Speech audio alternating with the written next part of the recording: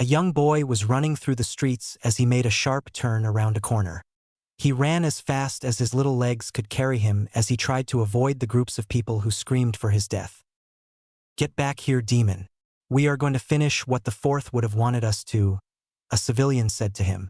The young blonde boy continued to run until he came to a dead end. The boy looked in fear as he backed up into the wall. Please don't hurt me. What did I do to you?" he asked them as some of the people scoffed. One man came up as he slammed the poor child into the wall. "What did you do? You killed all of our loved ones and our beloved yandere. You defile our village with your presence, but that ends today," he said as punched the child's face. The boy fell to the ground as more people crowded the area. The boy was given a merciless beating as people cut, burned, and maimed his body. The cries of the blonde were only ignored as people looked and did nothing. Even some shinobi who were chosen to protect him only watched as the scene unfolded. After the moment of torture, the blonde fell to the ground as people smiled and smirked at their handiwork. "Now die like the demon that you are," one person said as everyone nodded. Soon the people left as the clouds started to darken. Soon the rain poured as the blonde was left in the alleyway. Soon one person sunshined next to him as they looked at his near lifeless body. "It seems that they are getting rougher every day that they target him," the person said as they picked up the child and sunshined out of sight. Hokage Mansion. Sarutobi was currently in his office handling his paperwork as the night went by. Soon a shinobi appeared in front of the man as he soon stood up. "Hokage-sama," the man said to him, alerting the man to his presence. Sarutobi looked up to see the man as he smiled. His smile soon faded to utter shock and sadness as he looked at the small boy the man had in his arms. "Naruto Kyuubi," he yelled as he laid him on the floor. His eyes barred unbelievable rage as his hat covered his eyes. "Get the medical corps in here right now. And if they are even a second late, tell them that they will be spending the next 3 years in interrogation of Ibiki," Sarutobi said to the shinobi. Shinobi nodded as he moved out of the Hokage's sight. Sarutobi stared at the child as he soon cried. "I am so sorry, Naruto-kun. If it wasn't for that stupid council meeting, I would have been able to stop this," Sarutobi said to the unconscious boy. Naruto's Mindscape. In a place that seemed similar to the sewers, a body was waking up as he stared at the large bars that were across from him. Naruto looked to see a piece of paper in the center that said, "Seal." He slightly whimpered, but soon heard somebody crying. Naruto looked around as he tried to find the source of the noise. Naruto soon got up as he heard the sound originating from inside the cage. Is someone there?" Naruto asked. Silence reigned as he decided to sate his curiosity.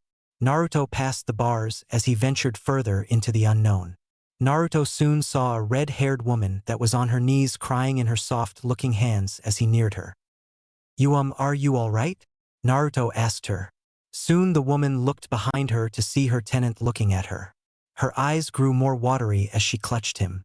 Naruto was taken aback by the action, but soon recovered as he listened to her soft words. "I'm sorry," she said to him. Naruto clutched her into a hug as her tears continued to fall. I'm sorry. I am so sorry," she continued. Naruto felt sad for her as he continued to hug her.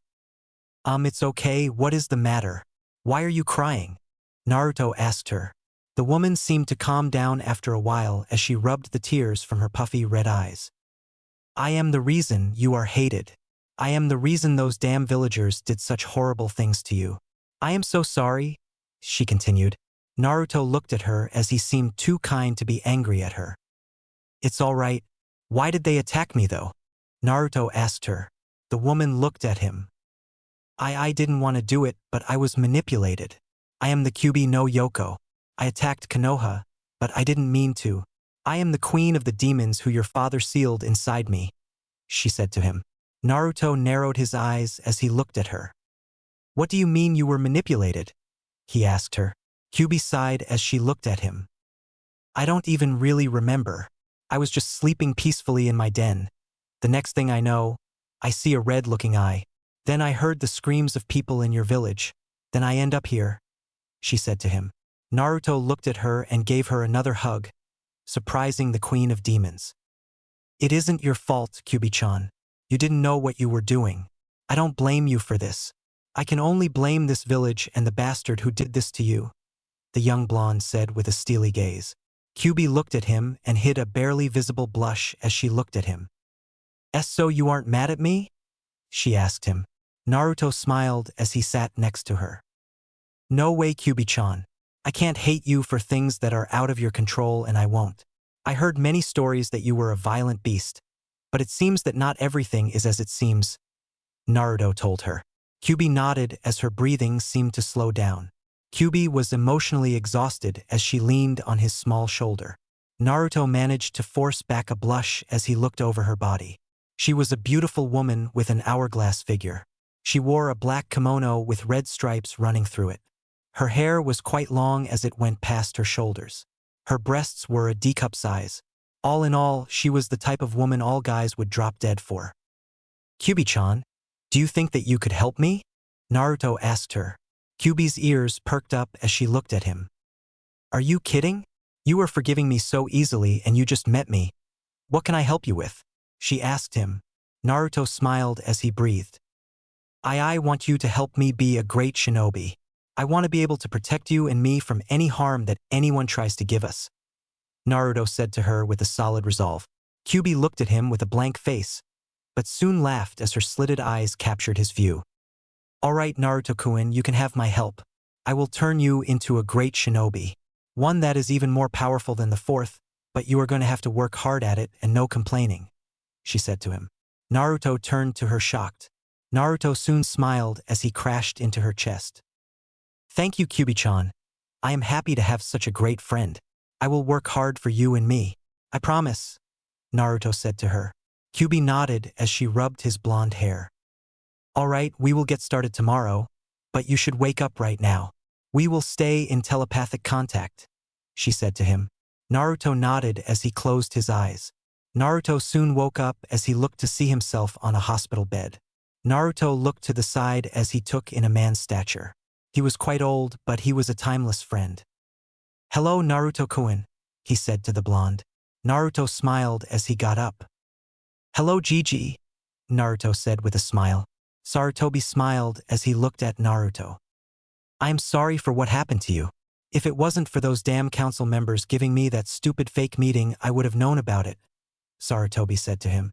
Naruto's smile wavered as he sighed. It isn't your fault, Gigi. You couldn't have known about this. I hold no hatred towards you, Naruto said to him. Sarutobi brightened up as he sat on the hospital bed. Naruto, do you remember any of the people who did this to you? Sarutobi asked him. Naruto shook his head as he was too busy screaming with his eyes closed. Sarutobi sighed as he got up. I will stay here with you for tonight, so get some rest. Kami, only know what would happen to you if I left you alone, Sarutobi said to him. Naruto chuckled with a nod as he straightened the covers on his bed. Gigi, can I have a favor? Naruto asked him. Sarutobi turned to Naruto in confusion as to what he could want. What is it, Naruto-kun? He asked the body. Naruto smiled as he looked to his grandfather figure. See, could I train to be a ninja? I want to protect myself from people and protect those precious to me, Naruto said to him. Sarutobi quirked up an eyebrow, but soon laughed. All right, Naruto-kun, I don't see why not. If it will help, and I think it will. All right, you can train, he said to him. Naruto smiled with a nod. When I leave tomorrow, can you come shopping with me? Naruto asked him. Sarutobi looked at him as he nodded. Sure. But why? He asked him. Naruto chuckled sheepishly as he looked down at the covers. People are unfair to me. They don't let me buy from them or overcharge me with ineffective things, Naruto said to him. Sarutobi narrowed his eyes as looked out the window. Hatred is never easy to dissolve, is it? Sarutobi thought as he turned to Naruto. Sure, Naruto, we will head out tomorrow and give you the necessary things for your growth as a shinobi, Sarutobi said to him. Naruto smiled as he laid in his bed. Thank you, Gigi. I can't wait to start, Naruto said as he slipped into sleep. Sarutobi chuckled as he went through Naruto's blonde hair. He is just like his mother and father.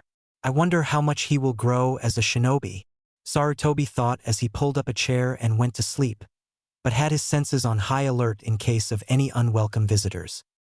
Next morning, Naruto was released from the hospital as he and Sarutobi exited the building. Unknown to either, there was a scowl on the faces of the doctors and nurses of the building who couldn't carry out their plans for the demon brat. "So where do we go, Naruto-kun?" Sarutobi asked him. Naruto smiled as he went into a clothes store. Naruto soon looked at the store clerk, who instantly scowled. "I thought I said that you couldn't come in here, you demon. Now get out before I dash."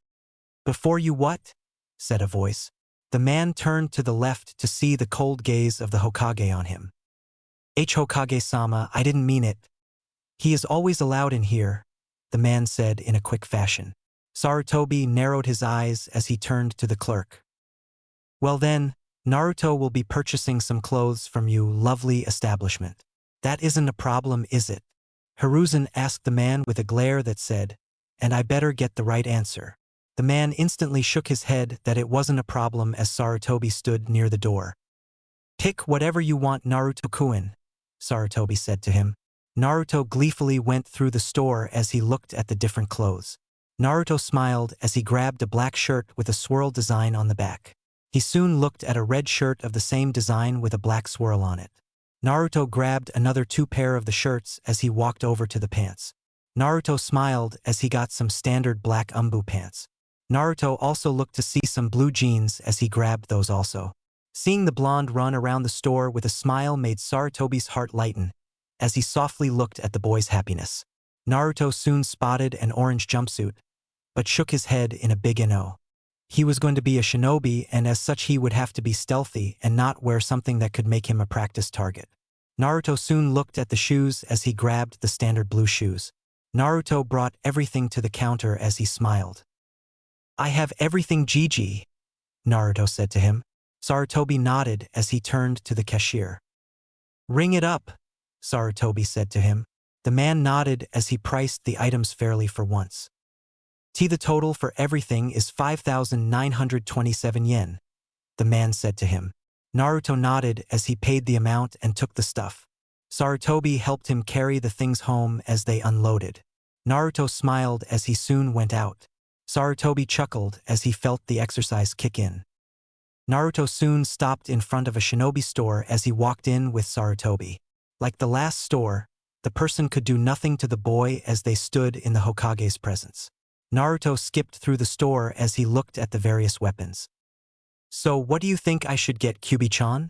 Naruto asked his tenant. Kyuubi chuckled behind the cage as she saw around the store. "Let's see. You should get about 500 kunai along with 350 shuriken. Maybe some seal tags and a sword. You should as get smoke bombs. Never gonna know when those come in handy. Also just for a simple purpose you should get some storage seals. I am going to teach you the fuinjutsu that I know also," Kyuubi said with a smile. Naruto nodded as he looked at the kunai and grabbed the selected amount. Naruto then ran to the shuriken and grabbed the amount Kyuubi told him. Naruto was happy to finally have a friend as nice as Kyuubi. Naruto didn't feel lonely anymore as he came up to the seal tags. Naruto took 35 seals tags and 45 smoke bombs. "Now for a sword," Naruto said as he looked around. None of the sword particularly called him, but he soon looked at one in black leather sheath. Naruto looked in awe as he unsheathed the blade to look at the shiny steel that it was forged in. Naruto sheathed the blade as he grabbed it also. Naruto then went to pick up some storage seals as he walked to the counter. "I have everything, Gigi," Naruto said to him. Sarutobi nodded as the cashier reluctantly rang up the price. "The total cost is 77,990 yen, sir," the man said with a slight piece of disdain in his voice. Luckily for him, the Hokage missed it as he was too focused on Naruto's happiness. Naruto quickly paid for the stuff as Sarutobi quirked up an eyebrow. "Naruto-kun, how do you have so much money?" Sarutobi asked him. Naruto sighed as he looked at his Gigi. "I have had to go hungry a few times to save money for myself. It isn't all bad. I can now get the things that I want," Naruto said to him. Sarutobi narrowed his eyes as he walked up to Naruto. "Naruto-kun, lift up your shirt," Sarutobi said to him. Naruto nodded as he lifted his shirt for the Hokage to see. Sarutobi seethed as he saw the unfit and unhealthy body that Naruto had. Sarutobi could almost see his bones as he was seriously lacking in malnutrition. Sarutobi got up as he grabbed Naruto's arm. "Where are we going, Gigi?" Naruto asked him. Sarutobi sighed as he pulled Naruto in his direction. "We are going to buy you some healthy food so we can put some food in your stomach." "I won't stand for this," Sarutobi said as he entered a food market. People suddenly bowed as they saw their Hokage. People soon gasped as Naruto showed up behind him. Some people scowled, but stopped as Hiruzen's Ki went through the entire building. "I think you can find some healthy food in here, Naruto-kun, with no objections from people in the area, right?" Sarutobi said to him with a smile. Naruto nodded as he went through the store. Sarutobi walked with him as Naruto got some vegetables for his food. Naruto also got the occasional cup ramen, but he stocked up on meat, fish, greens, and a few drinks for himself. Naruto smiled as he took them to the register and had everything paid for. As they walked home, Naruto smiled at Sarutobi. "Thank you for spending most of the day with me, GG," Naruto said to him. Sarutobi nodded with a smile, but soon looked up. "Naruto-kun, look out," Sarutobi said too late as Naruto bumped into a woman as they fell to the ground. Naruto rubbed his head as he opened his eyes. Sorry, miss. I didn't mean to bump into you," Naruto said in all sincerity. The woman soon looked at him and smiled. "Think nothing of it, kid," the woman said to him. Naruto looked up and analyzed the woman. She had red marks on the side of her face. Her hair as a lot more spiky looking than his, but it suited her. She was wearing a navy blue shirt with some blue jeans. She was in her late 20s but had a very nice figure going for her. The woman got up and soon helped Naruto to his feet. "Hello, I am Tsum Inuzuka, and who are you?" she asked him. Naruto blushed at her kind smile and looked up. "I am Naruto Uzumaki. It is a pleasure to meet you, Miss Tsum," Naruto said to her. Tsum quirked up an eyebrow, but smiled. "Just call me Tsum, kid. I seem to like your attitude," Tsum said to him as she looked at him. Naruto nodded as he picked up his things. "Nice to meet you, Tsum. I hope to see you again," Naruto said as he walked off. Tsum chuckled as Sarutobi walked up to her. "So that's Naruto Uzumaki, huh?" Tsum said to him.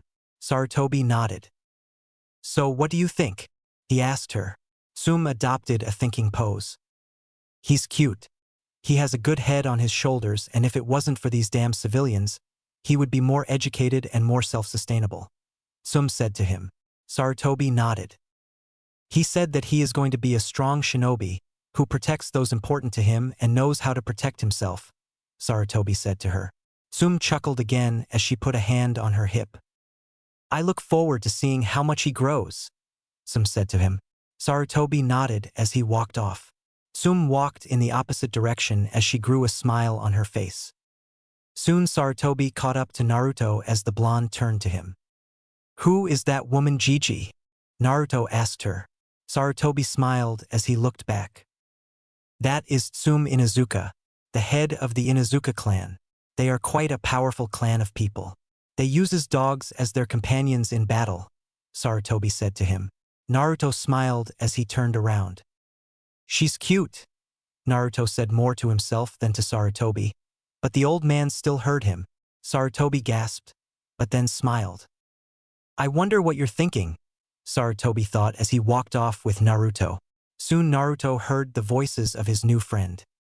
"So Naruto-kun likes the older women. I gotta say that is quite the shock, though not completely unexpected," Kyuubi said to him. Naruto blushed as he smiled. "She's just cute, Kyuubi-chan. I couldn't see her that way and you know it," Naruto said in his thoughts.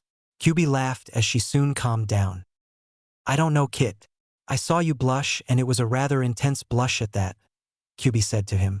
Naruto stuttered, but soon stopped as he made it to his apartment. "Thank you for the walk home, Gigi," Naruto said to him.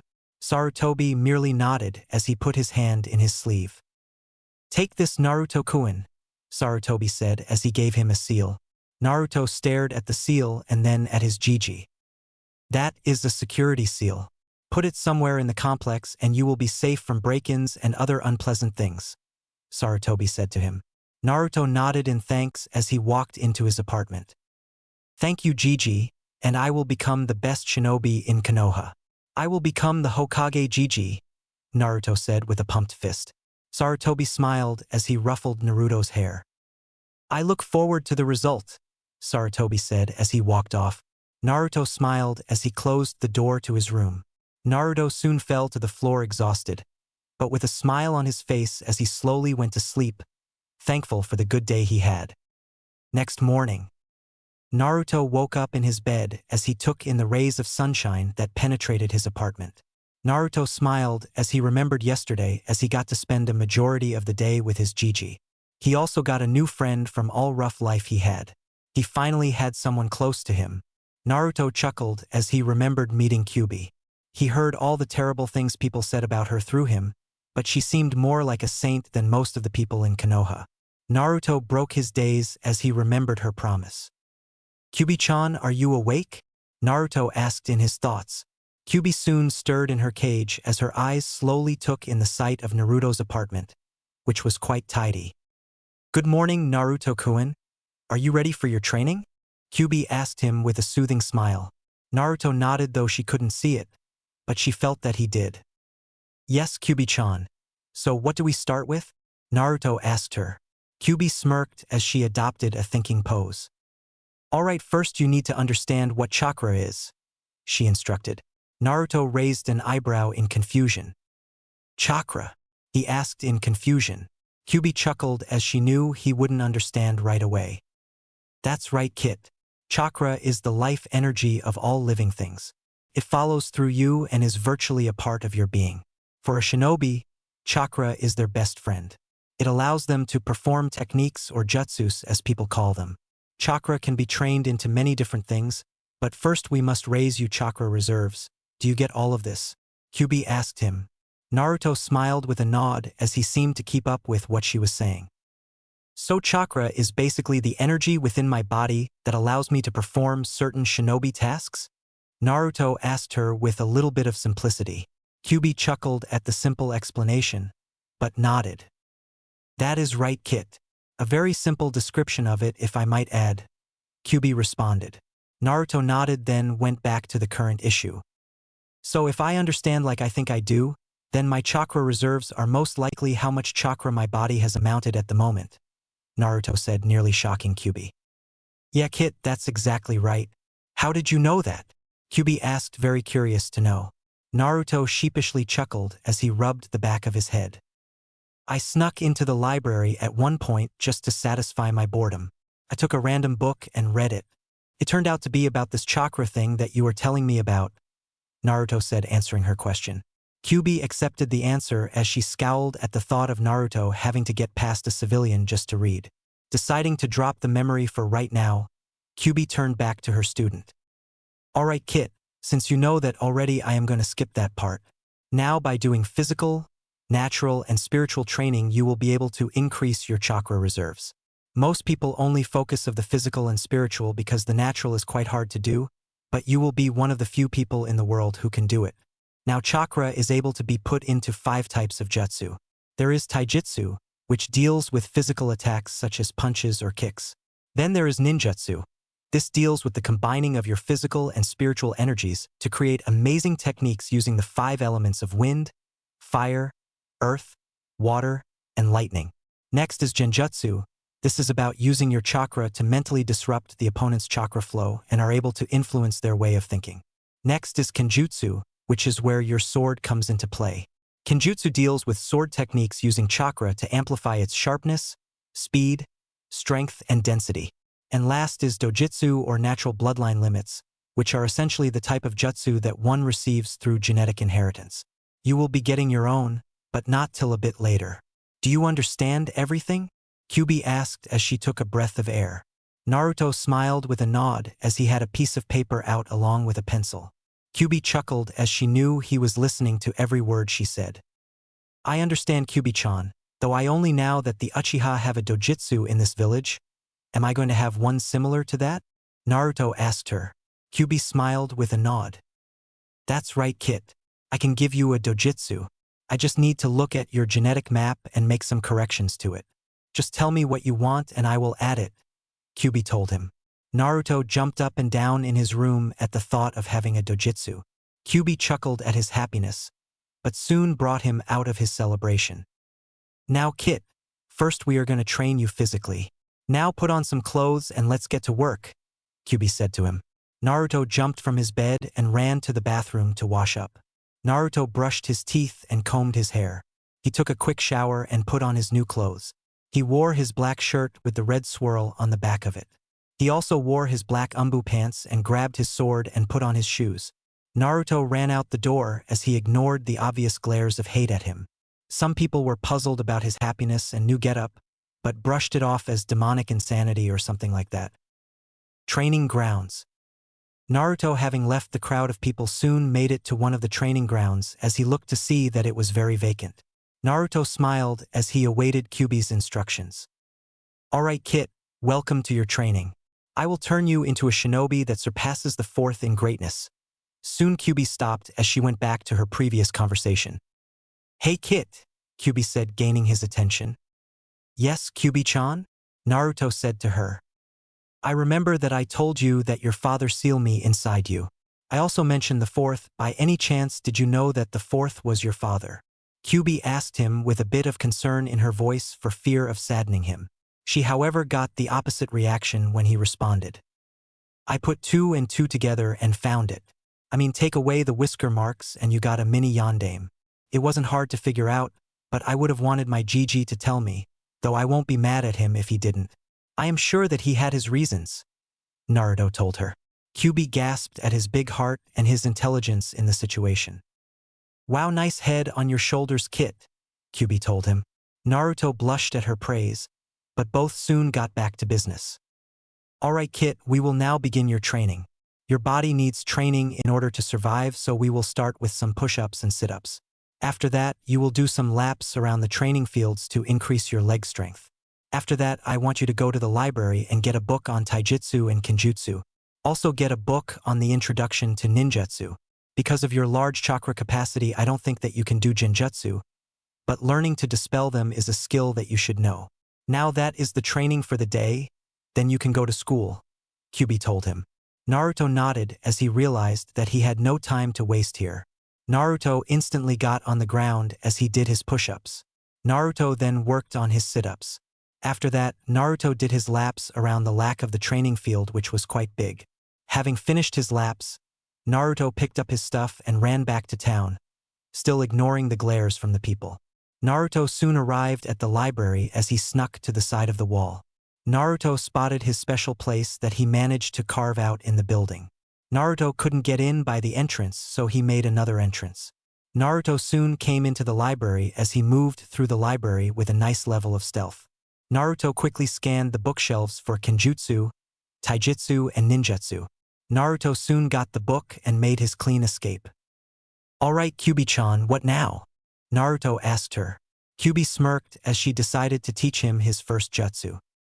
Alright Kit, to help you do this faster, I am going to teach you your first jutsu. Because of your large chakra capacity, this is the perfect jutsu for you. This is called the Kage Bunshin no Jutsu. It is an upgrade from the Bunshin technique. Do the required hand signs that I will send to you and it will be easy, she told him. Naruto nodded as his mind saw the required hand sign for his first jutsu. Naruto did the hand sign as he tried it out. Kage Bunshin no Jutsu, Naruto yelled as smoke appeared around them. Soon 30 clones appeared as Naruto and Kyuubi nearly gasped.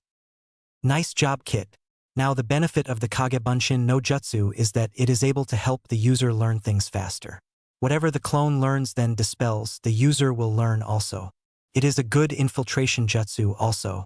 Now they only do physical things, so the work they do won't come back to you, but the memories will, Kyuubi explained. Naruto nodded as he turned to the group. Alright, divide yourselves into 3 groups. Group 1 will read the introduction to ninjutsu book and practice it. Group 2 will read the kenjutsu book. And Group 3 will read the taijutsu book and practice, Naruto ordered. All the clones nodded as they went to their respective positions. Naruto soon turned to spend the next few minutes of his time in meditation, trying to feel around for the natural energy that Kyuubi told him about. I don't get it, Kyuubi-chan. I can't feel anything, Naruto told her. Kyuubi chuckled with a nod. Yeah, Kit, you have to be perfectly still, but as a kid that is impossible, so we will wait till you are a bit older for this type of thing. After school, you will learn chakra control, so head to school while I take a nap, Kyuubi told him. Naruto mumbled lucky as he got a small chuckle out of Kyuubi.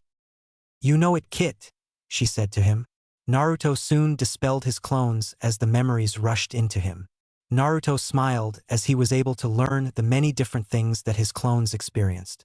Naruto stood in silence for a minute as he went through the memories. All right, now to go to the academy, Naruto said as he ran to the town again. Naruto continued to run as he remembered his training so far. It was only his first day, yet he felt like he learned so much. As he ran, Naruto soon looked to his left as he spotted a familiar face in the park. Naruto smiled as he ran up to the person and smiled. Hello, Tsum-chan, Naruto said to her. Said woman turned around to see who had the gall to call her that. Tsum soon smiled as she saw Naruto looked at her with his deep blue eyes. Oh, hello, Naruto. How are you doing? Tsum asked him. Naruto nodded. I am doing well, Tsum-chan. I have started training and I am going to get strong for my precious people and for myself, Naruto said to her. Tsum chuckled at Naruto's tenacity and did something that shocked even her. Tsum knelt down and kissed Naruto on the forehead, causing said blonde to blush. I look forward to seeing how far you come, Naruto.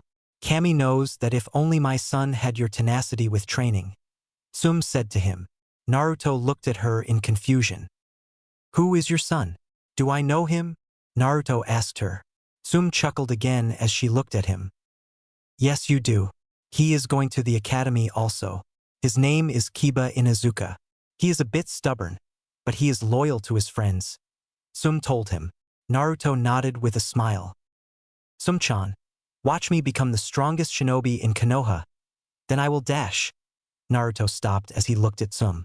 Naruto suddenly blushed as he looked down, causing Tsum to raise an eyebrow at him. You will what? She asked him with the word curious written across her face. Naruto's blush deepened as he tried to get his emotions under control. And never mind.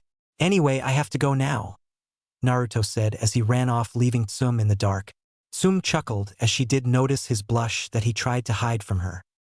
If he grows up strong, even I might fall for him, Tsum thought as she continued her stroll through the park, thinking over her words. Academy.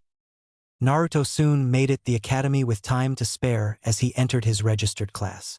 Naruto looked to see the kids talking to each other as most of the boys talked to the other boys. Naruto also saw the girls fawn over a duck-haired looking boy who brooded in the corner. Naruto sighed as he picked his seat and chose to stay away from the roaring females, especially a certain pink-haired banshee who probably never heard of the word quiet or silence. Naruto simply sat in his chair as he felt some people's stares on him. Naruto looked to see some of the girls drooling over his appearance and some of the guys talking about how cool his sword looked along with his clothes. Naruto would have smirked at the attention if not for a prissy black-haired boy standing in front of his face. Hey Dobe, give me that sword. Its usefulness is wasted on a pathetic person like you, the boy said to him. Naruto sighed as he really didn't want to deal with this right now. Look here, Sasuke, emo wonder of Konoha. I paid for this sword and it is mine. Don't demand things from me, so sit down. Shut up and wait for class to start, Naruto told him. Sasuke seethed as he looked at Naruto. Soon Naruto covered his ears as he heard the screeches of what he could only guess was a new species of monkey. Naruto Baka, give Sasuke-kun that sword. You aren't fit to wield such a thing of beauty and strength, Sakura said to him. Naruto, judging that she was finished, uncovered his ears. First, Haruno, learn the meaning to the words shut up, and second, don't act like you can tell me what to do any more than emo wonder over there can. So me and my eardrums would really appreciate it if you just continued to stare at your delusions of grandeur, Naruto said to her. Sakura seethed also as she huffed and continued to fawn over a brooding Uchiha. Naruto smiled as he heard Kyuubi crying in her cage. I am so proud of you, Kit. I have seen how that ass acts and I am so happy that my Kit gave him a piece of his mind, Kyuubi said as she fake cried. Naruto chuckled as the class began to settle down. Soon Irika and Mizuki came through the door. Naruto didn't miss the glare he got from Mizuki as he narrowed his eyes. Alright everyone, we will be learning about the history of the Kage of Konoha today. After that, we will have kunai and shuriken practice. Then we will do taijutsu training to end the day, Iruka said to them. Everyone nodded as the lecture on the history of the Hokage was explained. Naruto paid attention to the information, but did find it difficult to stay awake from the boredom. Naruto could even hear Kyuubi groan from the slow class period. Soon the bell rang as everyone exited the classroom. All the children stood outside in the field as they all looked at the practice dummies that had been placed out for them. Naruto soon came to view as he walked up to a boy with a dog on his head. "Hey, are you Kiba Inuzuka?" Naruto asked, being kind to him. Kiba turned around to see the blonde talking to him and smiled. "Yeah, that's right, I am Kiba. Nice to meet you, Naruto, right?" he asked. Naruto nodded as he looked up. "And who is he?" Naruto asked him. Kiba chuckled as he took his dog off his head. "This is Akamaru, he is my dog. Say hi, Akamaru," Kiba said to him. Akamaru barked as he licked Naruto's cheek. "Nice to meet you, Akamaru," Naruto said as he patted the dog's head. Kiba and Naruto chuckled as they resumed the class. Iruka called Kiba to throw his shuriken and kunai at the dummy. Kiba smirked as he threw the shuriken and kunai with precision into the points on the dummy as Iruka clapped at his progress. "Nice work, Kiba. Next, Naruto Uzumaki," Iruka called. Naruto stood up as he looked at the dummy. Naruto hadn't practiced with his kunai as he had only gotten them yesterday, so he chose the next best thing. "Wing it." "Alright, here it goes," Naruto said as he threw the shuriken and kunai at the dummy. Much to his surprise, the shuriken and kunai landed within the circles of the dummy, with them only being slightly off. Naruto smirked as he was afraid he would miss, but he didn't. Iruka clapped, as did a few of the other kids. Naruto smiled as he returned to his place among the students. Kiba congratulated Naruto as he smiled. Naruto acknowledged his thanks and sent them back with gratitude. Taijutsu practice was relatively painful as he got handled by Mizuki much harder than the other students. At the end of the day, Naruto was happy to finally be finished with the academy so he could get back to training. Naruto was about to run off before Kiba stopped him.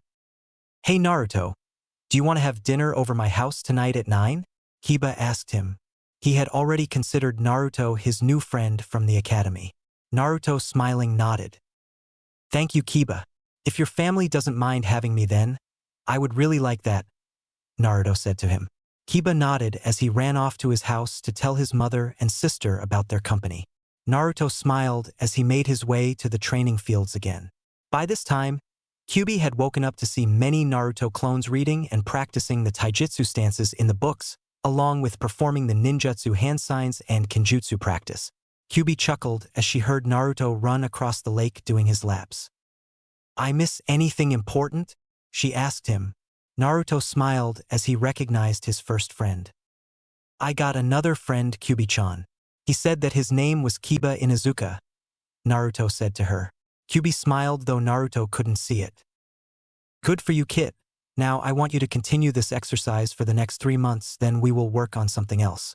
By that time you will be up to snuff with your physical training," Kyuubi told him. Naruto nodded as he followed her instructions. "Oh, and Kiba invited me to dinner tonight," Naruto told her. Kyuubi raised an eyebrow before smiling. "That's nice. You get a new friend and now you get to see the woman who makes you blush like crazy," Kyuubi told him. Naruto sputtered out nonsense as a blush came across his face. "That is completely false, Kyuubi-chan," Naruto said, defending whatever honor he had left. "I don't know, Kit. With how you acted when you saw her today, I can only wonder," Kyuubi said to him. Naruto's blush deepened again as he surrendered. The truth was, the woman did spark a sort of interest to Naruto, but he wasn't sure if it was any romantic interest since he was still too young. "Well, anyway, let's get this training over with," Naruto stuttered. Kyuubi laughed in its cage as she wiped a tear from her eyes. "Yeah, then we can go see you go gaga over the Inuzuka head," Kyuubi told him. Naruto blushed again. "Kyuubi-chan," Naruto screamed as she laughed in her cage. Later that same day, Naruto finished all of his exercises as he looked up to see the dark sky across the training field.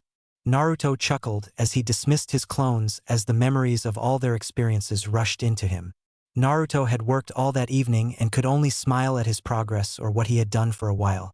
Naruto took in the memories of all the taijutsu stances and the clones' actions in his head, as he also remembered the necessary hand signs for channeling chakra and for performing some low-level ninjutsu. Naruto also smirked when he went over his kenjutsu book. He now knew the low-level techniques for sword and the practices for each technique. "Am I getting stronger, Kyuubi-chan?" Naruto asked the hot demoness. Kyuubi chuckled as she sat in the cage. "You're doing very well, Kit. I must say, even though you just started, you're making some great progress. It is almost obvious that you are the strongest academy student," Kyuubi told him. Naruto blushed from the praise as he decided to pack up for the day. Naruto soon remembered a certain friend who had invited him to dinner for the night.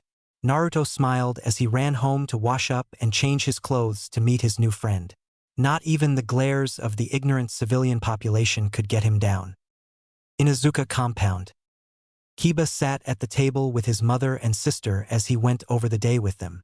He told them about his day at school and his new friend, Naruto Uzumaki.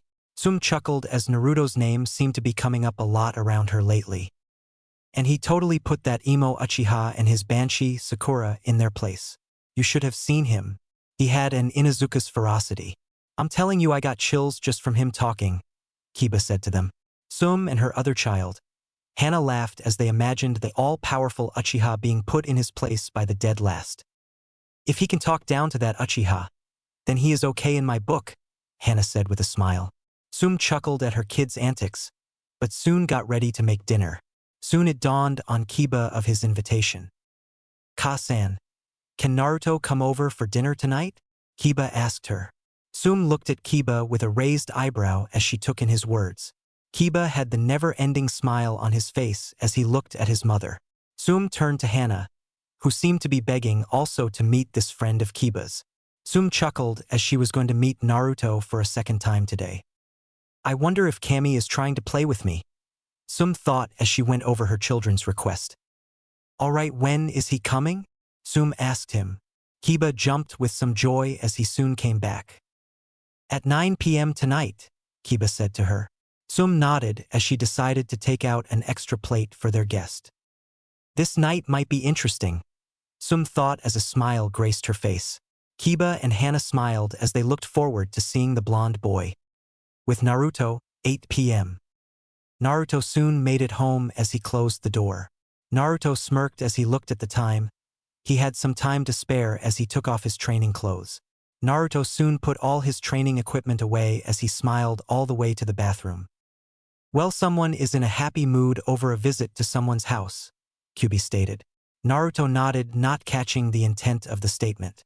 Soon Naruto stepped into the bathtub as he soaked in the soothing warmth of the water.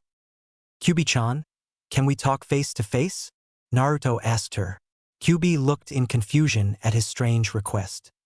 "Sure, Kit, you don't really need to ask. I don't mind you coming to visit. I quite enjoy your company," Kyuubi said to him. Naruto blushed, but nodded. He soon closed his eyes as he concentrated on his mindscape. Naruto smiled as he came to the sewer-like mindscape he had. Naruto's mindscape. Note to self: fix this damn place later. Kyuubi-chan shouldn't be in something like this, Naruto thought as he walked past the bars. Naruto soon came up to Kyuubi as he took in her illustrious form and blushed. Kyuubi smiled as she relished in the thought that she could make him blush so easily with her body. "What did you want to talk to me about, Kit?" Kyuubi asked him. Naruto nodded as he sat down. Kyuubi followed suit as she knelt in a demure fashion. "If you could assess my skills right now, how good are they?" Naruto asked her. Kyuubi raised one of her eyebrows as she adopted a thinking pose. "Even though you have just started your training, I would say that you have high Kage level chakra right now. You have around high Genin chakra control of it from the exercises I had you do this morning and evening. You have Genin level taijutsu and kenjutsu from your experiences with your clones and everything. It seems that it is hard to find any genjutsu books without going too far into the shinobi section of the library. I figured that the basics of things would be grouped together, but that isn't the case. Well, in any case, I'm sure we will get to your genjutsu training over time. You can rely on me in helping you dispel any genjutsu for the time being. You don't really know any ninjutsu other than the ones the academy teaches you, and the Kage Bunshin no jutsu that I showed you. We will have to find out your nature affinity for right now. Would you like to do that right now? Kyuubi asked him. Naruto nodded, but soon looked slightly confused. What is a nature affinity? Naruto asked her. Kyuubi showed a mixture of happiness and anger as she looked at him. She was chuckling from his innocence in the question, but mad that no one in the academy even taught that type of thing yet. Alright, listen kid. Your nature affinity is what determines the type on element you have. There are wind, fire, earth, water, and lighting affinities. The people in Konoha lean more to Katon affinities. Those in Suna lean towards Futon affinities. Iwa leans to Doton affinities. Kiri goes to Suiton affinities, and Kumo goes for Raiton affinities. Just place your hand on top of mine. I will soon tell you what your affinity is, Kyuubi said to him. Naruto nodded as he put his left hand on top of hers. Kyuubi soon closed her eyes as she concentrated. Kyuubi then opened her eyes and smiled. Lucky you kid. You have 3 affinities. You are quite special. You have a Futon affinity, a Raiton affinity, and a Katon affinity, though that one might be from me. You are quite lucky as I am quite skilled at those 3. I can send you the information for some training in them all, and it won't take you too long to start training in their ninjutsu and manipulation, Kyuubi told him. Naruto smirked from the information and hugged Kyuubi in a thank you, being completely ignorant of her blush that came across her face. Thank you, Kyuubi-chan. I am grateful to you for this, Naruto said to her. Kyuubi chuckled at his appreciation and nodded. Anytime, Naruto. Kuin, Kyuubi said, shocking Naruto at the use of his name. Why you used my name? Naruto asked her, still shocked. Kyuubi blushed as she tried to avoid his gaze. Yeah, I suppose I did. I will call you that now. I can't call you Kit forever, Kyuubi said to him. Naruto smiled as he hugged Kyuubi a little tighter. Kyu-chan, can we work on my dojutsu right now? Naruto asked her. Kyuubi smiled as she knew that he wasn't going to be silent about that for very long. Sure, I can work on it, but changing one's genetic map isn't easy, Naruto-kun, so it might be a few years before you can use it, Kyuubi said to him. Naruto nodded that he was more than happy to wait. It doesn't bother me, Kyu-chan. As long as I can have one that was made by you, I am happy, Naruto told her. Kyuubi blushed again at his sweet words as she smiled. Flatterer, Kyuubi thought with a smile. Soon Kyuubi snapped out of her blush as she returned to Naruto. So what kind of ijutsu would you like? She asked him. Naruto thought for a minute as he smiled. I want a dojutsu that can copy any kind of jutsu, Naruto said, hoping that was enough. Kyuubi looked at him like he had no creativity. All you want is the Sharingan? She asked him, hoping that he said no. Naruto chuckled as he looked at her. No way, Kyu-chan.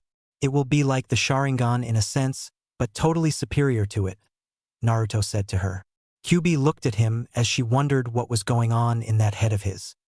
I want a dojutsu that will enable me to even copy the blood limits of others.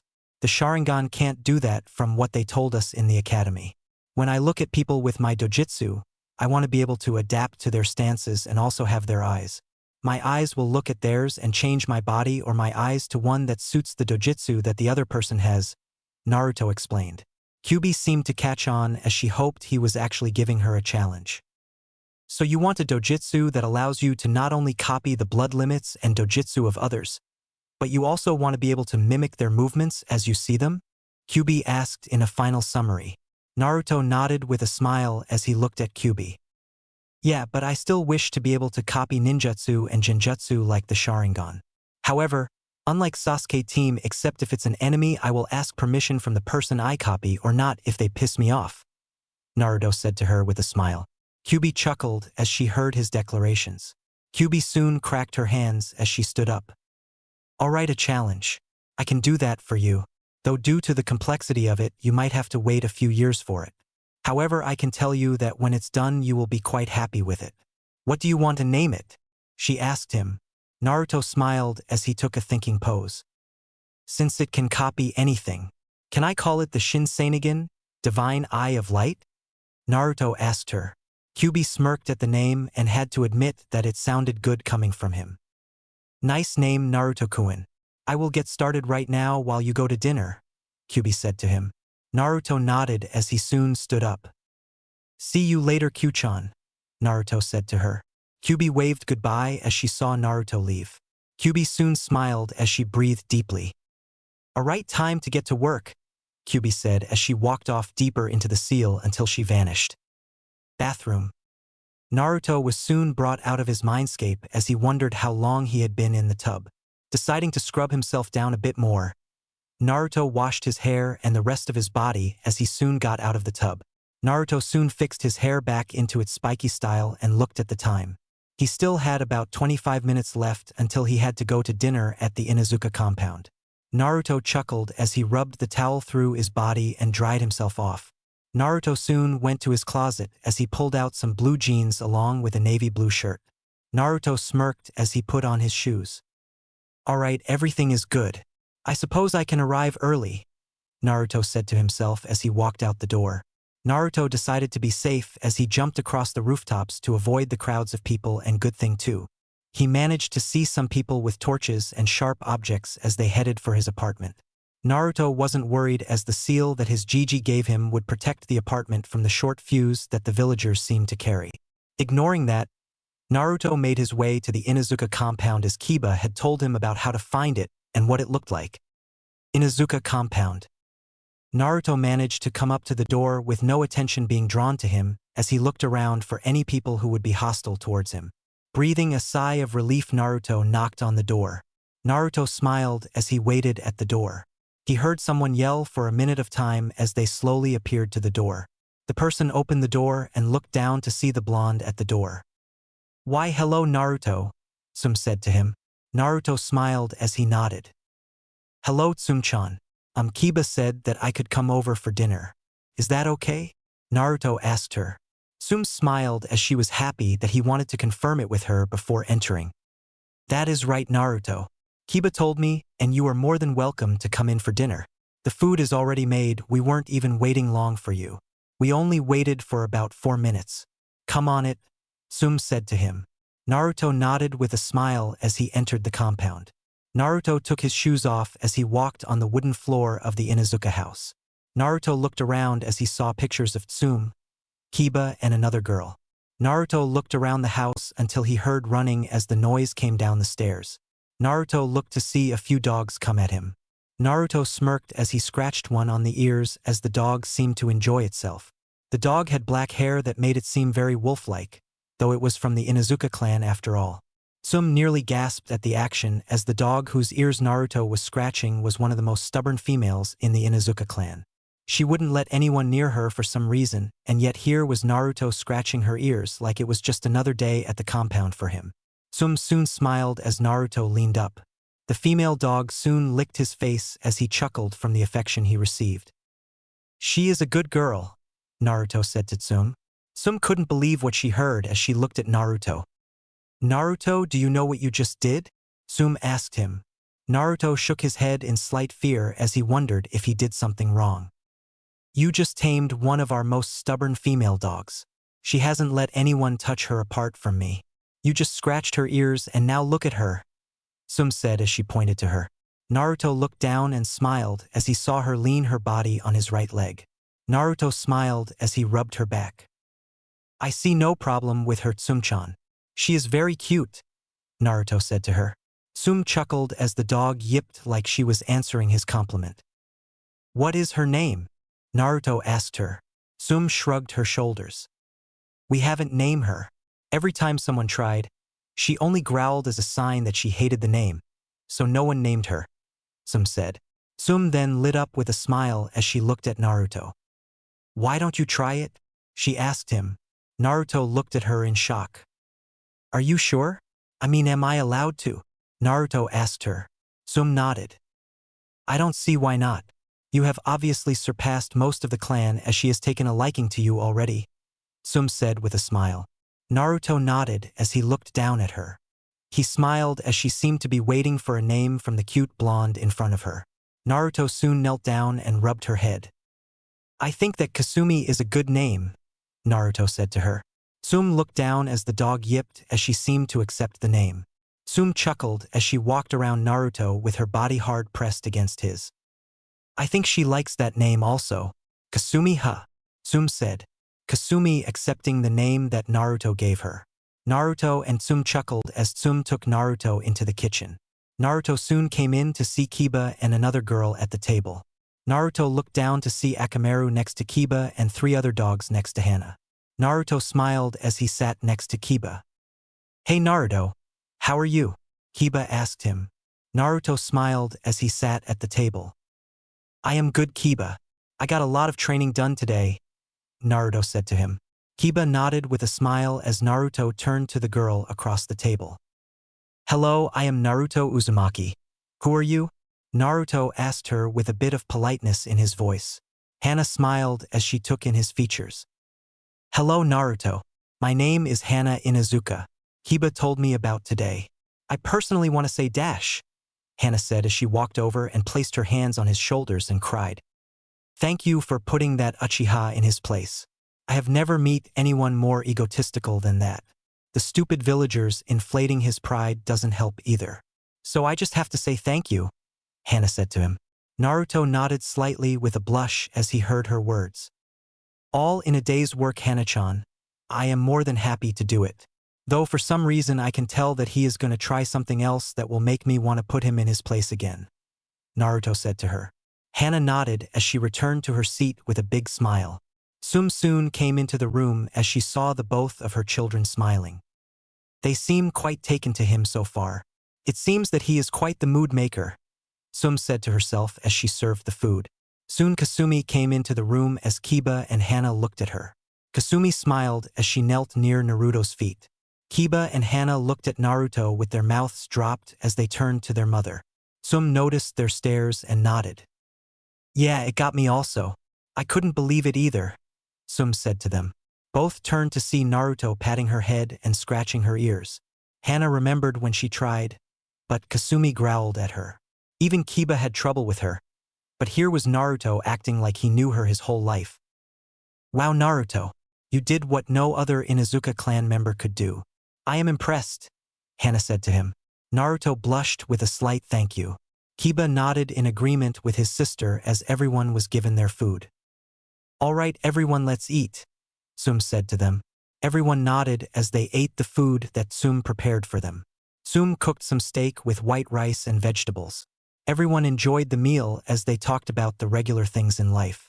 Everyone had a good time as they enjoyed Naruto's company. Naruto told them about his interests and his hobbies. He also told them about his dreams and ambitions. Both Kiba and Hana enjoyed his company very much throughout the dinner. Naruto, even with the permission of Tsum, told Kiba and Hana about Kyuubi and the attack on Konoha and how she was sealed in him. He decided to place his trust in someone other than Kyuubi and Sarutobi. Kiba and Hana were shocked at the news. Both couldn't hate Naruto for his life nor for the burden that he was made to carry. They in fact sympathized with him. Tsum gave constant growls over how he was treated throughout his life by the villagers. So the attack on Konoha wasn't intentional on Kyuubi's part, but she was controlled? Hana asked him. Naruto nodded as he finished telling them everything. Wow Naruto, I can't imagine such a life. I feel for you man, but I will be your friend and anyone who tries to say otherwise will meet my fist, Kiba said with a smile. Naruto chuckled with a thank you from Kiba as he received a nod from Hana and Tsum. If anything, I can't accept how this place treated you. They are trampling all over Yandame's wish simply because they can't look past their hatred. Makes me sick, Tsum said, which caused the other 3 to nod. It isn't so bad though. I got to meet Tsum-chan, Kiba and Hana-chan along with Kasumi-chan, Naruto said as he got whacked on the leg by Kasumi's tail, showing she was happy. Tsum slightly blushed at his appreciation for just meeting them. Hana smiled along with Kiba at his declaration. You are more than welcome to come here anytime you like Naruto, Tsum said to him. Naruto nodded with a smile as he helped them wash the dishes. Tsum smiled at his generosity as she assessed his qualities and features. The boy is kind and strong. He has a clear goal in mind and he looks out for others. He doesn't take things for granted and appreciates people just being there for him. He is quite the young man. I really want to see what the future holds in store for him. Tsum thought as she found herself smiling a lot more with Naruto around. Soon all the dishes were washed and everyone had some light dessert. Naruto enjoyed his time with the Inuzukas as he soon got up to leave. Well, it is time for me to go. I will see you at the academy tomorrow, Kiba, Naruto said to him. Kiba nodded with a smile as he saw Naruto get up. All right, Naruto, see you tomorrow, Kiba said to him. Hana said her goodbyes as Naruto turned around, but Tsum stopped him. You should come train with us sometime, Naruto, Tsum said to him. Naruto chuckled with a nod as he soon was about to leave, but was stopped by a tug on his pants. Naruto turned to see Kasumi whimper at the sight of him leaving. Naruto knelt down and scratched her ears with a sad smile. I will come tomorrow, Kasumi-chan. I promise, Naruto said to her. Kasumi growled lowly as she felt her ears get scratched. Unknown to him, Tsum, Hana, and Kiba watched the action and smiled. Tsum turned to her children and smiled when both nodded at her. Tsum chuckled as she made her presence known to Naruto. You know, Naruto, Inuzuka law dictates that a dog belongs to the person who names them. Seeing as how Kasumi likes you and you named her, you are rightfully her owner and companion, Tsum said to him. Naruto looked up in shock at her words. Really? Naruto said to her. Tsum nodded with a smile. That's right, Naruto. Kasumi is yours. Grow up with her to be a good person and companion. I look forward to seeing you two together, Tsum said to him. Naruto and Kasumi smiled as she wrapped her body around Naruto's legs. Naruto chuckled as he gave Kasumi a hug. Tsum chuckled at the sight. Just let me know if you need any help with her. Never handle it alone if you don't now. Here is a list of her required food and supplies, Tsum said to him as she gave him the list. Naruto happily took the note as he read down the list. Naruto nodded. Thank you, Tsum-chan. I promise to take good care of Kasumi-chan. Bye, Kiba. Bye, Hana-chan. See you tomorrow, Naruto said as he and Kasumi turned to leave. Kiba and Hana waved goodbye. And goodbye, Tsum-chan, Naruto said to her. Tsum chuckled as she slightly blushed at the constant affectionate way he said her name. Goodbye, Naruto-kun, Tsum said, not realizing her words. Naruto nodded as he picked up Kasumi and put her in his shirt. Kasumi's head slowly poked out from his shirt with a smile. Naruto waved goodbye as he took to the roof and headed back to his apartment with a big smile on his face for the fun night he had with Tsum, Kiba, and Hana. Tsum closed the door to the house as she turned around. Tsum chuckled from the night they all had with Naruto. As everyone headed upstairs to go to bed, Kiba turned to Tsum and Hana. He is great company, isn't he? Kiba said to them.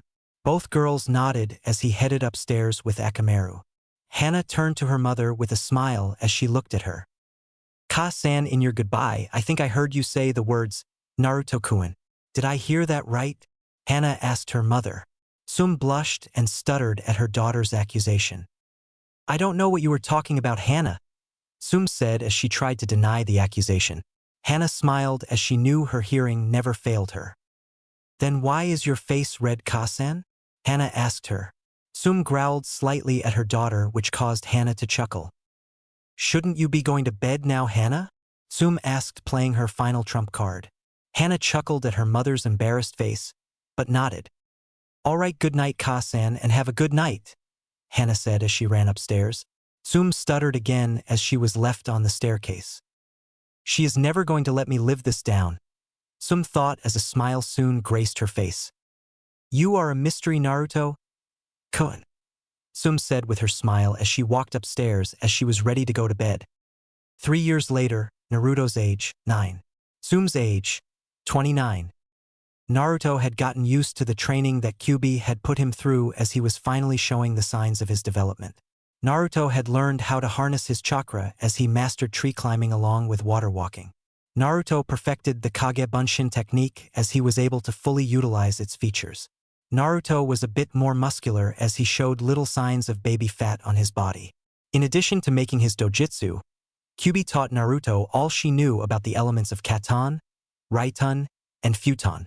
Naruto had become quite skilled at all three thanks to the Kage Bunshin jutsu. Naruto could now do element manipulation as he learned Genin to high Chunin level jutsus involving the three affinities.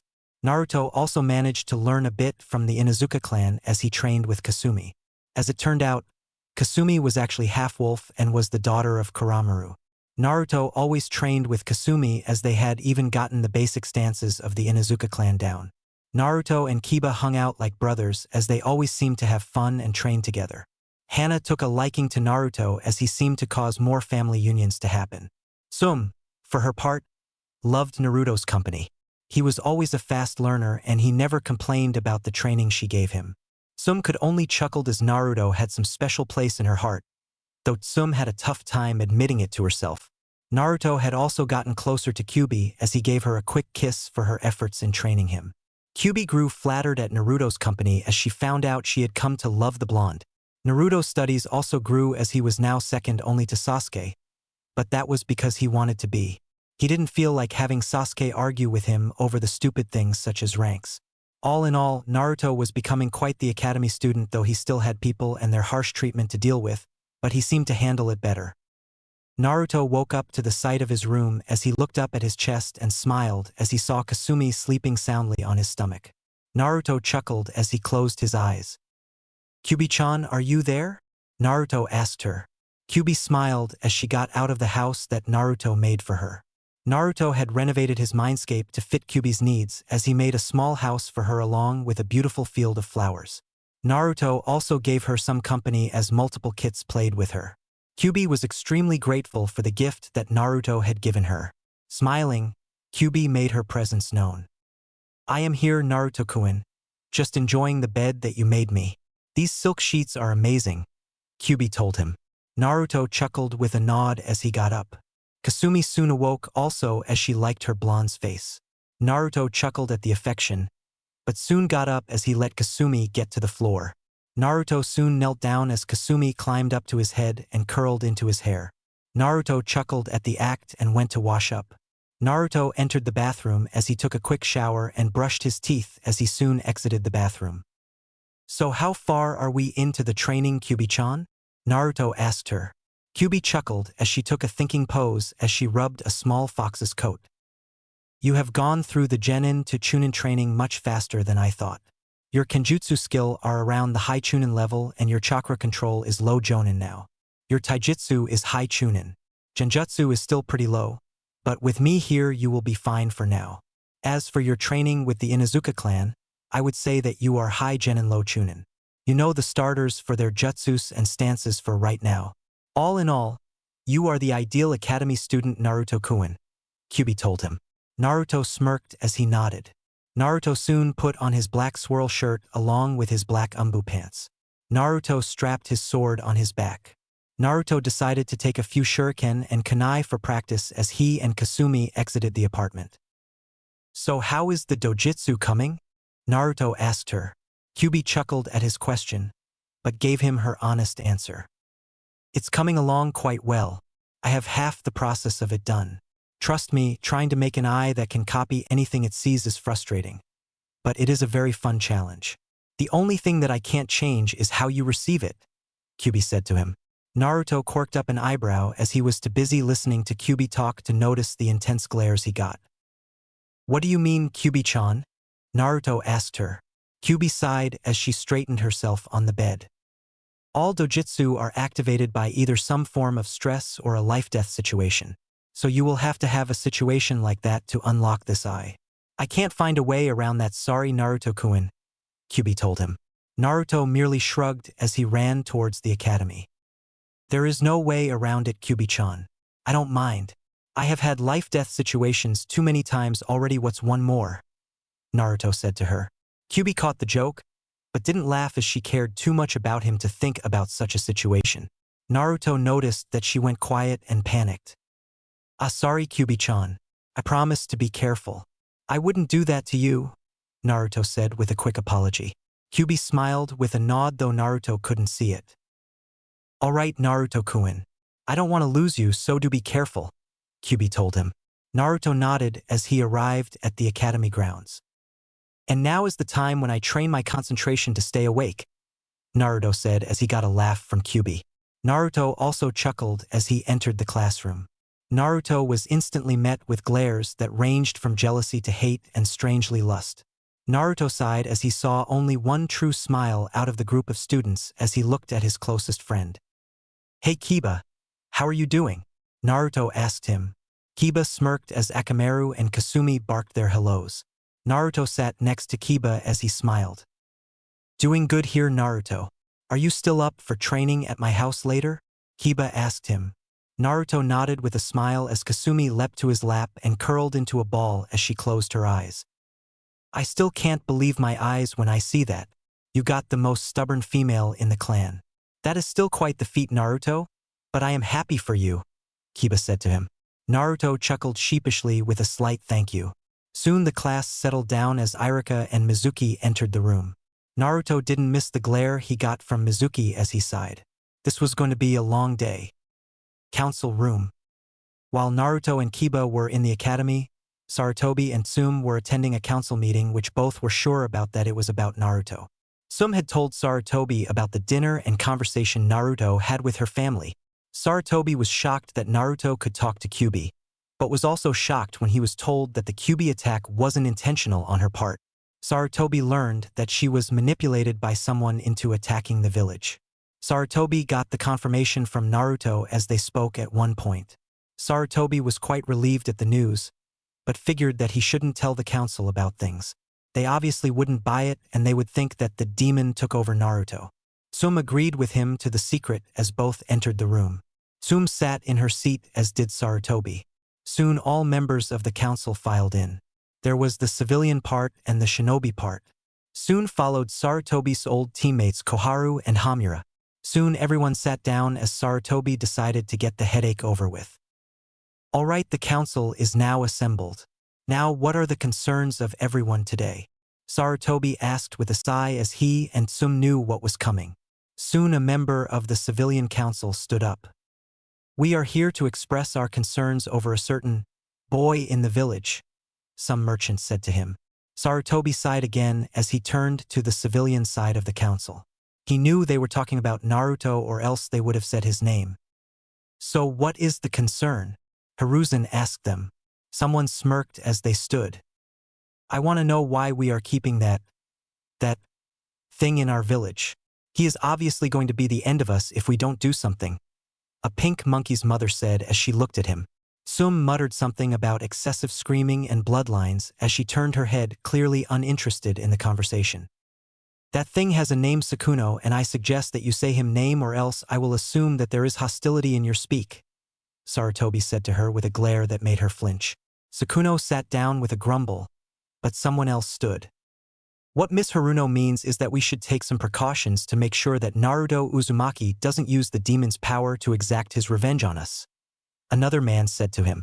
Tsum slightly chuckled at his statement as she drew some people to her. Tsum whispered to herself, but didn't know everyone else was listening. "Maybe if you didn't try to beat him within an inch of his life nearly every day, then you wouldn't have anything to fucking worry about," Tsum said to herself, but everyone caught it. Some on the council smirked at her statement, but nodded. "Hey, that boy is at fault here. I don't know about you, but my family was killed because of that damn demon brat," the man said to her. Tsum growled as she unleashed some ki that made the man shiver. "Oh, Kami, shut up. If anyone is a demon here, it is you damn people along with a large majority of the village for beating on a little boy who did nothing to you at all," Tsum yelled as her growling increased. Everyone gasped at her as some on the council seethed. "He is a demon. How do you know that you aren't being corrupted by its power right now?" Sukuna yelled. Tsum narrowed her eyes as she unconsciously became more feral. "I know because I have actually talked to him. I have spent time with him and I have invited him to my house for dinner. He is the sweetest boy I know. The fact that he doesn't even hate you people shows how kind and forgiving he is. If he is a demon, then either demons are exaggerated by humans or there are nice demons. Either way, I won't stand for you arrogant, selfish, disgusting assholes insulting Naruto-kun." Tsum yelled at them as her hands clawed at the table in front of her. Most people, even Sarutobi, gasped at her speech as everyone took in the last word of her mouth. Shikaku, Shibi, and Hayashi gasped at the word Naruto-kun that Tsum said to everyone. Sarutobi smiled with a nod as he brought everyone's attention to him. What Tsum says is quite true. You who don't know Naruto don't have the right to say what he is and what he isn't. So if that is it, then this meeting is dash. Wait a minute, Sakuno yelled. Sarutobi sighed as everyone turned to her. Sakuno turned to Tsum and pointed her finger at her. It is more than obvious that he is playing you. No demon is kind and nice. You might be willing to risk your kid's safety, but I am not. I say that we banish him, Sakuno uttered. Some of the civilian council smirked, but the shinobi side narrowed their eyes. Shikaku, Shibi, and Hayashi held no malice towards Naruto, as they were always neutral in their affairs. Chuza, Tsum, and Inoichi had more sympathy with Naruto than anyone else. They felt that his life was very unfair. Tsum soon stood up as she cracked her knuckles. Sarutobi along with the shinobi part of the council sweated as everyone on the civilian side was oblivious the insane amount of ki in the air. Tsum chuckled as she looked at Sakuno. I dare you to try it and see what the hell I won't do to your ass Haruno. You seem to be forgetting your place in this council. You have no real power here. All you do is advise the Hokage in his job. You don't make decisions, you don't change laws, and you sure as hell don't decide who stays in this village and who doesn't. So shut up, sit down, and for the sake of all our eardrums, shut up, Tsum said as she sat back down. Everyone breathed a sigh of relief as the problem didn't escalate any further. Sakuno reluctantly obeyed as she kept her trap shut. Sarutobi mentally smiled, he coughed, drawing all attention to him. Tsum is correct in all aspects. Now this meeting was clearly a waste of time. Now this meeting is adjourned, Sarutobi said in a tone that left no room for a debate. Everyone followed out before the clan heads. Soon the clan heads left also as everyone walked up to Tsum. You were rather fierce in there, Inoichi said to her. Tsum huffed as she didn't feel like talking. Come on, Tsum. What is wrong with you? Hayashi asked her. Tsum stopped as did everyone else. I just hate them for belittling him for something out of his control. It makes me wonder who the true demons are. Tsum said to them as she walked back to the compound for some much-needed rest. Everyone followed her lead as they went back to their respective compounds so they could rest from the day they all had. With Naruto and Kiba, 5 hours later. School had ended as both boys left the academy grounds. Both looked to see Sasuke surrounded by countless girls as they all had hearts in their eyes. I don't know what's worse, the girls or prick they worship, Kiba said to him. Naruto chuckled with a nod as that was a rather perplexing decision to make for both of them. Both boys walked through the streets as they ignored the glares that seemed to be more intense than usual. Well, Naruto, let's hurry up and get to my house so we can train, Kiba said to him. Naruto nodded as both ran off as they soon made it to the compound. Inuzuka compound. Tsum slept on the couch as she rested her nerves from dealing with the annoying council members. Tsum didn't really let it bother her. But what Inoichi said to her did. Despite what people thought, Tsum was quite level-headed and rational. Seeing her yell was quite a shock. Tsum blushed as she had never really yelled at anyone. Yet the thought of people insulting Naruto took her over the edge as she wasn't going to allow that to happen. Tsum didn't know why she protected Naruto the way she did. Maybe it was interest or maybe it was the way he smiled at her. She wasn't sure of either option. She just knew that she really cared for Naruto. I wonder why I yelled like that. I never really did, but I hate the way they treat him, Tsum said as she positioned herself for a more comfortable position on the couch. Tsum soon fell asleep as the door opened. Naruto and Kiba walked through the door with Akamaru and Kasumi right behind them. Naruto looked to see Tsum laying in the couch fast asleep. Naruto chuckled, but soon stopped as he noticed the frown on her sleeping face. That looked unnerved Naruto slightly as he narrowed his eyes. He was going to find out what happened to her today after his training. Naruto pushed the thought aside as he saw Hana in the kitchen reading. Hello, Hana-chan. What are you reading? Naruto asked her. Hana looked up to see the blonde boy behind her as she smiled. Just reading some literature, Naruto-kun, Hana said with a smile. Naruto nodded with a smile as he and Kiba took a training ground and practiced the training they had with Tsum. Hana smiled at their interaction as she decided to watch the two and read at the same time. Hana saw her mother sleeping and soon smirked as she got up. Hana walked over to her mother and saw the frown on her face. Hana smiled as she wanted to test this theory of hers out. Hana knelt down on her knees and whispered in her mother's ear. Naruto-kun, Hana said to her. Instantly the frown on Tsum's face disappeared with a smile as she went through her dream. Hana gasped at the action, but soon smiled. Note to self, Ka-san might have a thing for Naruto, Hana said as she put that mental note away for later. Hana sat on the floor as she saw Naruto and Kiba spar along with Akamaru and Kasumi. Naruto seemed to fit right in with the Inuzukas as no one had any problems with him. He was in fact a better Inuzuka than most of the other members. Hana smiled as she wished Naruto could really be a part of her family. Naruto-kun, if you could move Ka-san this way, then I wonder what would happen if dash. Hana thought as the idea went through her head. Hana smiled as she wondered if she should even go along with the plan that she put together. Later that day, Naruto and Kiba smirked as they had finished training and were now eating quietly at the table. Tsum soon woke up as she looked at Hana reading her book. Hana, did anything happen while I was asleep? Tsum asked her. Hana shook her head with a smile that didn't go unnoticed by Tsum. Tsum decided to let it go and got up to take a bath. Though Naruto-kun is here, Hana told her. Tsum stopped for a split second, then she continued to walk with a slight smile across her face. Tsum saw Naruto and Kiba eating as she took in his new features. She had seen Naruto nearly every day that she never really saw the changes in his body. She could see he was a bit more ripped in his appearance and his hair grew more spiky, but not as spiky as hers. He exuded strength, power, and overall confidence. Tsum blushed as she decided to go take her bath. Tsum soon went upstairs as Naruto and Kiba finished their food. Kiba, do you mind if I use your shower?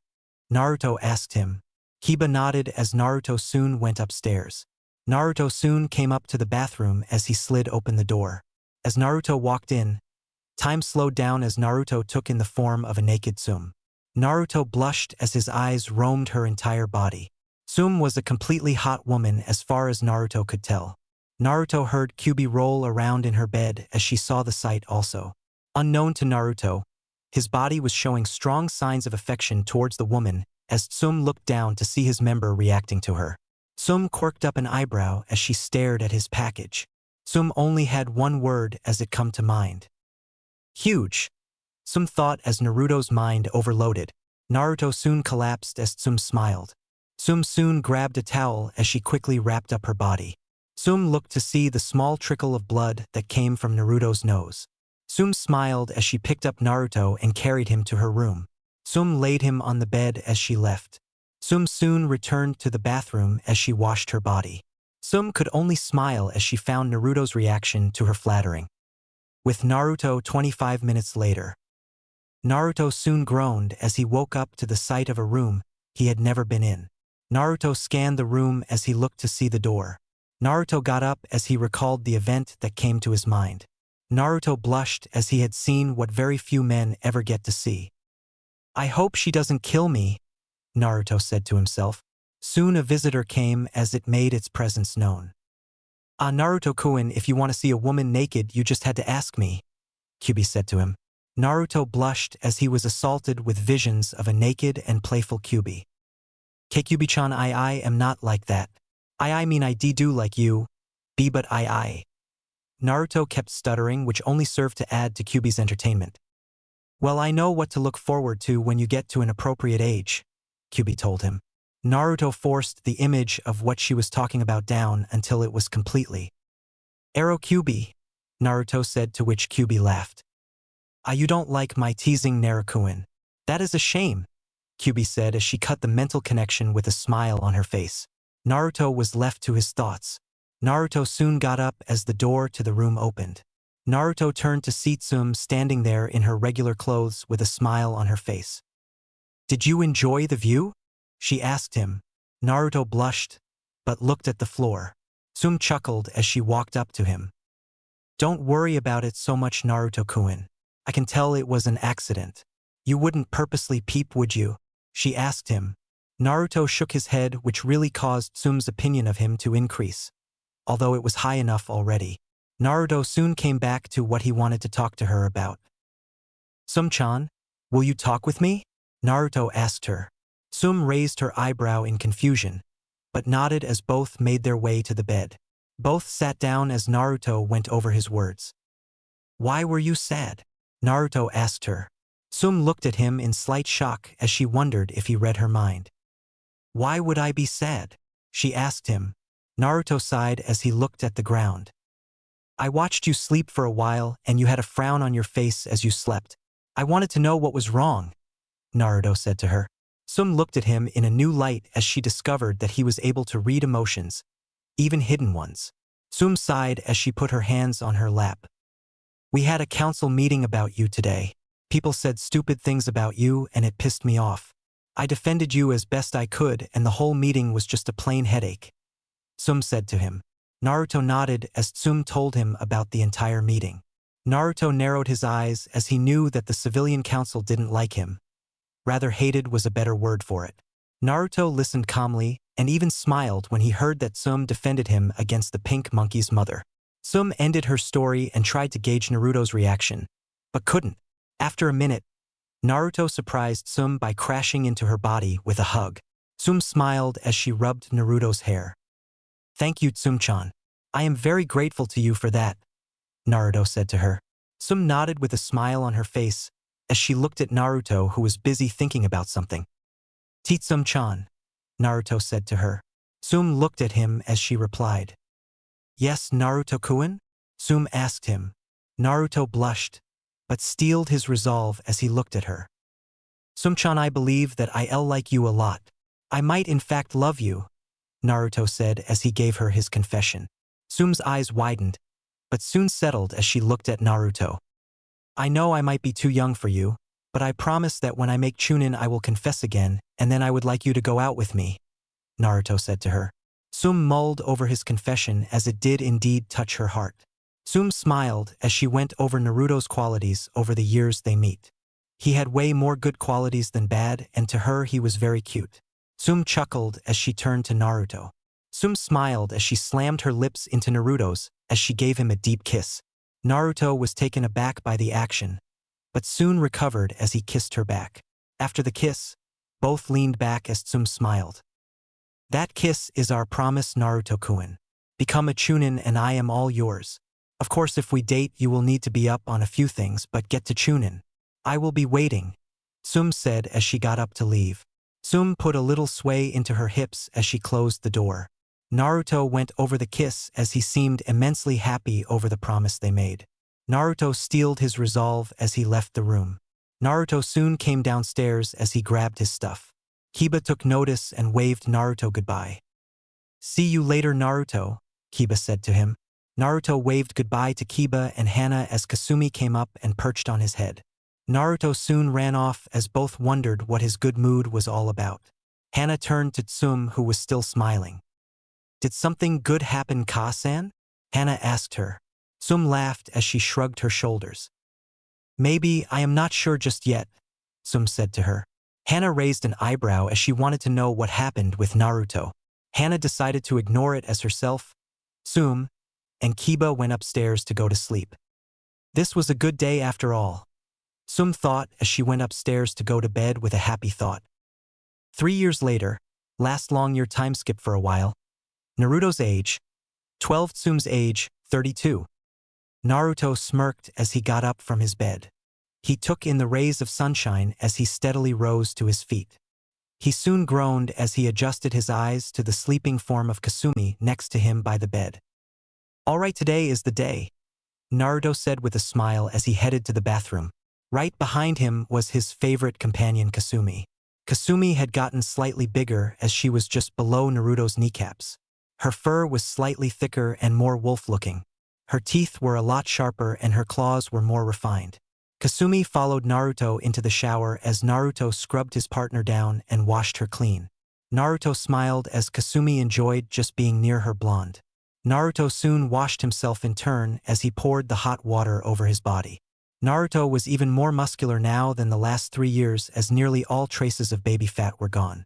After washing up, Naruto soon stepped out of the bath along with a dry Kasumi as he opened his closet.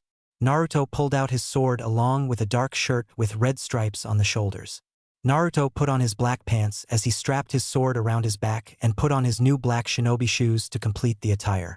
Combined with Kasumi's black fur, the duo looked quite professional. "Now time to become a genin," Naruto said as he and Kasumi left. Naruto roamed the streets as he took in the sight of the stores opening and people coming into the streets. Naruto sighed as he soon heard the murmurs of the populace. Naruto shook his head as someone soon approached him. "And where are you going, demon brat?" the man asked him. Kasumi growled lowly at the man until Naruto sighed. "Where I go is none of your damn business. Now if that is all, I am leaving," Naruto said as he sidestepped the man. The man seethed at the demon brat having the gall to talk back to him. The man soon reached out and grabbed Naruto's shoulder. "Don't walk away from me when I am talking to you," he yelled. Kasumi jumped as she bit the man's arm as he screamed in pain. Naruto chuckled as Kasumi let go and fell to the ground on her paws. The man gripped his arm as he stared ice daggers at Naruto, who was softly petting Kasumi on her head. "Good girl, Kasumi, but I told you not to bite into the trash. It isn't good for your health," Naruto told her. Kasumi yipped as she licked his face. Naruto chuckled as he ignored the man and continued walking. Naruto had been in similar incidents like that one, but chose to ignore them or have Kasumi defend him. He always loved it when she did. Naruto was soon brought out of his thoughts as someone decided to strike a conversation. "So today is the day for you, huh, Naruto-kun?" Kyuubi told him as she laid in her bed. Naruto chuckled with a nod as the academy soon came into view. "I can't wait to get this exam over with. I have you to thank for all the help, Kyuubi-chan," Naruto said to her in his thoughts. Kyuubi blushed at his kind words as she licked her lips. "Do I get a thank you?" she asked him. Naruto blushed slightly, but put a finger to his chin as he thought over her question. "And what kind of thank you would you like?" Naruto asked her. Kyuubi smiled as she thought it over. "Maybe one involving you kissing me with those sweet lips of yours," Kyuubi told him. Naruto chuckled slightly with a nod. "All right, Kyuubi-chan, I will do that for you. It is my way of saying thank you after all," Naruto told her. Kyuubi nodded as she soon cut the connection as Naruto entered the building. Naruto and Kasumi roamed the halls for a while until they came to their room. Naruto opened the door as he saw all the students' gazes turn on him. Naruto closed the door as he silently made his way to his seat. Naruto could hear some of the sneers the kids made about him. He also heard some girls say how cool and hot he looked in his clothes. Naruto sighed as he soon looked up and smiled to see his longtime friend. "Hey Kiba, how you doing?" Naruto asked him. Kiba smiled as Naruto sat next to him. "Hey Naruto, I am doing good. Well, it's finally the time, isn't it?" Kiba asked him. Naruto nodded with a smile as both boys looked to see Akamaru and Kasumi sit on their laps. Kasumi soon went to sleep as she snuggled against Naruto's warm body. Naruto allowed Kasumi to sleep as he looked around the room. Most of the boys were talking to their friends while the girls fawned over the still brooding Uchiha. "That's right, Kiba. Today is the day we become genin," Naruto told him. Kiba nodded as both eagerly awaited the coming instructors. 30 minutes later. Soon the class was seated as Iruka and Mizuki came into the room. Naruto met a cold stare from Mizuki as he sighed. "Great, just what I need right now," Naruto said to himself. Iruka soon looked at the entire class as he gave Naruto a knowing smile. "All right, everyone. The academy days are over and you will now be tested over your abilities through the years here. We will be judging you on 3 things: the henge, the kawarimi jutsu, and the bunshin jutsu," Iruka said to them. All the students' eyes beamed with excitement as they proclaimed that they would be the greatest shinobi in the lands. Naruto sighed, but mentally yelled that he would be the Hokage, much to Kyuubi's delight and entertainment. Iruka went through the list of students as he called out the students one by one. Naruto and Kiba sat quietly until their names were called. Iruka went down the list until he came up to the last name after Uchiha. Iruka smirked as he read the name. "Uzumaki Naruto," Iruka called. Naruto perked up as he left his seat to see a thumbs up from Kiba. Naruto walked down the stairs as he felt the intense glares of people on him, but it didn't matter as he heard the shouts of encouragement from Kyuubi boasting his confidence. Naruto soon appeared in front of Iruka as he nodded. Henge Naruto, Iruka told him. Naruto nodded as he pumped chakra into his form.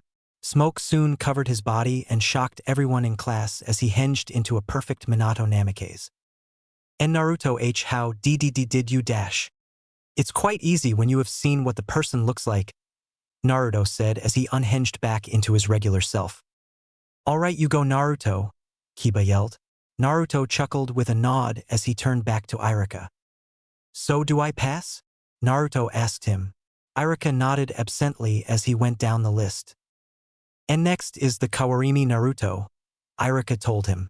Naruto nodded with a smirk as he disappeared. In his place was Sarutobi with an orange book in his hands.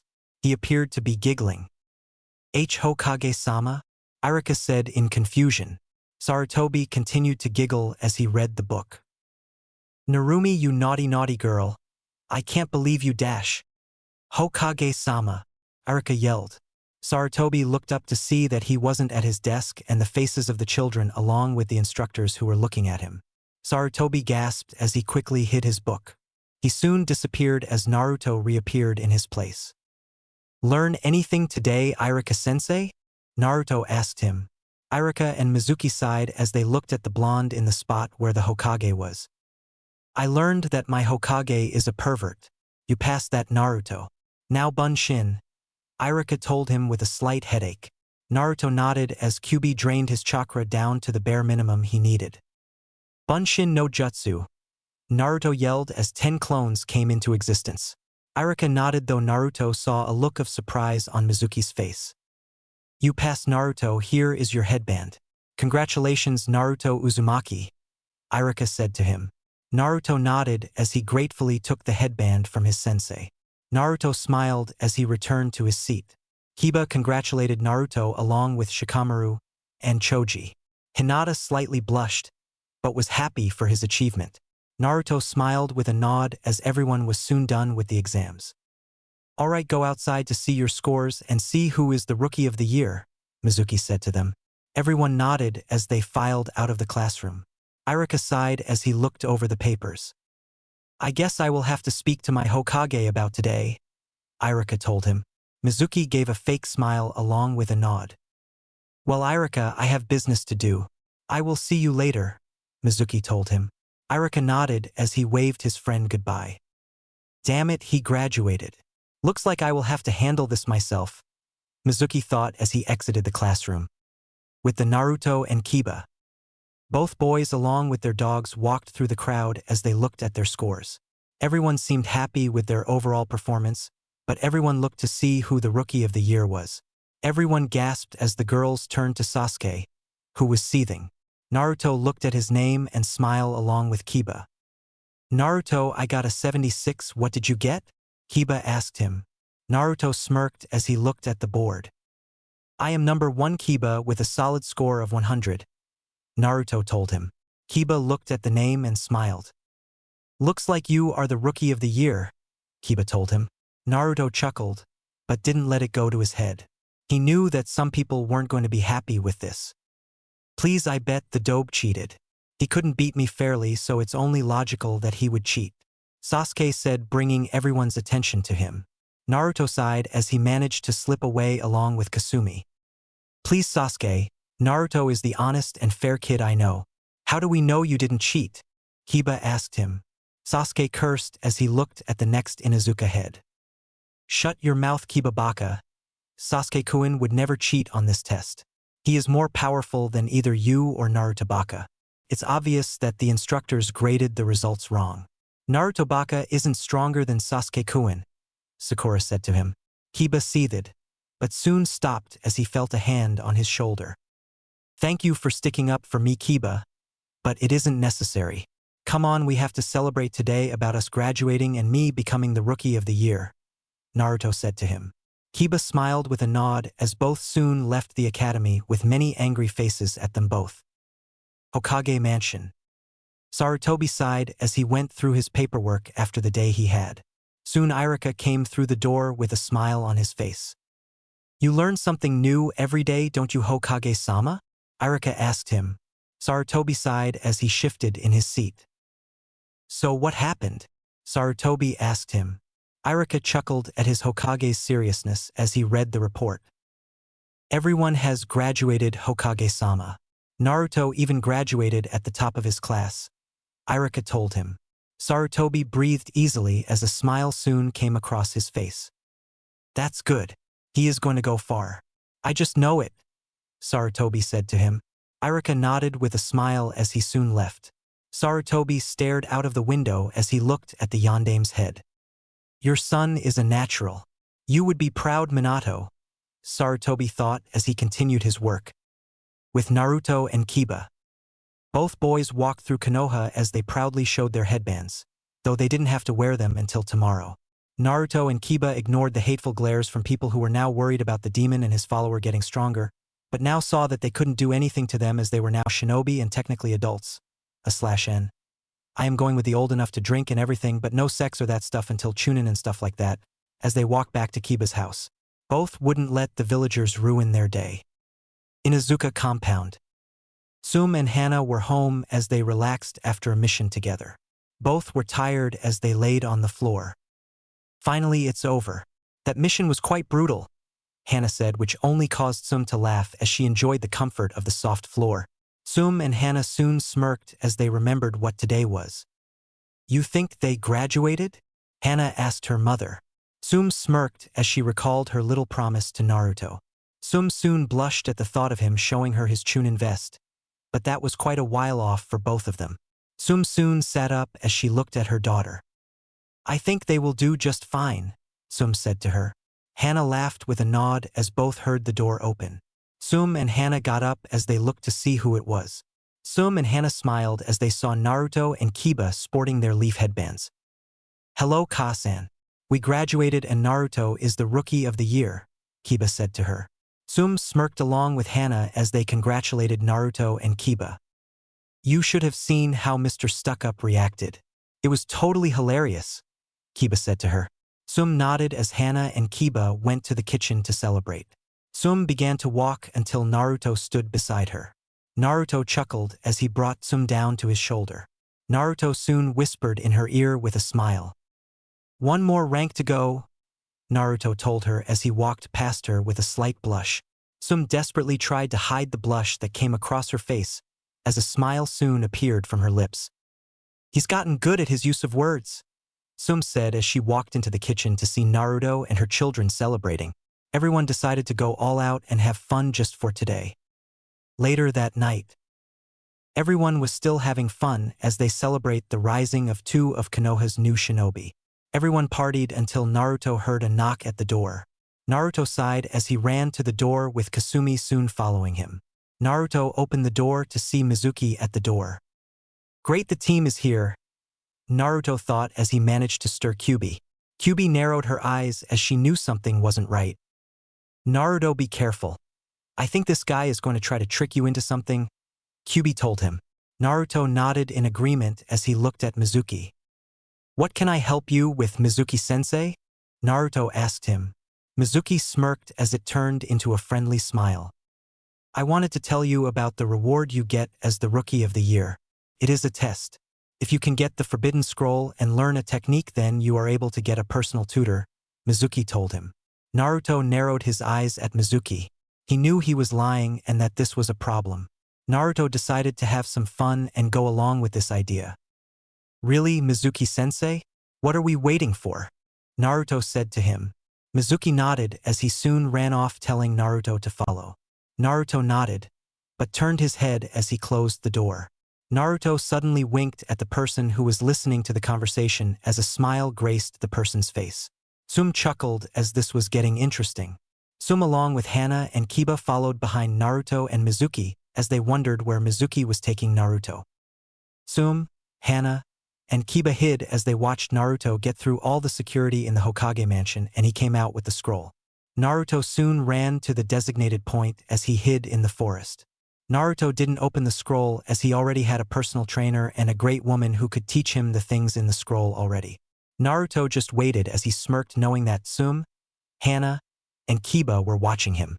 Irika soon came into the clearing as he narrowed his eyes at Naruto. Naruto, why did you steal the Forbidden Scroll? Irika yelled to him. Naruto decided to try his hand at acting as he looked at Iruka with a grin. "Iruka-sensei, when do I get my personal trainer?" Naruto asked him. Iruka quirked up an eyebrow. "What do you mean?" he asked. Mizuki-sensei said that if I got the scroll eye and learn a technique from it, I would get a personal sensei on my missions as the Rookie of the Year, Naruto told him.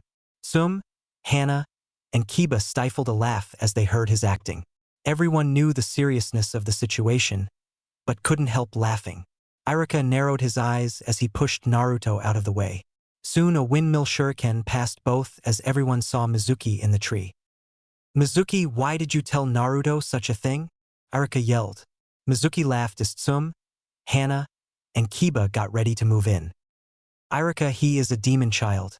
It's only natural that he take the fall for this. People will hate him and I will be one of Orochimaru's henchmen." "Naruto, do you know why the village hates you?" Mizuki asked him, hoping to tell him the bad news. However, his hopes were dashed as he saw Naruto smile. "Of course I know, Mizuki team. I am the Rookie of the Year. I know about the Kyuubi and what it did to Konoha. I also know that it wasn't her fault, and if you and the other half-brain dead people in Konoha stopped to think, then maybe you would see it also," Naruto told him. Mizuki seethed at his words while Iruka, Tsum, Hana, and Kiba couldn't help but be impressed by him. "Then nine-tailed fox, I will do this village a favor and end you," Mizuki said as he threw the windmill shuriken at him. Naruto sighed as he smirked. Naruto soon ducked under the shuriken as he grabbed the blade, causing everyone who watched him to gasp. Mizuki team, you should check your surroundings better. You never know who is watching," Naruto said with a smile. On cue, Tsum, Hana, and Kiba came down from hiding and stood beside Naruto and Iruka. Tsum smiled as she became more feral. "You know, Mizuki, I can tolerate a lot, but one of the things that I will never tolerate is you deceiving my future mate," Tsum said to him. Hana, Kiba, and Iruka were shocked over her proclamation, but Naruto smiled at her words. Tsum shot forward as she tried to slash Mizuki. Mizuki managed to dodge the claws as he cursed. He didn't plan on this much. "So the bitch loves the demon. How original," Mizuki said to her. Tsum narrowed her eyes at him and was about to charge, but stopped when she saw Naruto in front of her. "It's fine if it's me, Mizuki team, but you insult Tsum-chan and I will get angry," Naruto told him. Mizuki laughed as Naruto kept up a smirk. "I am a Chunin, what can you do?" he asked Naruto. Naruto showed his hand sign as he smirked. "You are about to find out," Naruto told him. "Kage Bunshin no Jutsu," Naruto yelled as over 500 clones appeared in the fields. Mizuki gasped at the sheer number of Narutos along with everyone else. "Get ready, Mizuki team," Naruto said as they all charged at him. Mizuki didn't have the chance to fight back as he was soon overwhelmed by Naruto. Everyone smirked at the beating until Naruto dispersed the clones. Iruka tied up Mizuki and smiled. "Nice work, Naruto, but how did you learn the Kage Bunshin jutsu? It's a forbidden technique," Iruka asked him. Naruto thought it over as he smiled. "I guess I took a peek at the scroll," Naruto told him sheepishly. Iruka seemed to accept the answer and decided not to tell the Hokage about it till later. Iruka left the Inuzukas and Naruto in the field as everyone decided to go home. "Naruto, we watched you the whole time and you didn't look at the scroll. It was Kyuubi, wasn't it?" Hana asked him. Naruto nodded as Hana soon turned to her mother. "Well, it seems that mother does have a thing for Naruto-kun," Hana said to her. Tsum blushed, then coughed into her hand, which earned a laugh from Kiba, Hana, and Naruto. Naruto soon looked at Kiba in confusion. "Aren't you mad that I like your mother, Kiba?" Naruto asked him. Tsum and Hana turned to him, wondering the same thing. Kiba sighed as he looked at them. "Normally I would be if you were anyone else, but I guess I can trust you. You make a better mate for her than Tusan did. But if you hurt her, I am going to maul you, Naruto," Kiba said with a smirk. Naruto nodded as everyone went home after enjoying the night together. Naruto soon went to his thoughts as he came into the Mindscape. Naruto's Mindscape. Naruto soon came to the field he made as he looked at the house in the clearing. Naruto walked inside and was pounced on by Kyuubi, who was smiling. "Hello, Kyuubi-chan," Naruto said to her. Kyuubi smiled as she hugged Naruto. Hello Naruto-kun. I heard your words and you made me so happy, Kyuubi told him.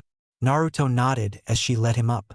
Naruto soon grabbed her head as he slammed his lips into hers. It took Kyuubi a moment to register the kiss, but she soon brought her hands around him as they deepened the connection between them. Naruto even managed to invade Kyuubi's mouth with his tongue as his hands roamed her body. Kyuubi shivered under his strong arms as they broke the connection. Was that my thank you?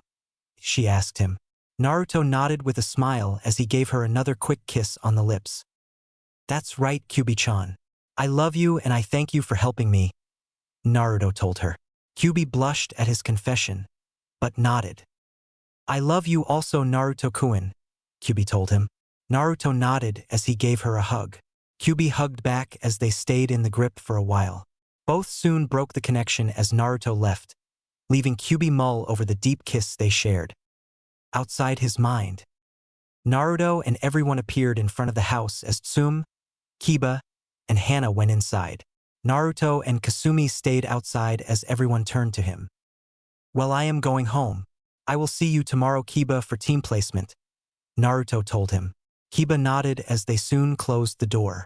Naruto knelt down as Kasumi jumped up his arm and settled into his strong hands. Naruto chuckled as he leapt to the rooftops and dashed home. This was a good day, Naruto thought as he headed home thinking about tomorrow. Next morning, Naruto soon got up as he looked at his calendar. Naruto smirked as today was team placement. Naruto could only smile at the fun he was going to have today. Naruto woke Kasumi up as she yipped at her blonde friend. Naruto and Kasumi did the standard stretches to start the day as both headed to the washroom. Naruto scrubbed Kasumi down as he made a shadow clone to wash his back. Naruto and Kasumi enjoyed the warmth of the bath as both soon stepped out and dried off. Well, Kasumi-chan, are you ready to go? Naruto asked her. Kasumi yipped as she rubbed her body on his leg.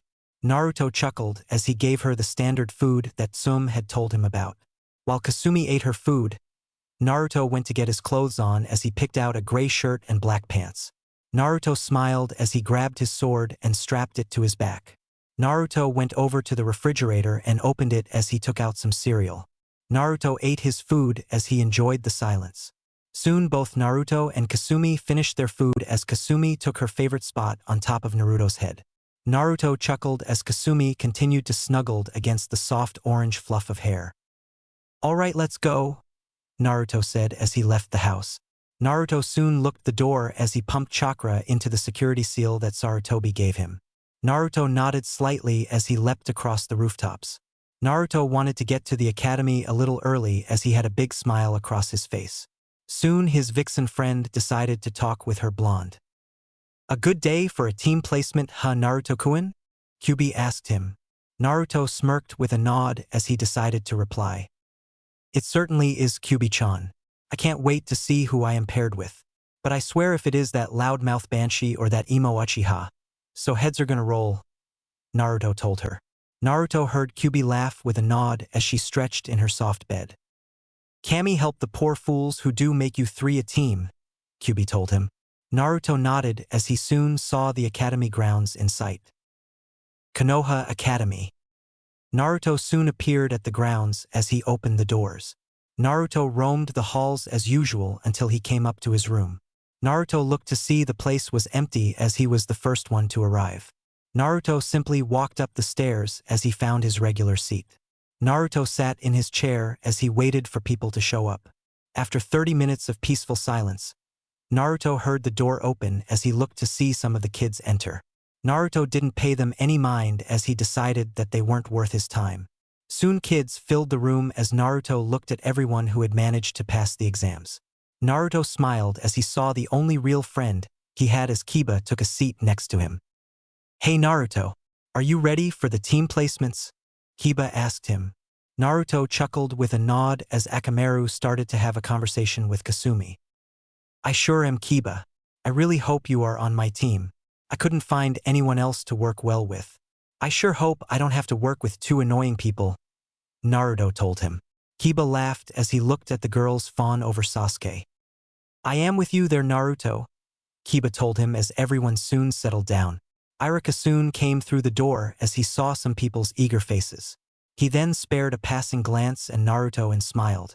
Naruto smiled back as Iruka took to the stand as he glanced over all the students.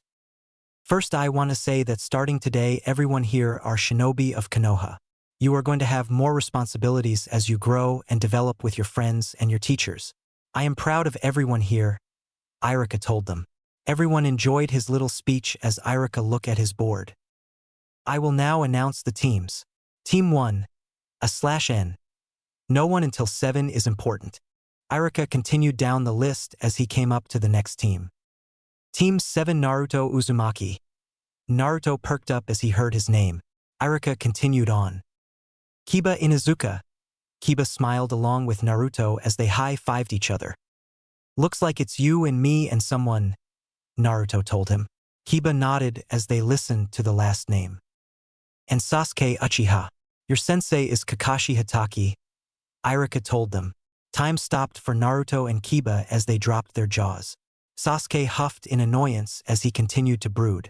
Naruto and Kiba soon hit the table they were sitting at as they drew everyone's attention to them. It seems that Kami is quite the prankster, Kiba told Naruto. Naruto huffed as he rubbed the lump on his head. It was going so well. Why Kami? Why do I have to be paired up with a person who probably cuts himself on a daily basis? Naruto cried as Iruka read the rest of the list. Team 8 is Shino Aburame, Hinata Hyuga, Sakura Haruno. Your sensei is Kurenai Yuhi, Iruka said to them. Everyone nodded as Sakura heavily sighed from not being paired with her Sasuke-kun. Iruka continued down as he read the names. Team 9.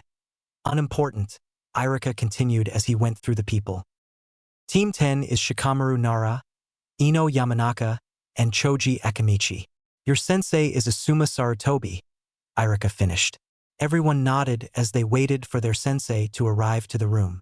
Soon the room was filled with Jonin-level people as everyone filed out.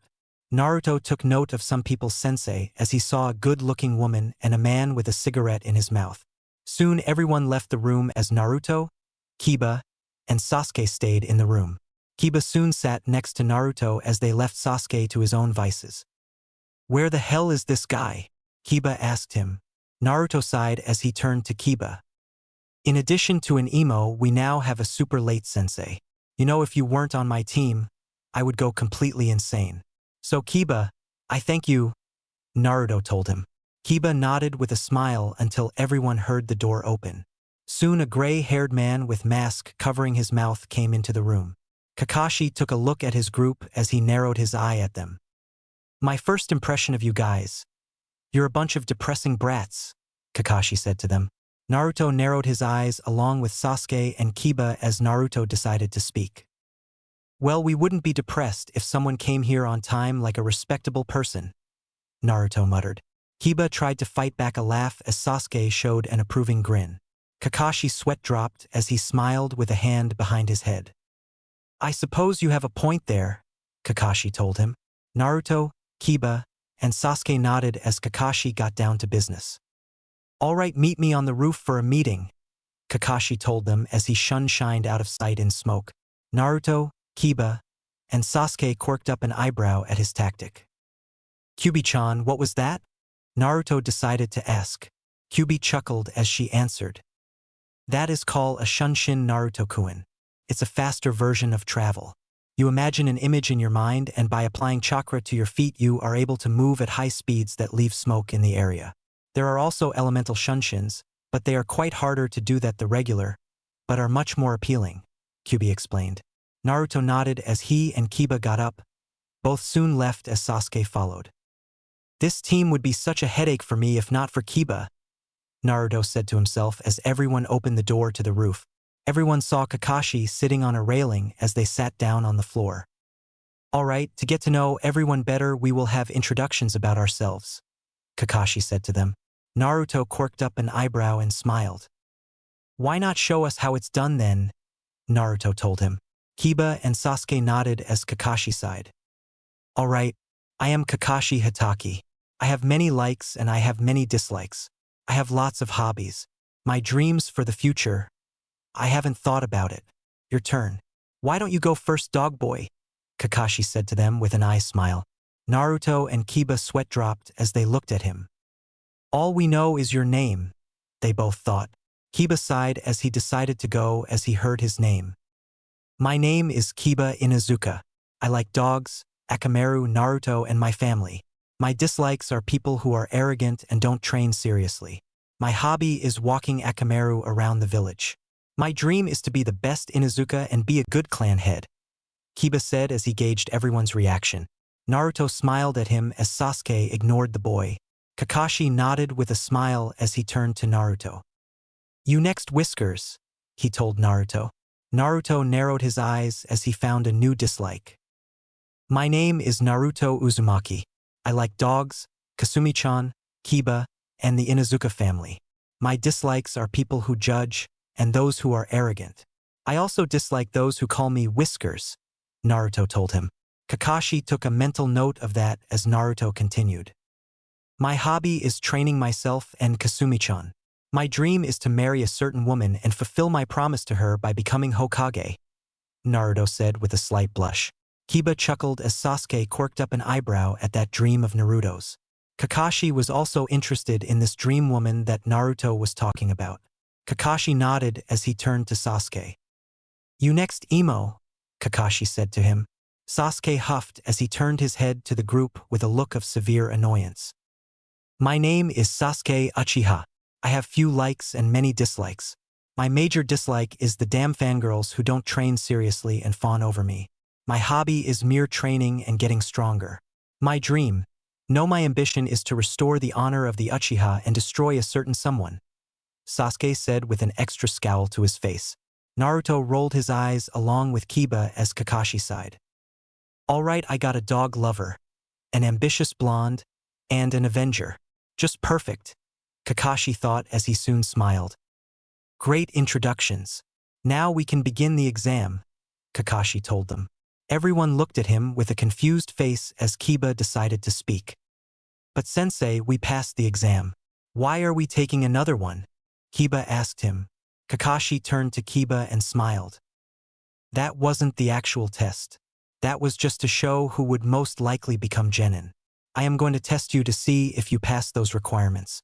And if you don't, well, you go back to the academy, Kakashi said to them with a smile. Naruto sighed as Kiba dropped his jaw. Sasuke scowled at Kakashi as the Jonin soon stood up. Well, we will begin tomorrow at 8 a.m. Oh, and don't eat your breakfast. You will puke, Kakashi said as he left them on the roof. Everyone sat there for a minute, but soon Naruto got up. Well, I am going to take that as a suggestion. There is no way I am missing breakfast, Naruto told Kiba. Kiba smiled with a nod as Sasuke turned to leave. Oh, and Uchiha, Naruto called out to him. Sasuke turned around to face the blonde. I really hate to say it, but we will have to work together to beat this guy. I can tell this won't be easy, Naruto told him. Sasuke soon smirked as he turned to leave.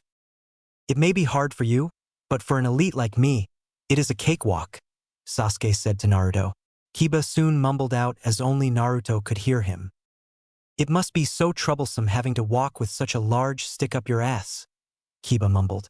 Naruto chuckled with a nod as he grabbed Kiba's arm. Well, let me try this out, Naruto told him. Naruto soon envisioned the Inuzuka compound as he applied churka to his feet. Naruto soon disappeared off the roof with Kiba as Sasuke left being none the wiser of the act. But someone saw them.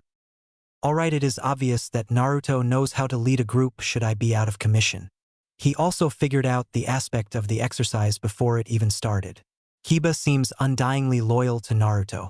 The only problem is the loner Uchiha. Oh well, I can't wait to see what happens tomorrow, Kakashi said as he really left this time. With Naruto and Kiba. Both soon appeared in front of the Inuzuka compound as Kiba dropped to the floor.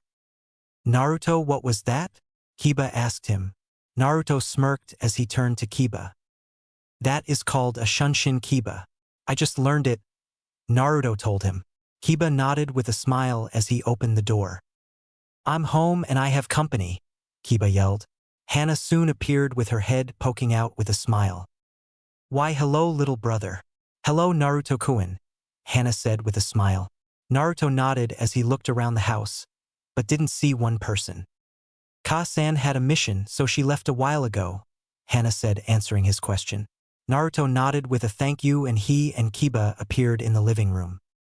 So how did team placement go? Hana asked them. Naruto and Kiba turned to her with a smile. Me and Naruto are in the same squad, Kiba told her. Hana nodded with a smile, then saw the frown appear on their faces.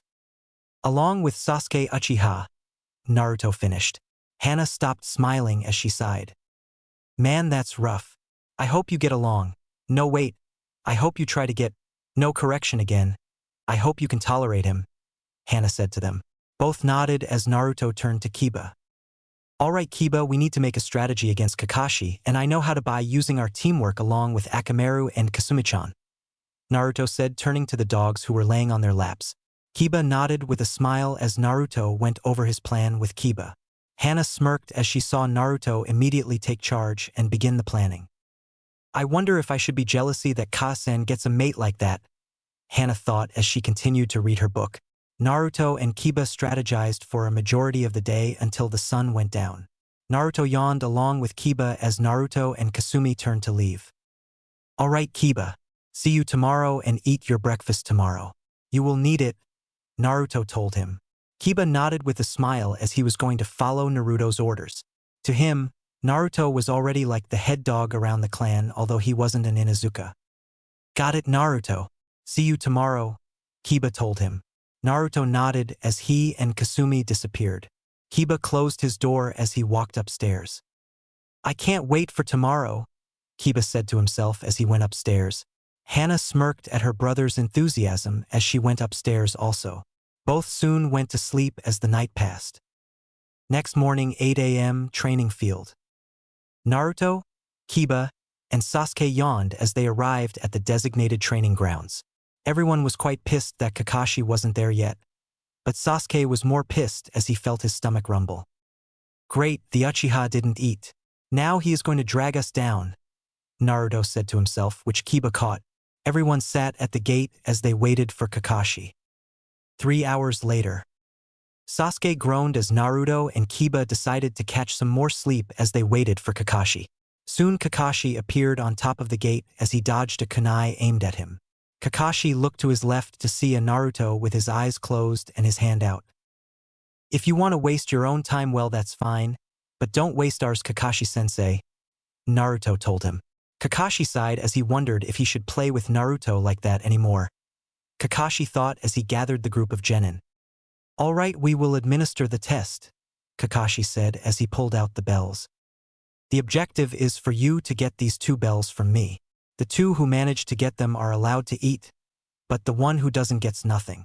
Just to let you know, if you fail then you will be dropped from the program completely, Kakashi said to them.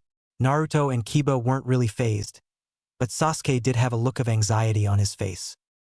All right, come at me with the intent to kill or you won't get these bells, Kakashi told them. Everyone nodded as they waited for their test to begin. Kakashi set the clock down as he adjusted the time. After that was done, Kakashi came back to them. The trees swayed slightly as Kakashi closed his eye. Everyone tensed slightly as Kakashi's eye shot open. Begin, he said as everyone disappeared. Kakashi smirked as he looked around. All right, everyone seems to know the basics of stealth, Kakashi said.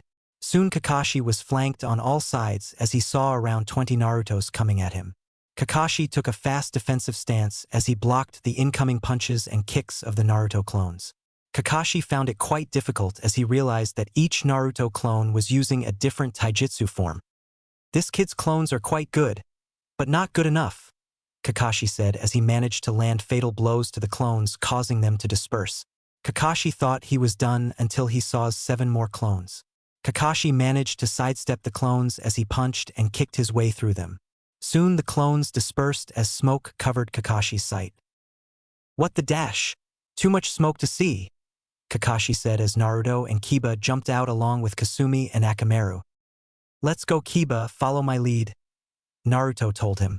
Kiba nodded as Naruto turned to Kasumi. Ready, girl?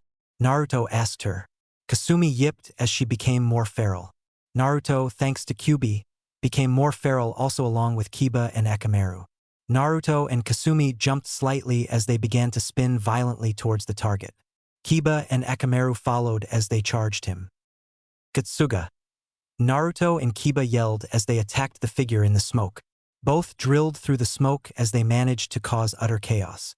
Kakashi narrowed his eyes as he was only able to slightly sidestep the spinning Genin and their dogs as they made sharp turns and continued their onslaught on Kakashi. Sasuke watched in awe and slight anger as he felt useless for not doing anything. He was an Uchiha, yet he was watching from the sidelines as Naruto and Kiba fought the Jonin like they were already experienced shinobi. Sasuke seethed as he decided to show up his two teammates. Sasuke did his hand signs as he finished in a flash. Katan. Gokaku no Jutsu. Sasuke yelled as he blew the fire at the group of shinobi. Everyone looked to see the fire coming at them as Naruto and Kiba managed to stop spinning and grab their dogs in time as they got away. Soon the fire collided with the smoke as it exploded. Sasuke smirked at the act as Naruto and Kiba seethed. "What the hell, Sasuke? You could have killed us," Kiba yelled at him. Sasuke huffed as he turned his head. "You should be happy that you were of use to me," Sasuke said to them. Naruto rolled his eyes as Kasumi growled at the Uchiha for talking down to her blonde like that. Soon the fire settled as everyone looked to see that the area of impact was vacant. Naruto and Kiba gasped as Kakashi came behind Sasuke. "You're not like the others." "You're worse," Kakashi said as he easily caught Sasuke. Naruto and Kiba sighed as both rushed from the sides to attack Kakashi. Kakashi noticed the action as he kicked Sasuke out of the trees and into the ground. "Kiba, make sure the team is okay. Then get back as soon as you can. I will try to hold Kakashi here for a bit," Naruto told him. Kiba nodded as he and Akamaru turned to assist Sasuke, who was still captured on the ground. Meanwhile, Naruto engaged Kakashi in a one-on-one spare as he tried to adapt his taijutsu to the higher and more complex form of Kakashi's taijutsu. Naruto managed to parry some of Kakashi's blows, but was soon knocked into a nearby tree as Kasumi ran to his side. Naruto breathed heavily as he saw Kiba untie Sasuke then run back to him. Kakashi was quite impressed with their resolve in the fight, but looked to see the bells still strapped to his uniform. Naruto and Kiba charged Kakashi again, but Kakashi held his hand out as the ringing of the alarm clock was heard. "Stop, time is up," he told them. Both soon stopped as they dropped to one knee in exhaustion. Kakashi smiled as he grabbed Naruto and Kiba and did the kawarimi to appear near Sasuke. "Everyone did well. Except you, Sasuke," Kakashi said to the Uchiha. "Sasuke, you allowed your pride to cloud your judgment. You interfered with a good plan that Naruto and Kiba came up with, as they would have beaten me much faster if you didn't interrupt. Even though you messed up the plan, Naruto made Kiba help you, as that is what teammates do. Sasuke, you need to work on your level of arrogance," Kakashi told him. Sasuke seethed in anger as he tried to move, but couldn't due to being tied up by Kakashi again. "Naruto, you quickly took command and was able to come up with a decent plan with Kiba and your dogs. You showed quick leadership and I am impressed with that," Kakashi told him. Naruto nodded as Kasumi licked the side of his cheek in happiness. "Kiba, you followed through with the orders that were given to you and you didn't question Naruto's ability to lead. You had faith that he knew what he was doing and you worked as a team. Good job, Kiba," Kakashi said to him. Kiba nodded with a big grin as he and Naruto bumped fists. Kakashi smiled at them only to tell them the news. "However, you still failed at catching the bells," Kakashi told them. Kiba smiled as he turned to Naruto, who was also smiling. "You mean these, Kakashi-sensei?" Naruto said as he held the two bells in his hands. Kakashi looked at the shiny metal balls and quickly turned to see two round nuts on his side. How did you dash?" "While we were in a Getsuga frenzy, I was able to get the bells from you.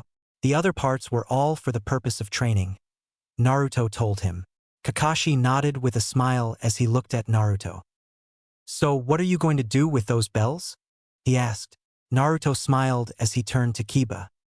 "I am giving one to Kiba, and the other goes to the team," Naruto said as he popped the bell into Sasuke's mouth since his hands were indisposed. Kakashi chuckled with a nod as he stood up and released Sasuke. "Very good. You have all passed. Team 7 goes on its first mission tomorrow," Kakashi said with a thumbs up. Naruto smirked as Kasumi yipped as she ran around his legs. Kiba jumped for joy along with Akamaru, but Sasuke was still mad at the fact that he had been made fun of. Kakashi soon shined out of sight as Naruto and Kiba left with their dogs, leaving a brooding Uchiha at the training field. "Damn lowlife mutts. You really don't know your place?" Sasuke said as he soon walked off. Hokage Mansion. All Jonin sensei for the Genin exams appeared as they lined up in front of the Hokage. "Alright, what is that status?" Sarutobi asked them. Everyone nodded as they went down. Team 1-6. Fail. The instructors for those groups said to him. Sarutobi nodded as they continued.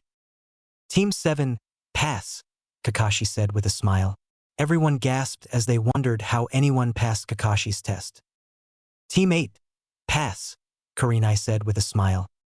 Team 9, fail, some instructor said to him. Asuma soon stepped forward with a smile. Team 10, pass, he responded. Sarutobi nodded as everyone began to leave, except Kakashi. So tell me, Kakashi, how is Naruto? Sarutobi asked him. Kakashi smiled as he began. He is a good kid, Hokage-sama. He shows the qualities of a good leader and helps his comrades. He considers his teammates his equal and didn't fight with either. Kiba follows him with undying loyalty, as I can assume. He didn't question Naruto's motives even once. Sasuke could have done better, but he was useful in his own way. All in all, they are quite the group of kids, Kakashi told him. A smile graced Sarutobi's face as he calmed down. Thank you, Kakashi, you may go now, Sarutobi said as Kakashi soon left. Sarutobi sat in the back of his chair as he looked out the window. That team is going to go far if Sasuke can learn to trust the two. I can only wonder how strong Naruto and Kiba are when they team up, Sarutobi thought, but went back to his work. In Izuka compound. Naruto and Kiba were celebrating their passing of the Genin exams as Hana smiled at their antics. It only gets tougher from here, you two, Hana told them. Naruto and Kiba nodded as they turned to her. I trust in Naruto enough to know how to deal with things. He has my loyalty, Kiba said to her. Hana nodded as she turned to Naruto. Go far, Naruto-kun, Hana said to him. Naruto nodded as he looked at her. I will Hana-chan with Kiba, Kasumi-chan, and Akamaru, Naruto told her. Hana nodded with a smirk as everyone decided to enjoy the fun for today.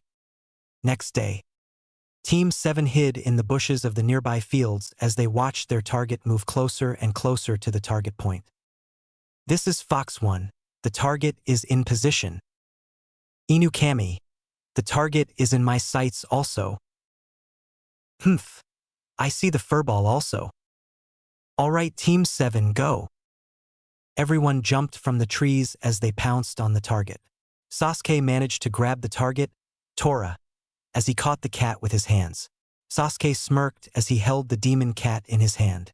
Tora showered her dislike by scratching Sasuke's face, which caused the Uchiha to have a fit. Damn furball, you dare attack me? Sasuke said as he was about to punch the cat, but was stopped by Naruto.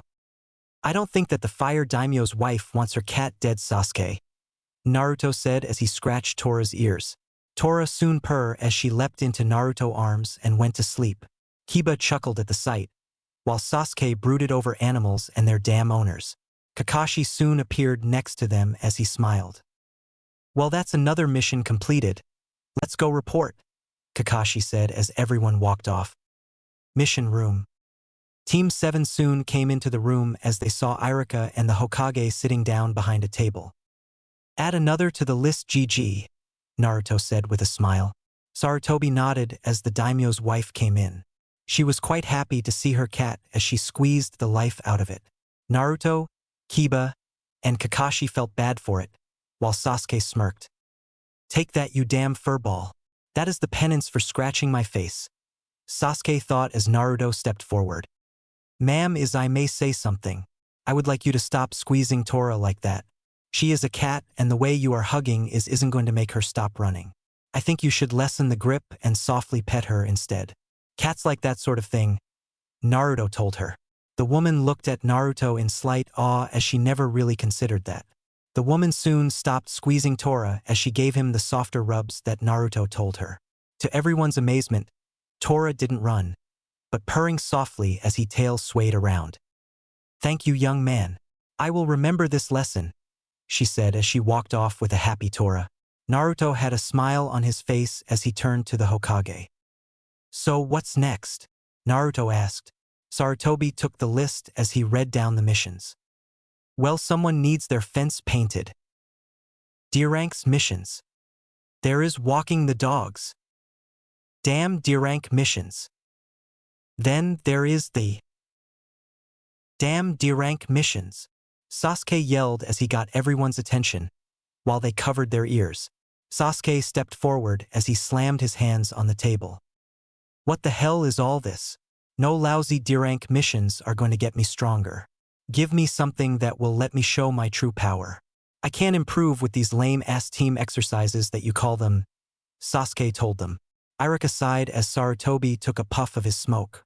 Naruto face-palmed himself along with Kiba and Kakashi as they were slightly embarrassed to be his teammates and sensei. Naruto soon stepped forward as he pinched the bridge of his nose. "GG, while I severely hate to agree with the team, I have to agree. We currently hold the most accomplished D-Ranks in the shinobi system in one day than most Genin do, and we have the most experience. Why not give a C-Rank mission so the team doesn't have to pout for the rest of the day?" Naruto told him. Sarutobi and Iruka looked at each other and smiled. "All right, Naruto, since you think so, you will get a C-Rank mission. This will involve protecting a bridge builder until he finishes a bridge in Wave Country," Sarutobi told him. Naruto nodded as he dragged Sasuke back to the team. "Don't ever do that again, Uchiha. Man, you complain like a child. That was so embarrassing," Naruto said to him. Sasuke ignored him as a smirk appeared on his face for getting a higher-ranked mission. Kakashi sighed along with Kiba with a nod as the bridge builder came in. The man looked half-wasted as he inspected everyone. "What the hell is this? I ask for shinobi and you give me kids? The only ones who look like they could handle themselves are the two with the dogs on their heads. And what's with the emo?" the man said as he took another drink. Naruto and Kiba smiled as Sasuke narrowed his eyes at the old man. "I like this guy," Naruto told Kiba.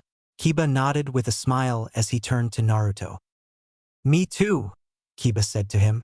Kakashi turned to his Genin team as he read the list. "All right, we leave tomorrow. Everyone pack for a month trip and meet me at the gate tomorrow at 10 o'clock, Kakashi told them. Everyone nodded as Kakashi disappeared.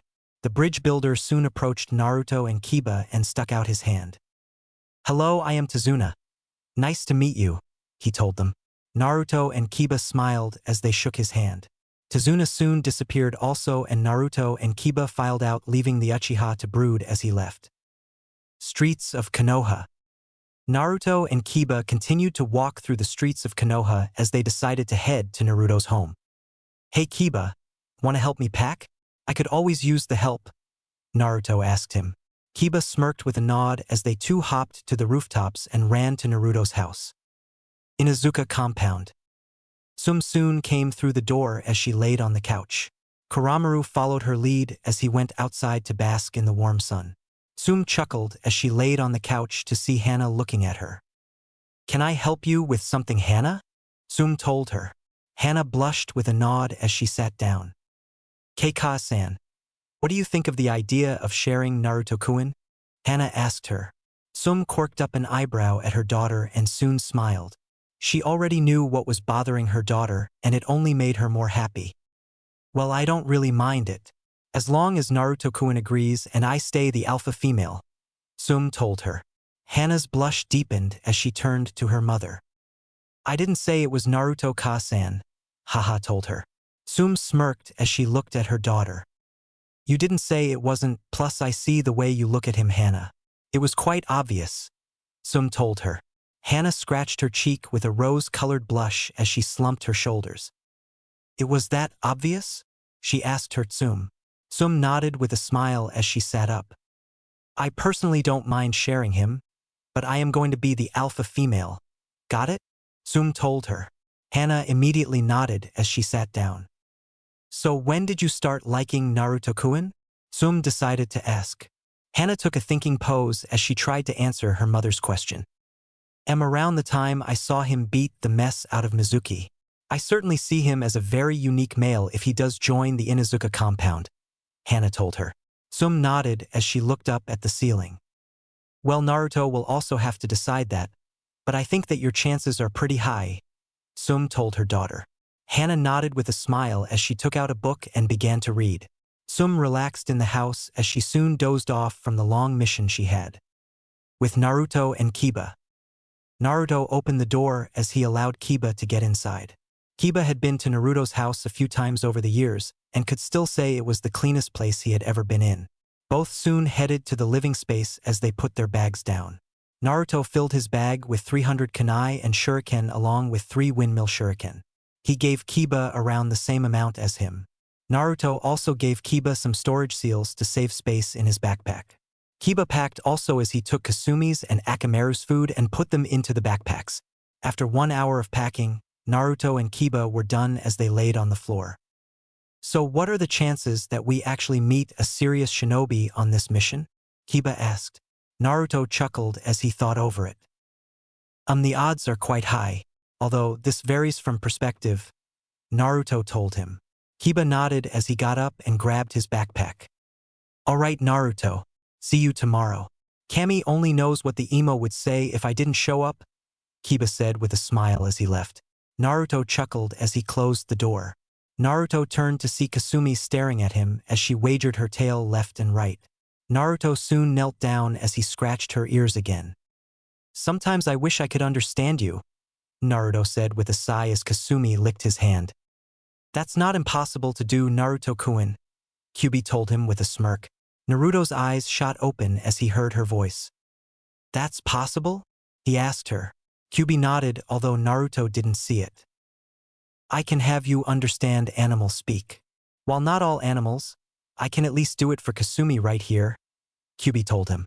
Naruto chuckled at the thought as he nodded. All right, Kyuubi-chan, will it take long? Naruto asked her. Kyuubi shook her head. No, not really, only about 10 minutes. Hang on, I will do it now, Kyuubi told him. Naruto nodded as he waited for Kyuubi to be finished. 10 minutes later. Naruto continued to wait until Kyuubi made her presence known. All right, try it, Naruto-kun, Kyuubi told him with a smile. Naruto nodded with a smile as he turned to Kasumi. Kasumi-chan, can you understand me? Naruto asked with anticipation. Kasumi looked at him and then smiled. Yes, I can, Naruto-sama, Kasumi said to him. Naruto dropped his jaw as Kasumi snickered. I am surprised that you understand me, Naruto-sama, Kasumi told him. Naruto nodded as he looked at her. You and I have Kyuubi-chan to thank for that, Naruto told her. Kasumi nodded slightly as she rolled on the floor. Thank you, Kyuubi-sama. I always wanted to speak with Naruto-sama like this, Kasumi said with a smile. Naruto nodded as he laid on the bed. Kasumi soon jumped on the bed as she rested on Naruto's stomach.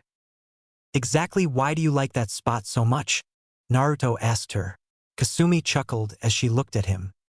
When you sleep, I feel the rumbling in your stomach and it's quite relaxing, Naruto-sama, Kasumi responded. Naruto chuckled, but soon Kasumi stood up as she smirked from an idea. Naruto-sama, you remember the man-beast clone jutsu, right? Kasumi asked him. Naruto quirked up an eyebrow, but nodded. Sure, Kasumi-chan, what about it? Naruto asked. Kasumi smirked as she hopped to the floor. Wanna see what I look like? My father taught me the technique early, so I have a human form like him. Well, it's more of a half-human, half-dog look, Kasumi told him. Naruto nodded as Kasumi disappeared in smoke. Naruto coughed for a bit, but soon the smoke vanished as Naruto hung his jaw as he stared at Kasumi.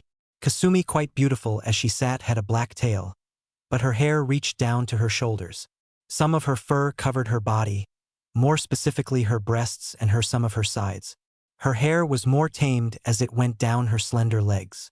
Naruto continued to stare as Kasumi as she slightly blushed. And Naruto-sama, if you continue to stare I might feel embarrassed, Kasumi told him. Naruto broke from his stare as he heard Kyuubi laughing as she rolled around on her bed. Kasumi-chan, you look great, Naruto told her. Kasumi blushed with a smile on her face as she leaned on Naruto.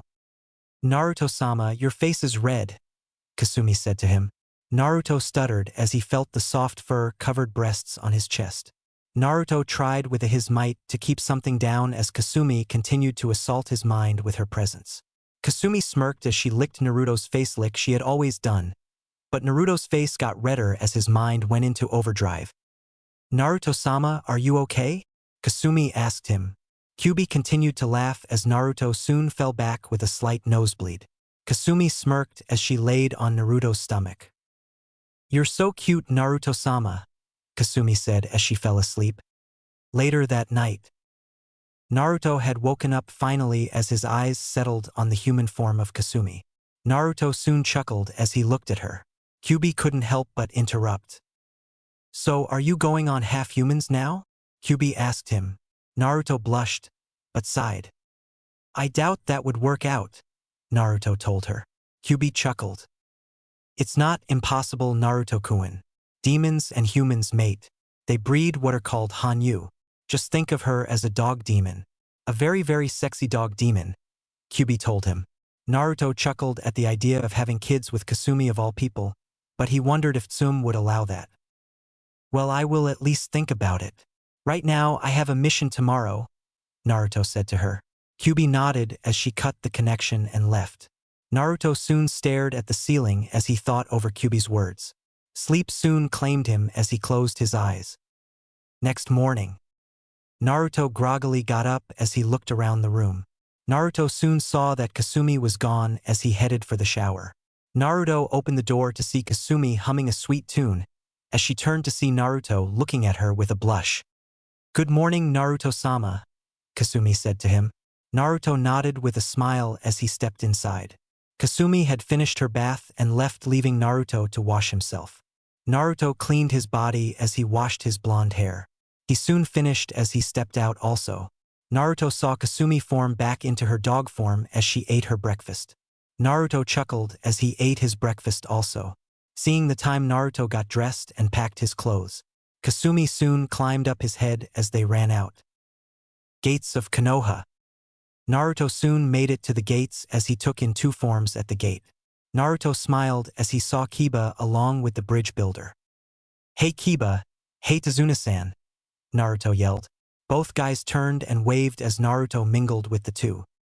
1 hour later, Sasuke and Kakashi soon came. Everyone appeared at the prepared to go. Kakashi checked everyone's bags and nodded that they all had the right equipment. All right, Team 7, let's move out, Kakashi ordered. Everyone nodded as they passed the gates of Konoha. Sasuke smirked as he finally got what he wanted as he arrogantly got in front of everyone like he was in charge. And the team is at it again, Naruto said to himself. The sun was beaming out in sky as everyone soon passed a puddle of water. Naruto made a quick sign to Kiba, who got it and glanced at Kakashi, who nodded. It hasn't rained for months. There is no way that's real, Naruto thought as everyone kept walking.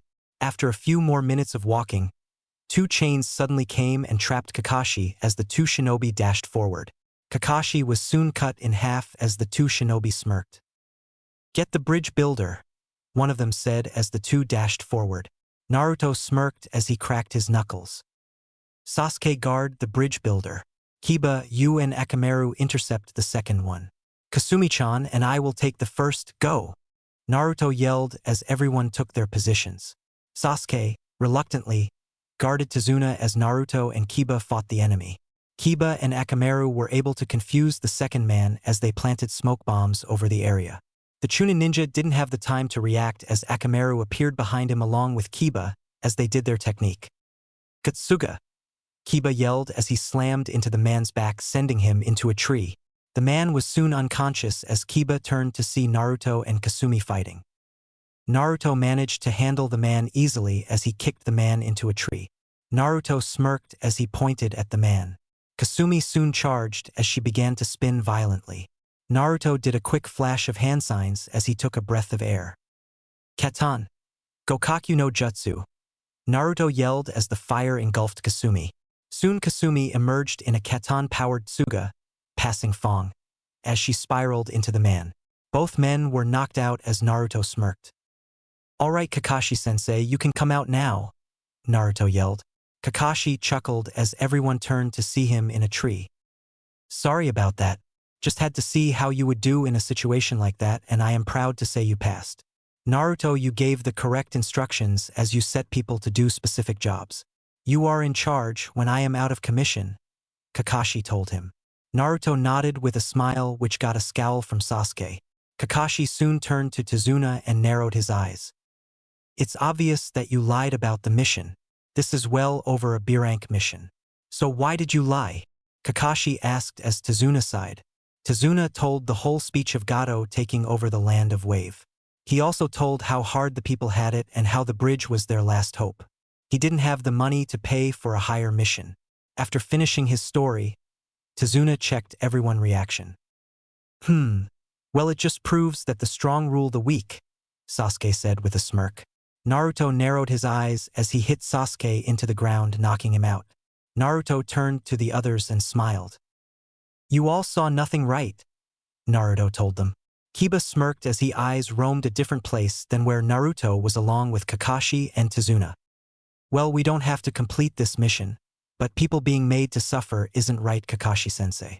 I would like to complete this mission, Naruto told him. Kakashi smirked as he turned to Kiba, who nodded also. He couldn't expect a nod from Sasuke as he was sleeping at the moment. All right, we will continue as planned. Let's go, Kakashi said as everyone nodded. Naruto made 2 clones as they picked up Sasuke and walked off. Everyone walked for about 2 hours until they came to a boat. So we take this boat and then we are in Wave, right? Kiba asked. Tazuna nodded as everyone chose to be quiet for the sake of stealth. The ride across took about an hour as everyone landed on shore. Border of Wave Country. Everyone walked for about 15 minutes until Naruto looked to his left and saw a snow-white rabbit. Naruto tensed as he heard the sound of something coming at them. Everyone get down, Naruto said as everyone did as he ordered and hit the ground. Soon a large blade passed everyone as it rested at the top of a tree.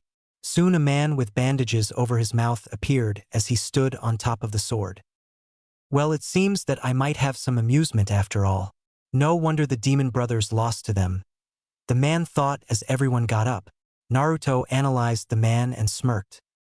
Zabuza Momochi, missing Nuke Nin from Kirigakure and wanted for multiple offenses to Kiri. Listed in the bingo book as Class A Shinobi, Naruto said as he got a surprised look from Zabuza. Looks like I got researched on, but I didn't think that I would be able to do battle with Kakashi of the Sharingan and master of over 1,000 jutsu, Zabuza said. As if on cue, Sasuke's eyes shot open as he freed himself from the clones. Kakashi has the Sharingan, but how? He isn't an Uchiha, so how does he have it? Sasuke thought as Kakashi sighed. Guess I have to get serious, Kakashi said as he revealed his left eye to everyone. Everyone saw the red eyes along with the 3 black tomos in the eye. Sasuke gasped along with Kiba, but Naruto smirked. So that's the pride and joy of the Uchiha. I am quite shocked, but since Kyuubi-chan told me about, I can see why people think it is amazing, but it isn't an all-powerful eye, Naruto said with a slight shrug. Legend states that the Sharingan can see into the future. What do you see, Kakashi? Zabuza said. A mist appeared and thickened. Kakashi smirked as Naruto, Kiba, and Sasuke made a protective formation around Tazuna. I see. Your death, Zabuza. Your future is death, Zabuza, Kakashi said to the demon of the hidden mist. Zabuza smirked as he appeared on the field across from Team 7.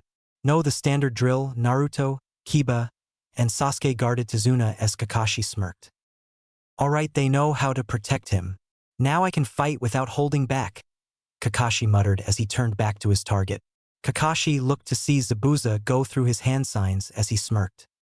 Suetun. Kirigakure no Jutsu. Zabuza yelled as a mist suddenly appeared. Everyone tensed up as Zabuza suddenly disappeared. Kakashi smirked as he tried to sense for Zabuza. Soon the Ki both Jonin were releasing was picked up by the Genin as nearly everyone sweated. Naruto, having trained with Kyuubi and Kasumi, didn't mind much, but Kiba and Sasuke were a different story. Kiba sweated slightly, but seeing Naruto's composed nature managed to calm him down. Sasuke was an absolute wreck as he felt the intense pressure in the air from the 2 Jonin. So this 2 Jonin. the true elite of the shinobi lands.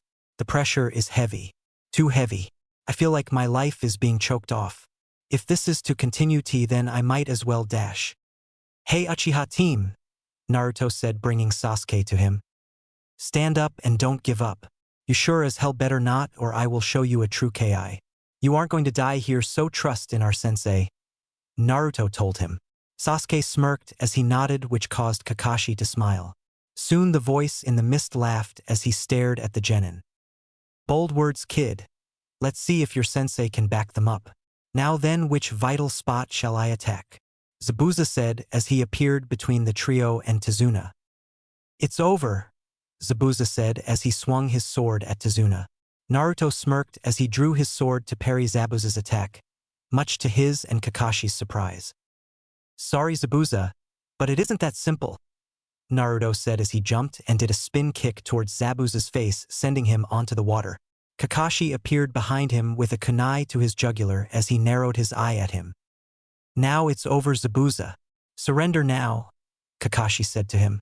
Zabuza sighed as he disappeared into water. Kakashi gasped as Zabuza appeared behind him. Fool, he said as he flashed his hand signs quick. Suetun, Suiro no Jutsu, water style, water prison jutsu, Zabuza said as the water enveloped Kakashi and locked him in place. Kakashi cursed as he couldn't move, which made Zabuza smirk as he made another Mizu Bunshin that appeared in front of them. Naruto and his team narrowed their eyes as Kakashi yelled. Take the bridge builder and run. A Mizu Bunshin can't travel far from the original. Get out of here now, Kakashi told them. Sasuke inwardly smirked as he left his spot, which caused Naruto and Kiba to look at him like he was insane. Please Kakashi, I am an Uchiha. This guy is nothing compared to me. He is going to kneel today, Sasuke said as he charged the clone. Stop Sasuke, Naruto yelled, but was ignored as Sasuke took out a kunai. The clone smirked as he simply sidestepped Sasuke and slammed his foot in the Uchiha, sending him into a tree. Naruto cursed as he turned to Kiba. Kiba, guard Tazuna. Me and Kasumi-chan are going to help Sasuke team, Naruto told him. Kiba nodded as Naruto ran off. Kiba and Akamaru stayed guard of Tazuna as Kakashi watched his genin in slight wonder. Naruto and Kasumi ran at the clone as Naruto made a shadow clone to handle Sasuke. The clone smirked as he drew his sword while Naruto took out 4 smoke bombs and threw them at the clone. Soon the smoke enveloped the clone as Naruto and Kasumi shot towards the real one as Zabuza smirked. So they distracted the clone and want to target me. Smart boy, Zabuza said as Naruto and Kasumi began to spin. Gatsuga, Naruto yelled as both attacked Zabuza. Zabuza smirked as he released his hand, causing the water to fall and Kakashi to be freed. Good job Naruto, Kakashi said to him. Naruto nodded as he and Kasumi slid on the water. Nothing to it Kakashi-sensei, Naruto told him. Kakashi nodded with a smile as Naruto went to finish the Mizu Bunshin that was still out. Both charged him as Kasumi changed into her half-human half-wolf as both neared the clone. Alright Kasumi-chan, let's end it here for him, Naruto told her. Kasumi chuckled with a nod. Yes Naruto-sama, Kasumi said as both watched the clone aim for Sasuke. Naruto cursed as they ran faster to reach the clone before he sliced the Uchiha. Sasuke was in a panic as he thought he was going to die. Sasuke saw the clone ready to swing as he thought of any way he could get away. Sasuke's eyes quickly scanned the area as he turned to Kiba. Alright Mutt, time to be useful, Sasuke said as he used the Kawarimi and vanished as Zabuza narrowed his eyes, but soon gasped as he saw Kiba in place of Sasuke. Kiba gasped as he saw Sasuke over near Tazuna as Zabuza managed to pivot his foot and slightly slash Kiba across the waist. Kiba screamed as Naruto looked in anger at what Sasuke just did. Kakashi and the real Zabuza turned to see Kiba on the ground and Sasuke huffing near Tazuna with a smirk on his face. Kiba, Naruto yelled as he managed to catch the clone off guard and slashed at it. Naruto quickly checked over Kiba's wound as Zabuza turned to Kakashi. Wow, I killed all my classmates, but even I never did that, Zabuza said to Kakashi. Kakashi's eye widened as he saw Naruto over near Kiba.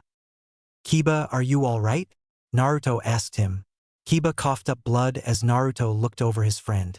Kiba soon closed his eyes as Naruto panicked. Hey Kiba, get up, don't die here. You're going to be a clan head, aren't you?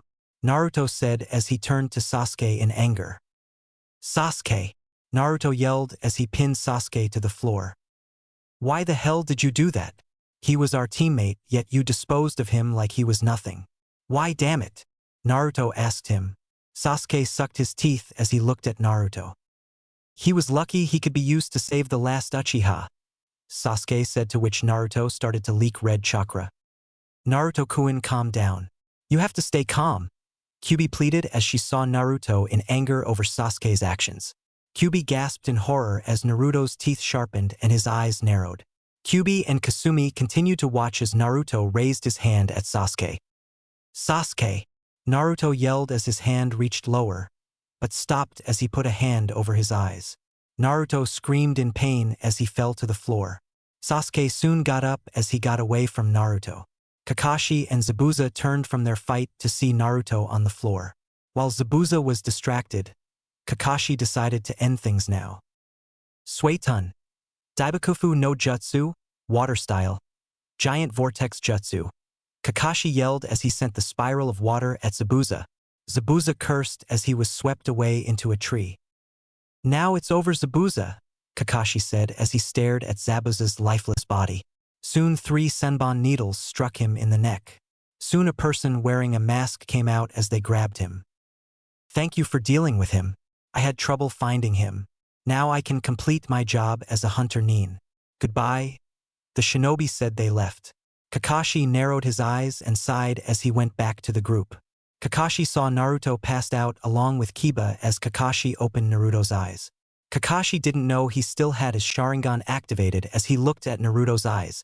Kakashi gasped as he saw one white ring around Naruto's eyes and a small white cross in his black pupil.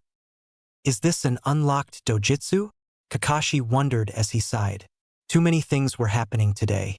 Kakashi turned to see Sasuke and Tazuna standing as Kakashi made a shadow clone. Alright, now let's G-dash. Kakashi soon fell to the ground and passed out.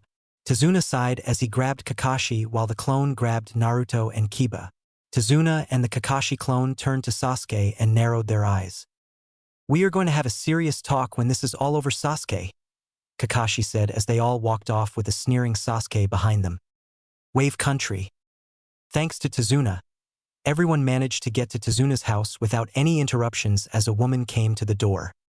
Father, you're okay, the woman said, to which Tazuna nodded with a smile. Yes, Tsunami, I am all right. I had some nice protection, Tazuna said, pointing the group behind him. Hello, thank you for looking after my father. I am Tsunami, nice to meet you, Tsunami said as she brought the group inside. The Kakashi clone took Naruto and Kiba upstairs as Tazuna placed the real Kakashi on the couch for rest. Sasuke sat on a chair and brooded as he saw a kid look at him strangely. He ran upstairs. Tsunami sighed as she looked at the boy. Sorry, he is Inari, my son. He doesn't talk much anymore, Tsunami told him. Sasuke shrugged his shoulders as he went to sleep after the long day. Next morning, Naruto groggily woke up as he tried to open his eyes. Naruto soon covered his eyes in pain as he formed a link to Kyuubi. Kyuubi-chan, are you there? Naruto asked. Kyuubi sighed as she talked. I am here, Naruto-kun. How are you feeling? She asked him. Naruto sighed as he rubbed his head. I have honestly had better day, Kyuubi-chan. Why do my eyes hurt so much? Naruto asked her. Kyuubi slightly smiled as she gave him the answer. Congratulations, Naruto-kun. You have your Dojutsu, though the way you got it I don't like it, Kyuubi told him. Naruto soon strained his eyes to look into the as he gasped when he saw his eyes. Kyuubi-chan, these are great. Thank you, Naruto told her. Kyuubi nodded with a smile. The reason your eyes hurt is because you activated the shinsenigan. You also were using some of my chakra and that caused the burning in your eyes. Try not to let the Uchiha get to you. I know what he did was very wrong, but control your emotions better. I don't want you getting hurt, Kyuubi told him with much concern in her voice. Naruto took note of the concern and nodded. All right, Kyuubi-chan. I'm sorry for acting like that. You're right. I need to control them better. Sorry that I worried you, Naruto told her. Kyuubi nodded with a smile as Naruto checked Kiba. Naruto breathed a sigh of relief as he saw Kiba resting and Akamaru on his stomach. Naruto turned to see Kasumi on his stomach also, which made him smile. Naruto soon squirmed as Kasumi opened her eyes to see Naruto's smiling face. Kasumi suddenly jumped as she licked his face in happiness. "I missed you too, Kasumi-chan," Naruto said, to which Kasumi changed to her human form and clutched Naruto. "I thought I would lose you, Naruto-sama. Don't scare me like that, Naruto-sama," Kasumi told him. Naruto nodded as he kissed her nose. Kasumi blushed at the action, until she saw Naruto smile. "Do you accept my apology?" Naruto asked her. Kasumi continued to blush, but nodded as she changed back to her dog form. Naruto soon got up as he let Kiba rest. Naruto soon went to the washroom with Kasumi as they did the standard wash-up, with Naruto cleaning Kasumi and himself. Soon both exited the shower to see Kakashi staring at Naruto. "Hey Kakashi-sensei, how are you? And what's with the crutches?" Naruto asked him. Kakashi chuckled as he rubbed the back of his head. "Oh, you know, chakra exhaustion and all," Kakashi told him. Naruto nodded with a slight chuckle. "Kiba is all right. He is resting right now. He will be fine in a few hours," Naruto told him. Kakashi nodded with a smile as Naruto and Kasumi headed downstairs. "Oh, Naruto," Kakashi said, bringing him back. "I want to talk to you about something later," Kakashi told him. Naruto had a feeling about what it was but nodded as he went downstairs.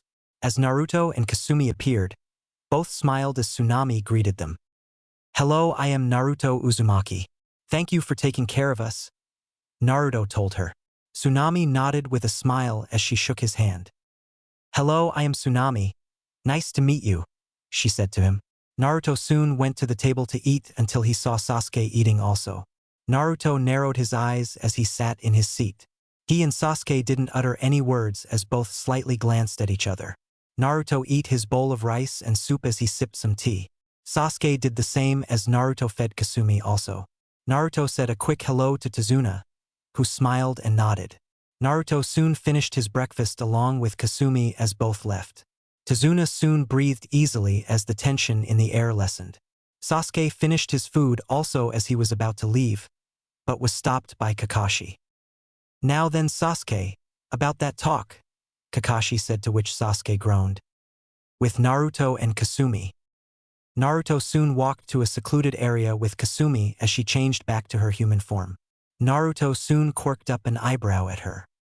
"Why do you only change when no one is around except me?" Naruto asked her. Kasumi chuckled as she stretched. "I didn't think it was something to necessarily do. Should I show this form in public?"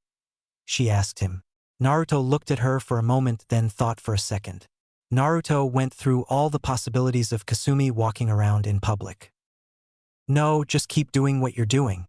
I would rather not want that," Naruto told her with a hint of jealousy and possession that made Kasumi blush as she picked up on it. "All right then, Naruto-sama. I will only show you this form," Kasumi said to him. Naruto blushed as he made it his first objective to buy Kasumi some clothes when they got back. Naruto soon sat down along Kasumi on the grass. Naruto soon closed his eyes as he put his hand on Kasumi's shoulders. Naruto's Mindscape. Both were soon in a field of flowers and trees near a waterfall as small foxes ran to Naruto and Kasumi. "Naruto-sama, what is this?" Kasumi asked him. Naruto chuckled as he turned to her. "This is my Mindscape.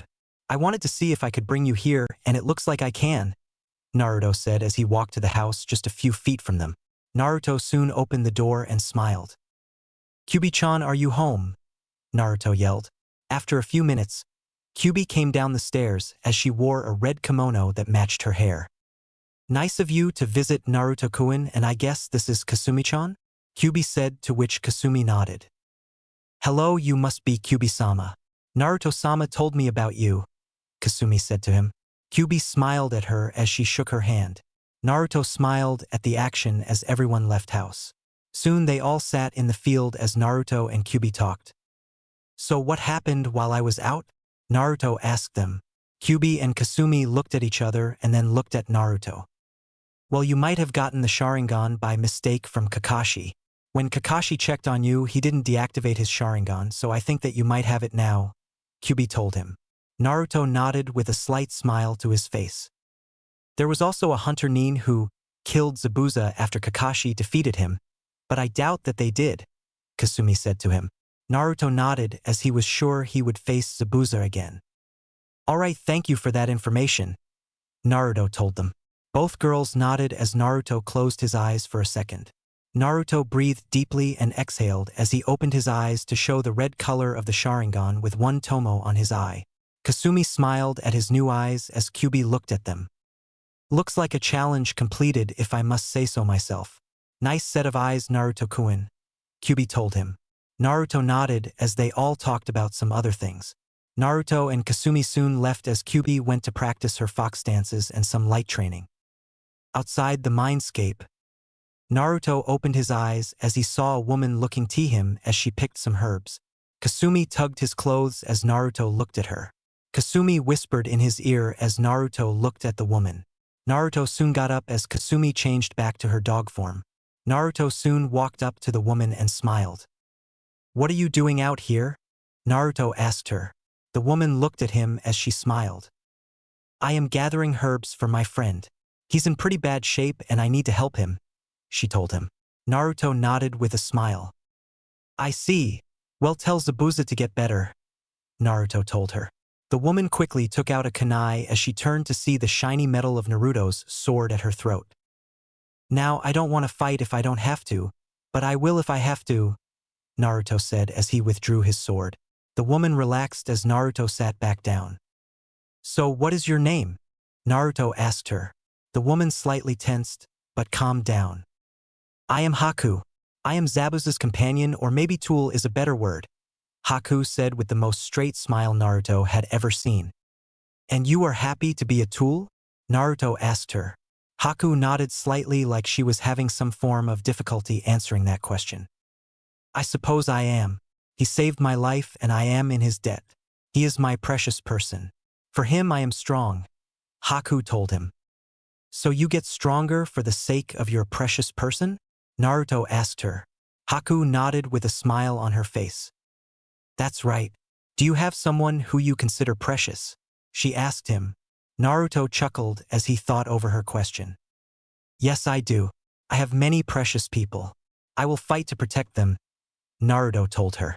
Haku chuckled as she finished her picking her herbs. I can tell you will get stronger, Haku said as she continued to walk away. Naruto and Kasumi continued to sit in the grass as Haku turned around. Oh, and by the way, I'm a boy, Haku said, to which Naruto shrugged his shoulders. Then maybe you should dress like one and not wear a girl's kimono, Naruto told him. Haku grew a tick mark as he continued to walk away. Naruto soon stood up as he turned around. Though I don't think that a person's precious people should use them as tools, Naruto said as he and Kasumi walked away. Haku stopped in mid-step then continued.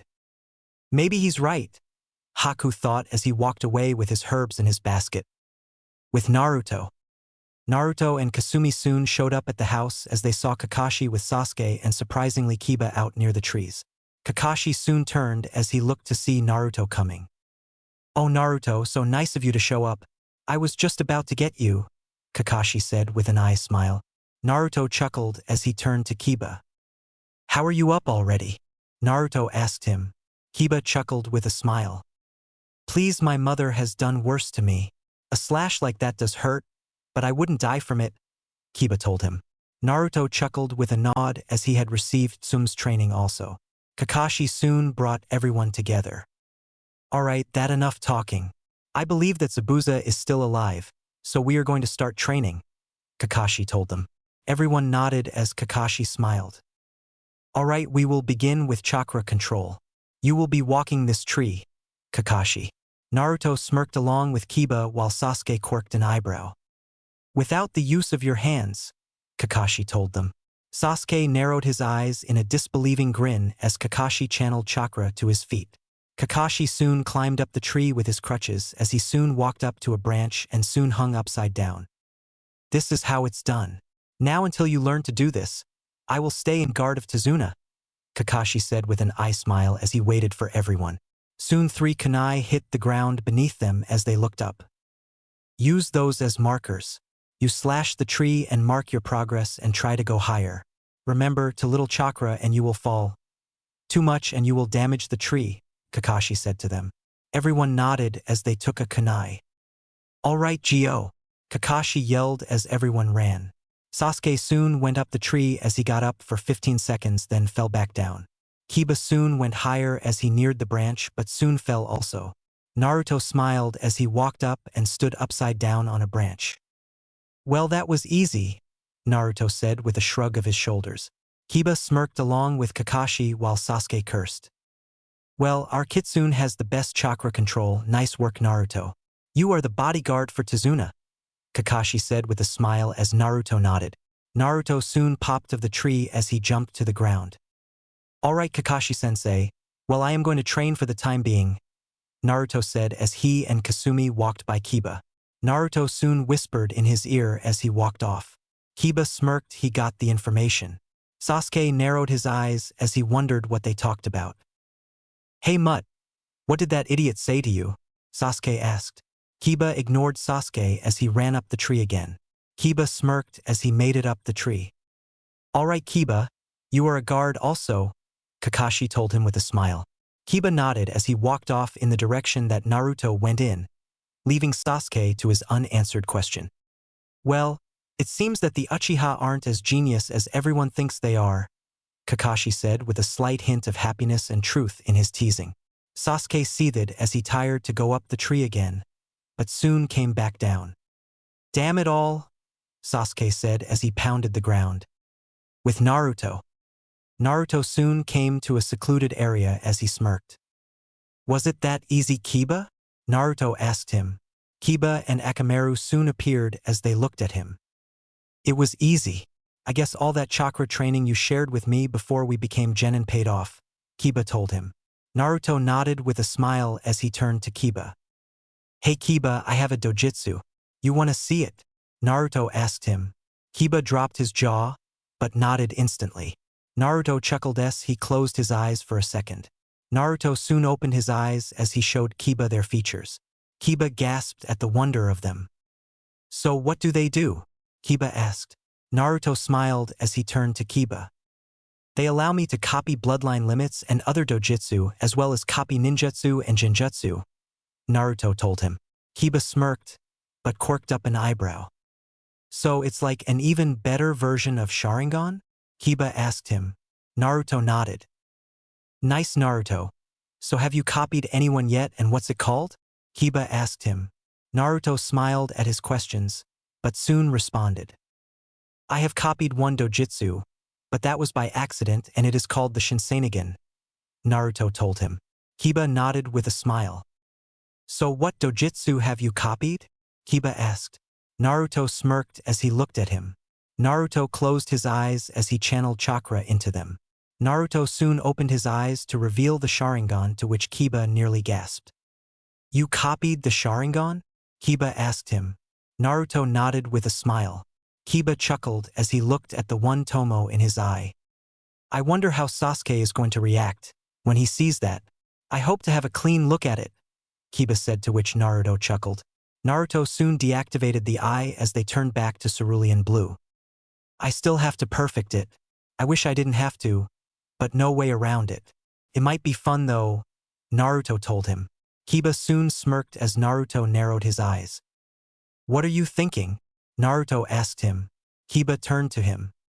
Let me help you. This injury isn't anything serious, so let's train. You get to perfect the shinsenigan along with the Sharingan and I get to have some training. We both win, Kiba told him. Naruto chuckled at his idea. All right, but take it easy after we are done, Naruto told him, to which Kiba nodded. Naruto smirked as he opened his eyes and revealed the Sharingan. Kiba and Akamaru got into the Inuzuka stance. Kasumi became more feral as Naruto and Kasumi sparred with Kiba and Akamaru for a few hours. Naruto smirked as he looked at the tired form of Kiba, Akamaru and Kasumi as he sighed. All right everyone, thanks for today. We should head back now. We have guard duty tomorrow, Naruto told them. Everyone nodded as they walked back to the training site as they looked to see Sasuke still going at the tree with a look of annoyance. Naruto looked to see the sun going down as they passed him. Sasuke soon turned as he saw them and narrowed his eyes, ready to speak. "Hey Dobe, tell me how to make it up this tree," Sasuke told him. Naruto and Kiba kept walking as they talked loud enough for Sasuke to hear. "I guess the Uchiha need help for everything. Kami knows that all they can do is copy what people do," Naruto said with a sigh. Kiba smirked as both boys and their dogs went inside, leaving the Uchiha to seethe in anger. "Just you wait, Dobe. When we get back I will get that idiot council on you," Sasuke said with a smirk as he continued to run up the tree. With Naruto and Kiba. Both soon entered the house as they spotted Kakashi reading an orange book as Naruto sighed. "Another pervert, huh?" Naruto thought as he felt Kakashi's gaze turn to him. Kakashi soon put down his book as he looked at Naruto. "Naruto, can we talk now?" Kakashi asked him. Naruto sighed as he knew what this was about, but nodded nonetheless. "Yes, Kakashi-sensei, but let Kiba join in also. If it's about what I think it's about, then he should be here also," Naruto told him. Kakashi turned to Kiba, then back to Naruto and nodded. "All right then, let's go upstairs and talk," Kakashi said as he used the crutches to support himself up the stairs. Soon all three shinobi and the dogs entered the room as Naruto leaned on a wall with Kasumi in his arms and Kiba on the bed with Akamaru on his lap. Kakashi sat on a nearby stool as he turned to the two genin. "All right Naruto, this is about the time that we fought Zabuza, or more specifically after the fight," Kakashi told him, confirming Naruto's suspicions. "All right Kakashi-sensei, go on," Naruto told him. Kakashi nodded as he remembered the events. "When you and Kiba were knocked out by Zabuza, I remember checking up on you as I saw your hand over your eyes," Kakashi told him. Naruto nodded as Kakashi continued. "When I opened your eyes to see if you were okay, I saw a white circle around the pupil of your eye and a small white cross at the center. I have my suspicions, but can you tell me what that is if you know?" Kakashi asked him. Naruto turned to Kiba, who nodded as Naruto sighed. "Well, Kakashi-sensei, what you saw was my unlocked Dojutsu. I can't go into as many details as I would want, but like most other bloodlines and Dojutsu, mine is activated by either a form of extreme stress or a life-death situation.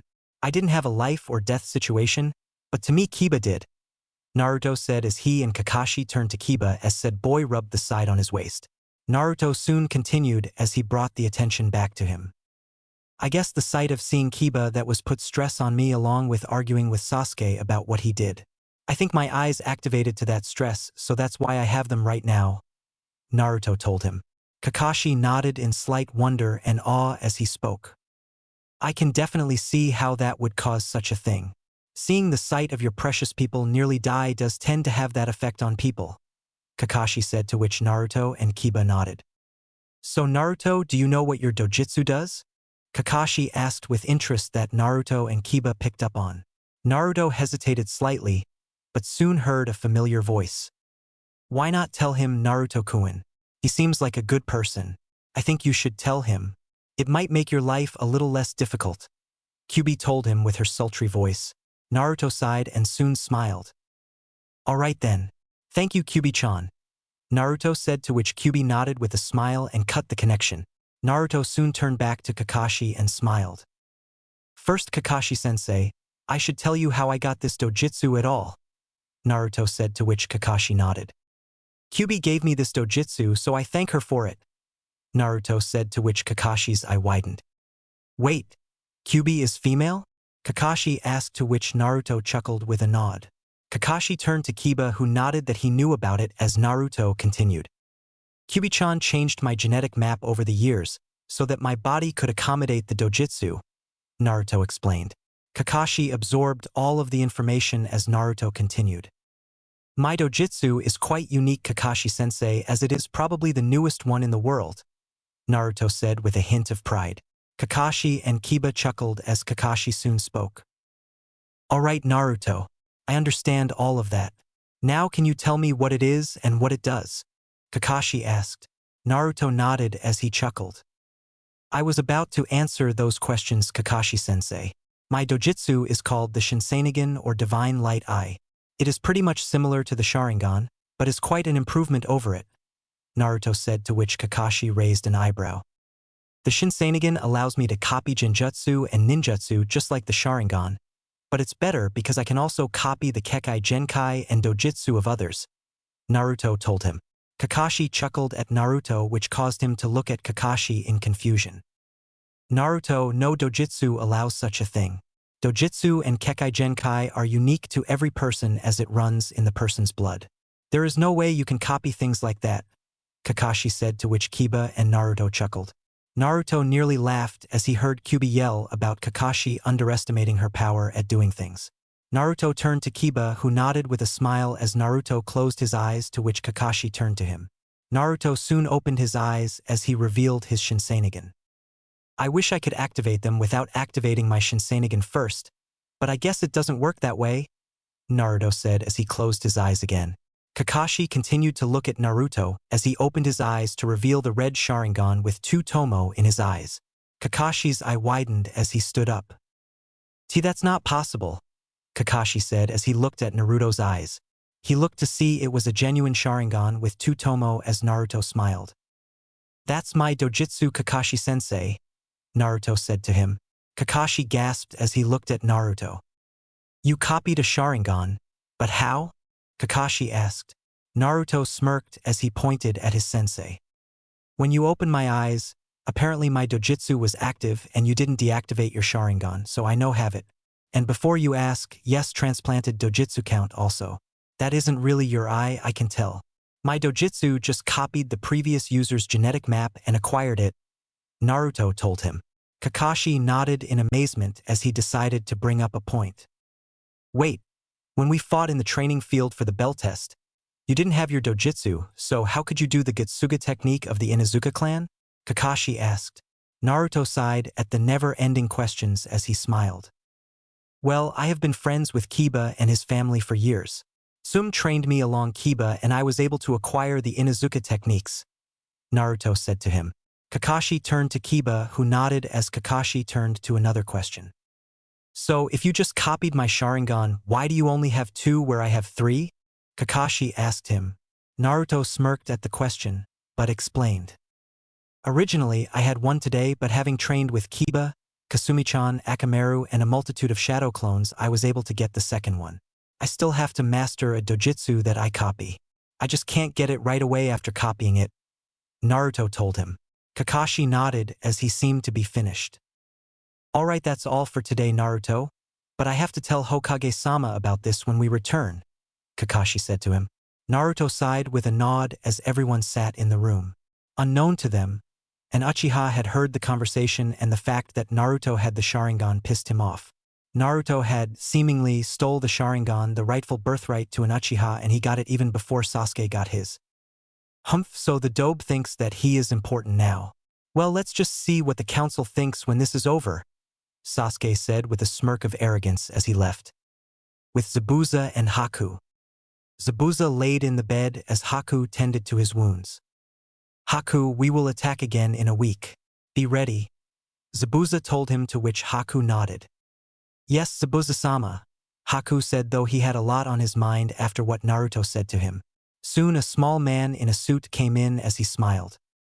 Well, it seems that the demon of the hidden mist can't even take care of a couple of kids, said the man.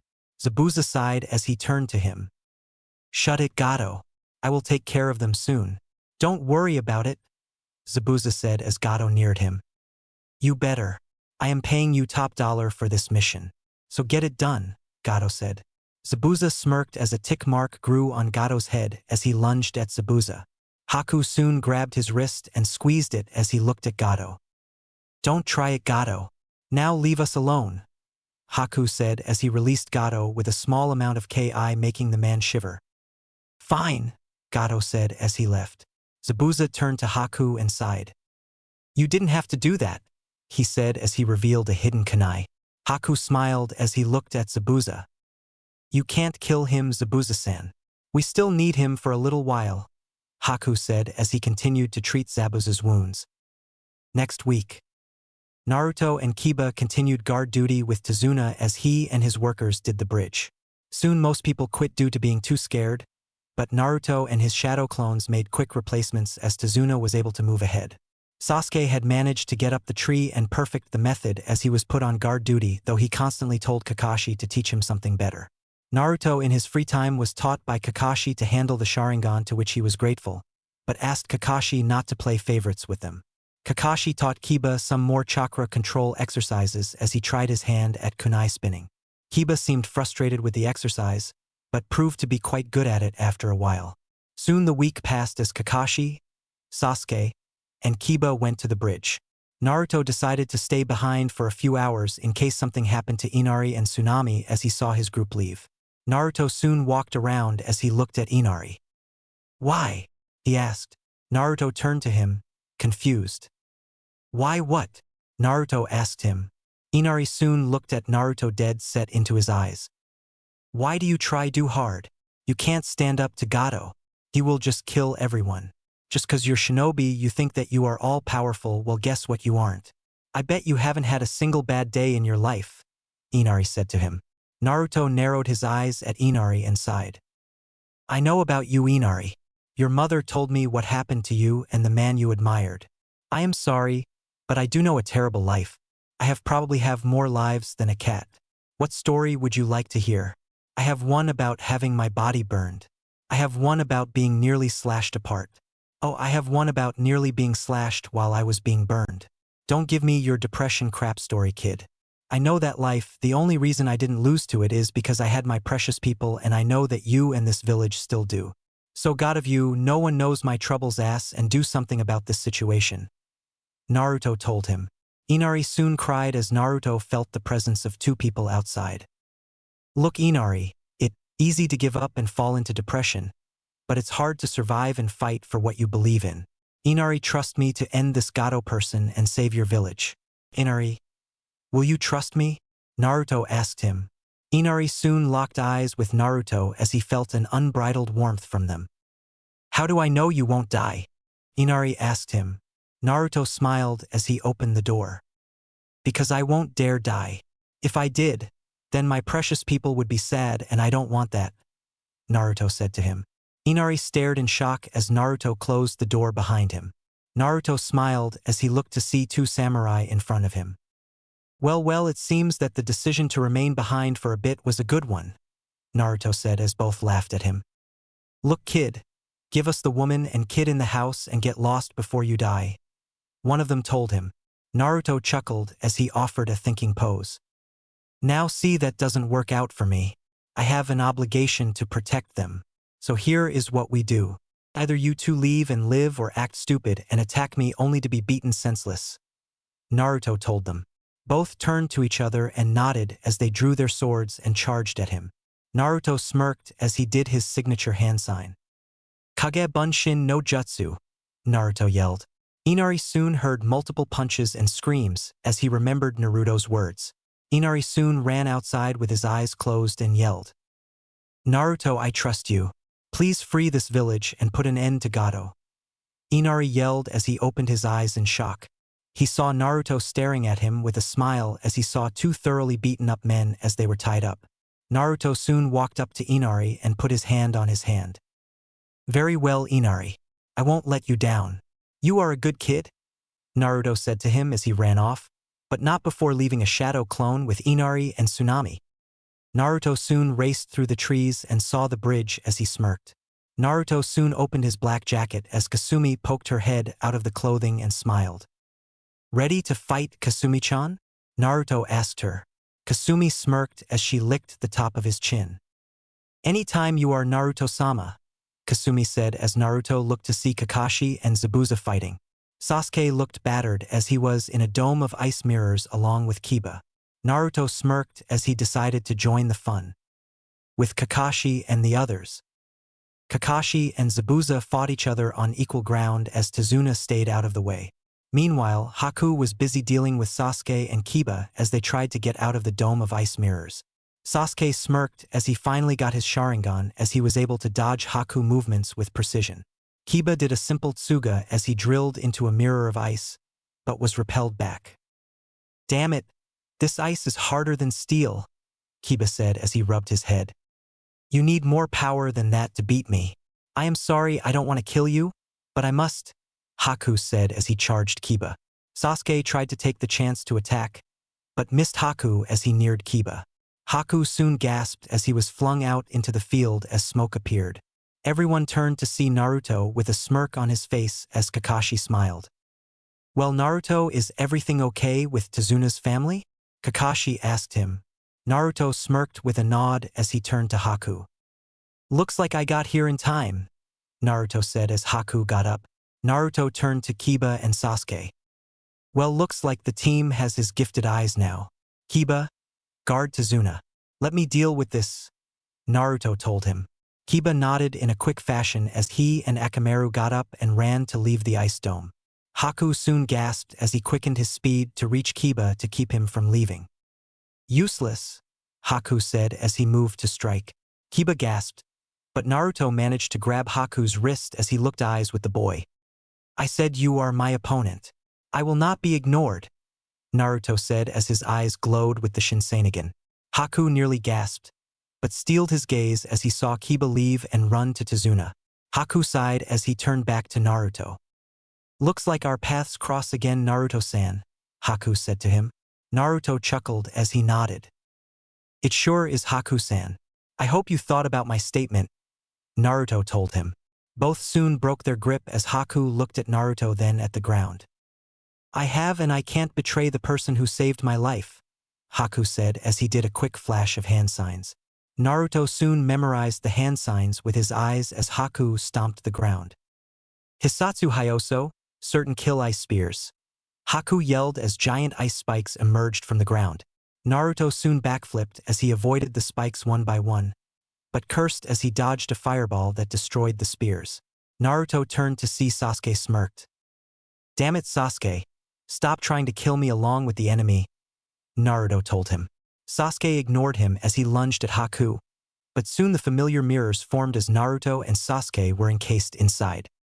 Makio Hyosho, demonic mirroring ice crystals, Haku said as he stepped inside the ice.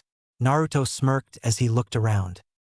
Well, looks like that is two jutsu I have copied, Naruto said as he deactivated his shinsenigan.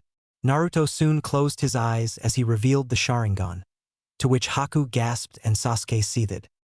Him too, Haku thought. Damn dope, taking my clan's sacred Dojutsu, Sasuke thought. Naruto smirked as he looked at Haku.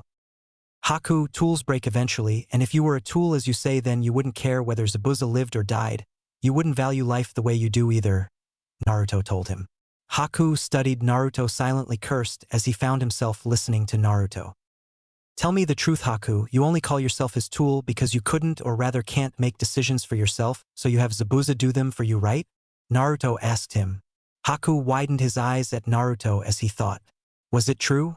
Did he only serve Zabuza because he couldn't do anything for himself? I wouldn't do that to Zabuza-sama, Haku said, to which Naruto narrowed his eyes. Then make the decision now. Leave Zabuza and come to Konoha with us. Have a life, have friends. Don't keep killing, Naruto told him. Haku clenched his fists as he charged at Naruto. Sasuke gasped, but soon Naruto managed to grab Haku's hand as his other hand grabbed the mask Haku was wearing. Naruto soon broke the mask as he looked to see Haku with tears in his eyes. What am I supposed to do? He saved my life. I owe Zabuza-sama my life, Haku said to him. Naruto sighed as he looked at Haku. When I was a kid, I had my life saved countless times by very few people. I am very grateful to a lot of people, but if I suddenly felt that I owed them my entire life, then I would restrict myself to my future. No one can decide my future for me, only I can. Haku, I am sure you will always be grateful to Zabuza, but you don't owe him anything except your thanks, Naruto said, to which Haku fell to the ground. Soon the mirrors fell as Sasuke saw his opportunity. Sasuke lunged at Haku, but was soon stopped as he met Naruto's gaze. Back off, Sasuke, right now, Naruto said to him. Sasuke seethed as his Sharingan locked with Naruto's as he backed off. Sasuke soon backed up as Naruto turned to see Kakashi with a ball of lighting in his hand. Zabuza was captured as he whistled for Haku. Haku soon got up from muscle memory and almost ran to Zabuza, but was stopped by Naruto. Haku, if you respect Zabuza at all, then live your life. Say your thanks to him and leave it at that, Naruto told him. Haku seemed to struggle with Naruto, but complied as he fell to the ground with his knees and his hands on the ground and his head bowed. Thank you for everything, Zabuza-sama, Haku said as Kakashi struck Zabuza. It's over, Kakashi said as the lighting roared. Zabuza screamed out as he soon fell to the ground, dead. Haku cried as Naruto placed his arm on his shoulder. Haku, I can't tell you anything to make you feel better, but if it's any consolation, you did the right thing, Naruto told him. Haku sighed as he turned to Naruto. For the longest time Zabuza was my purpose for living. What is my purpose now? Haku asked.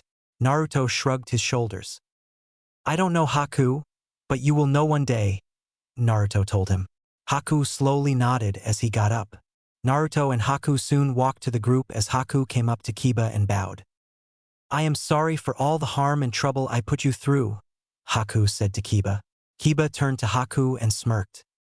It's all right, I guess. We are shinobi. It's our job, Kiba said to him. Kakashi walked up to Naruto. You managed to change him? Kakashi asked. Naruto chuckled. I think so. He just needs some clearance, Naruto told him. Kakashi nodded as the mist soon disappeared. Soon Gato appeared with about 30 bandits and smiled at Zabuza's dead body. So the demon is dead and Haku joins the enemy. Wonderful, now I have a reason to kill you, Gato said, to which Haku looked at him. And I now have a reason to kill you, Haku said as he took out 3 Senbon needles. Naruto soon activated his Sharingan again as he stood next to Haku. I still haven't given this thing a proper test drive. Let's see what it can do, Naruto said with a smile. Haku slightly chuckled as an arrow came near Gato's feet. Everyone looked to see Inari and the townspeople with their weapons. This is our town. We will fight to protect it, Inari yelled. Soon the villagers roared with a yell as Gato sweated. The one who kills the most gets paid the most. Now go, Gato yelled as the bandits charged.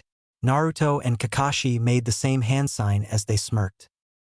Kage Bunshin no Jutsu. They both yelled as 30 clones of Naruto and Kakashi came out. Soon the clones charged with their kunai as they blocked the bandits. Naruto smirked as he turned to Haku. Do it, Haku-san, Naruto told him. Haku nodded as he did his one-handed hand signs. Hisatsu Susho, 1,000 flying water needles. Haku yelled as he made a countless number of ice needles. Haku soon sent the needles down as they impaled Shadow Clone and Bandit alike. Soon there was screaming as the ice shards stuck to people. Soon from hitting the clones with the ice shards the area was covered with smoke. Kakashi-sensei, Sasuke, do a Keton Jutsu, Naruto said to them. Kakashi nodded while Sasuke grumbled, but complied as they did the same hand signs. Kiba, you and Akamaru follow me, Naruto said as he and Kasumi became more feral. Kiba obeyed as all 4 ran out. Sasuke and Kakashi finished as they yelled. Katan, Suin Gokaku no Jutsu, Fire Style. Twin Great Fireball Jutsu. They yelled as the flames reached Naruto, Kasumi, Kiba, and Akamaru. Do it now, Naruto yelled as all 4 began to spin. Futego Hakai Getsuga, Twin Barrel Getsuga. Naruto and Kiba yelled at their new collaboration jutsu as they were engulfed by the flames. Soon the flames shot into the crowd of bandits as people screamed more. Naruto and Kiba along with Kasumi and Akamaru shot out in flaming spirals as they charged the rest of the group. People were soon shredded and burned as the entire field exploded. Haku smirked at the result along with Kakashi and Sasuke, and the other crowd of townspeople gasped. So these are shinobi? Inari said in awe as Naruto appeared in front of Gato. Gato soon squirmed away as Naruto neared him. Wait, spare me. I can give you what your heart desires. I can give you money, women, anything. Just name it, Gato said to him. Naruto smirked as he looked at Gato. I have a pretty good life. So take that offer to Haku and the townspeople, Naruto said as he knocked Gato out. Naruto soon smirked as he handed to village a bound Gato. Do what you want with him. He isn't in our mission description, Naruto told them. Everyone cheered as they dragged Gato back to the town. Naruto soon walked back to his group as everyone smiled. Well, we only have to finish the bridge now. Can we please go home now? Naruto said to them. Everyone nodded as they walked home. Kakashi carried Zabuza's body and Haku carried his sword as they made a grave for him. Haku, that sword is rightfully yours, so you should have it, Naruto told him. Haku looked at the blade and nodded. Haku soon strapped the sword to his back as everyone walked back to the house. Time went by quickly as Tazuna finished the bridge with no hindrances and the people cheered. Naruto's group soon appeared at the entrance. Well, we have got to go, Naruto told them. Everyone gave their thanks as Inari stepped forward. Thank you, Naruto and I-san, for everything. I will remember this day, Inari told him. Naruto smirked with a nod as his group left with the new addition of Haku. So what do we name bridge? Someone asked Tazuna. Tazuna smiled as he saw the 5 people leave. We will give it a name for restoring our strength and hope. We'll call it the Great Naruto Bridge, Tazuna said as people cheered as Naruto and his group left to go back home. Later that day, the group of 5 continued their trek back to Konoha as they had completed their first mission. The feeling of completing a mission left a good feeling in most of their mouths as everyone continued to walk. Naruto had a conversation with Kyuubi over the possible bloodlines he could and would copy in the future. Sasuke continued to peg Kakashi about teaching him something worth his time. Kiba had an interesting conversation with Haku about joining Team 7 as an extra person, to which Haku seemed to like the idea. Trust me, Haku, you should join. The more people, the less I am able to interact with the Uchiha, Kiba said to him.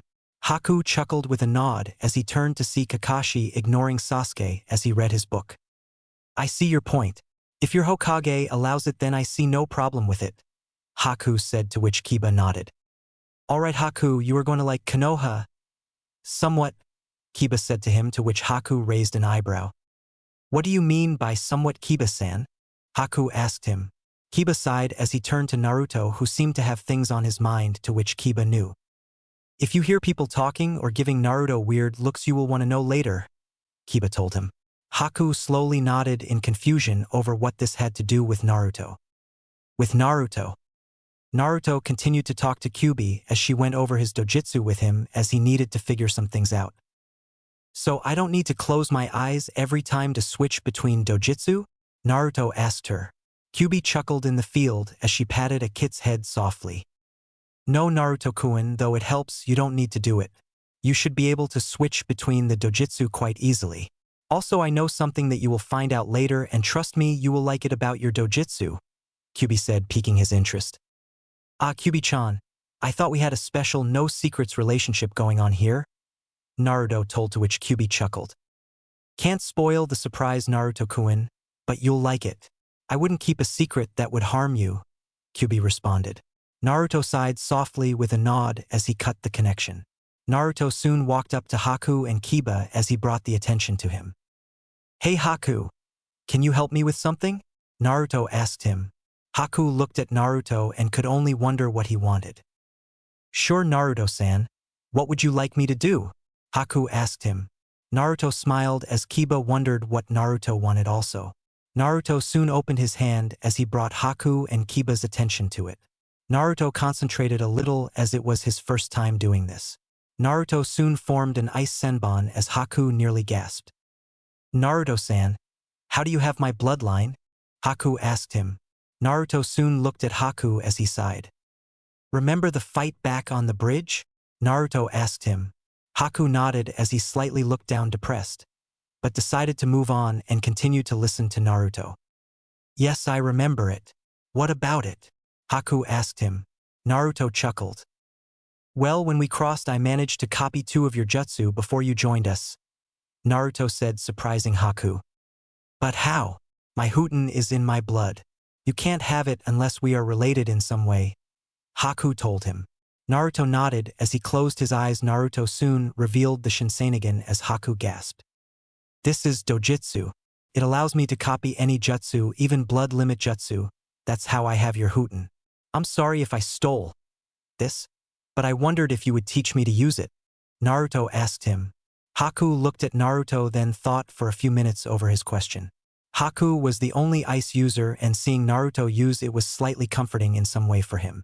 Haku soon smiled as he turned to Naruto. "I don't know if I am good at teaching, but I will try my best, Naruto-san," Haku told him. Naruto smiled with a nod as everyone reached the gates of Konoha. Haku took in the sight and smiled at the thought of being accepted into such a place. Everyone soon went through the gates as Kakashi turned to his genin.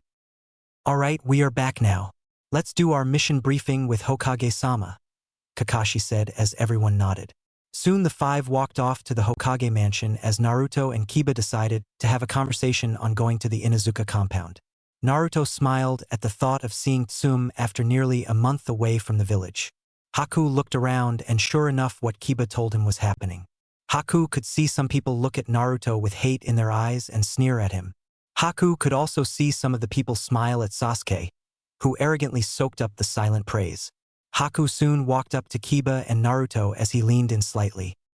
"What is with these people, and why are they looking at Naruto-san like this?" Haku asked them. Naruto sighed along with Kiba as they knew it was coming, especially Naruto.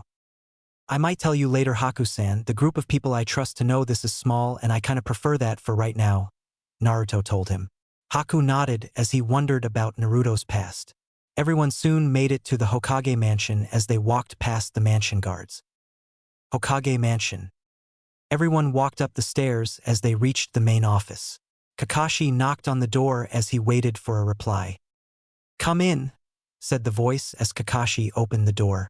Kakashi and his group soon filed in as Sarutobi took in all of their faces along with the new face. "I see we have guests," Sarutobi said, to which Haku bowed. "Hello, Hokage-sama," Haku said with respect. Sarutobi nodded with a smile as he turned to Kakashi. "Mind doing the mission briefing?" Sarutobi asked him. Kakashi nodded as he began.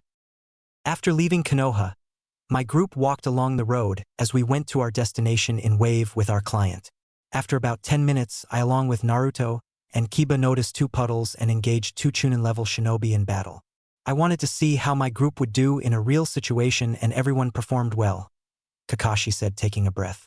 Sarutobi took in the information, but stopped Kakashi as he turned to Naruto. "Alright, Naruto-kun, let's hear your part," Sarutobi told him. Naruto nodded at his Gigi as he began from where Kakashi left off. "Yes, Gigi, after me, Sasuke, and Kiba dealt with the enemy, it turned out that our client lied about the correct information, as this mission should have been a higher rank than what was given to us. Our client told us the story of why he lied, and we decided to continue on for the sake of helping him. Soon we crossed the border into Wave as we came into a conflict with air-ranked missing Nin, Zabuza Momochi," Naruto said as Sarutobi raised an eyebrow. "Continue," he said as Naruto nodded. "Knowing who the man was, Kiba, Sasuke, and I took the appropriate defense position to protect our client. Soon Kakashi-sensei dealt with the Zabuza as the two seemed evenly matched, but Zabuza captured Kakashi-sensei in a Suetun jutsu and decided to turn to us for a fight. Kakashi-sensei told us to leave with our client, but unfortunately somebody decided it was better to disobey those orders," Naruto said as he, Kakashi, and Kiba looked at Sasuke, who scoffed and turned his head. "After Sasuke went against Kakashi-sensei's orders, I decided that it was best to free Kakashi-sensei, as he was the best to deal with our current problem. I told Kiba to guard Tazuna, as I trust him above anyone else to protect someone," Naruto said with a smile as he and Kiba bumped fists. Soon after, Kasumi-chan and I managed to get by Zabuza and free Kakashi-sensei as we turned our attention back to a clone that he made.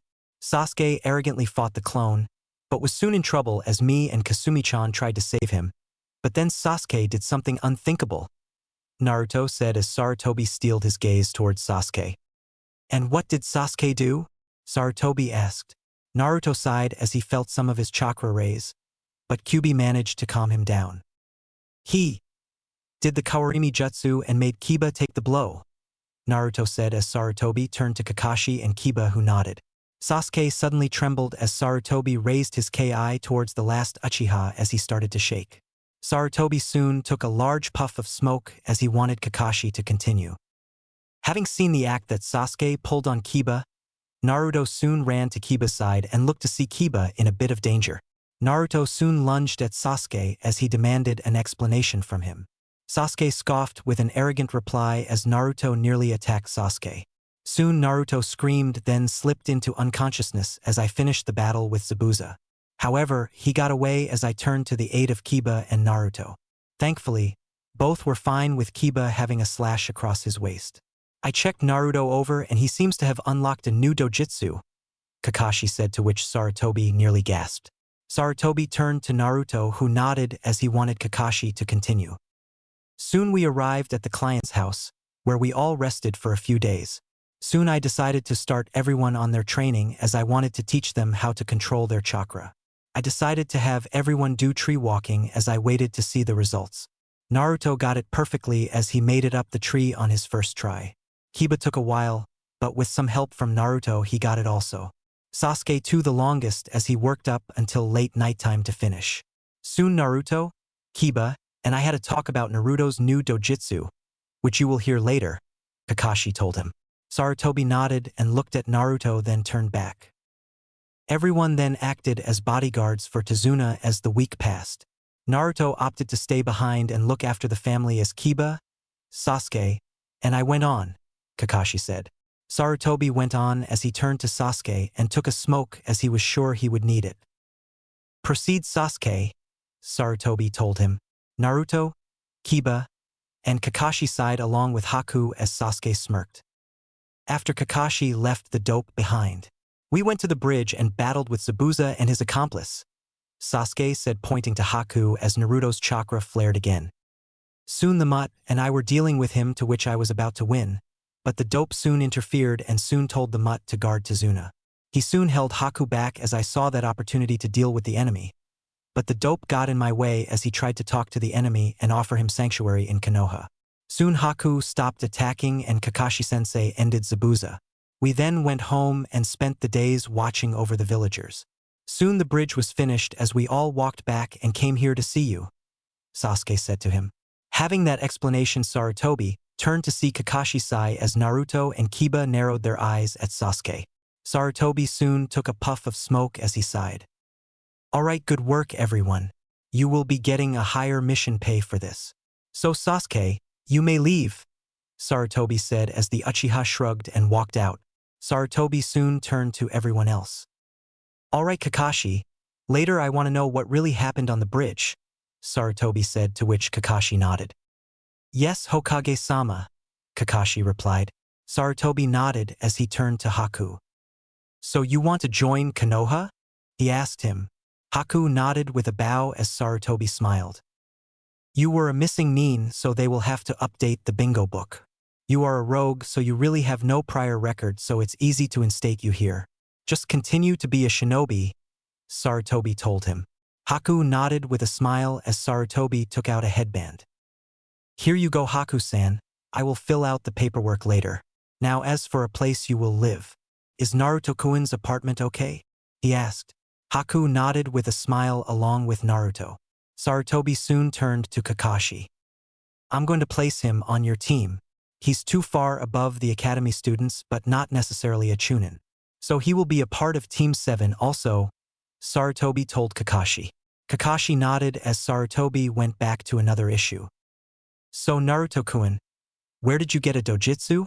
Sarutobi asked him, though he had an idea. Naruto smiled as he stepped forward. I thank Kyuubi-chan for it. She gave it to me and I have recently activated it, Naruto said with a smile. Sarutobi gasped as Kyuubi chuckled. All in a 6 years' work, Naruto-kun, Kyuubi told him with a smile and a laugh. Naruto mentally chuckled as he turned back to his Gigi. Will you show it to me, Naruto-kun? Sarutobi asked him. Of course, Gigi. I wanted to show it to you anyway, Naruto said as he closed his eyes and channeled chakra into them. Soon Naruto opened his eyes to reveal the shinsenigan as Sarutobi gasped. It looks amazing, Naruto-kun. What does it do?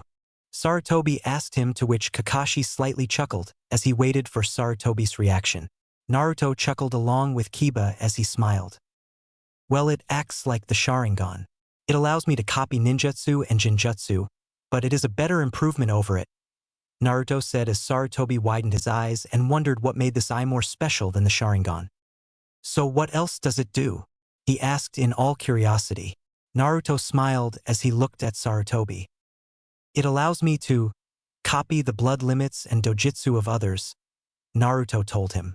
Sarutobi dropped the pipe from his mouth as Kiba, Kakashi, Haku, and Naruto smiled. It allows you to copy bloodlines? He asked. Naruto nodded as he focused chakra to his eyes.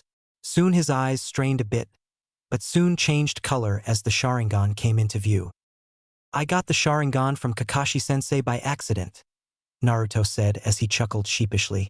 Sarutobi sat in his chair as he wondered how strong Naruto would be in the future, but he also sighed as he knew the council would eat this up, especially Danzo of all people.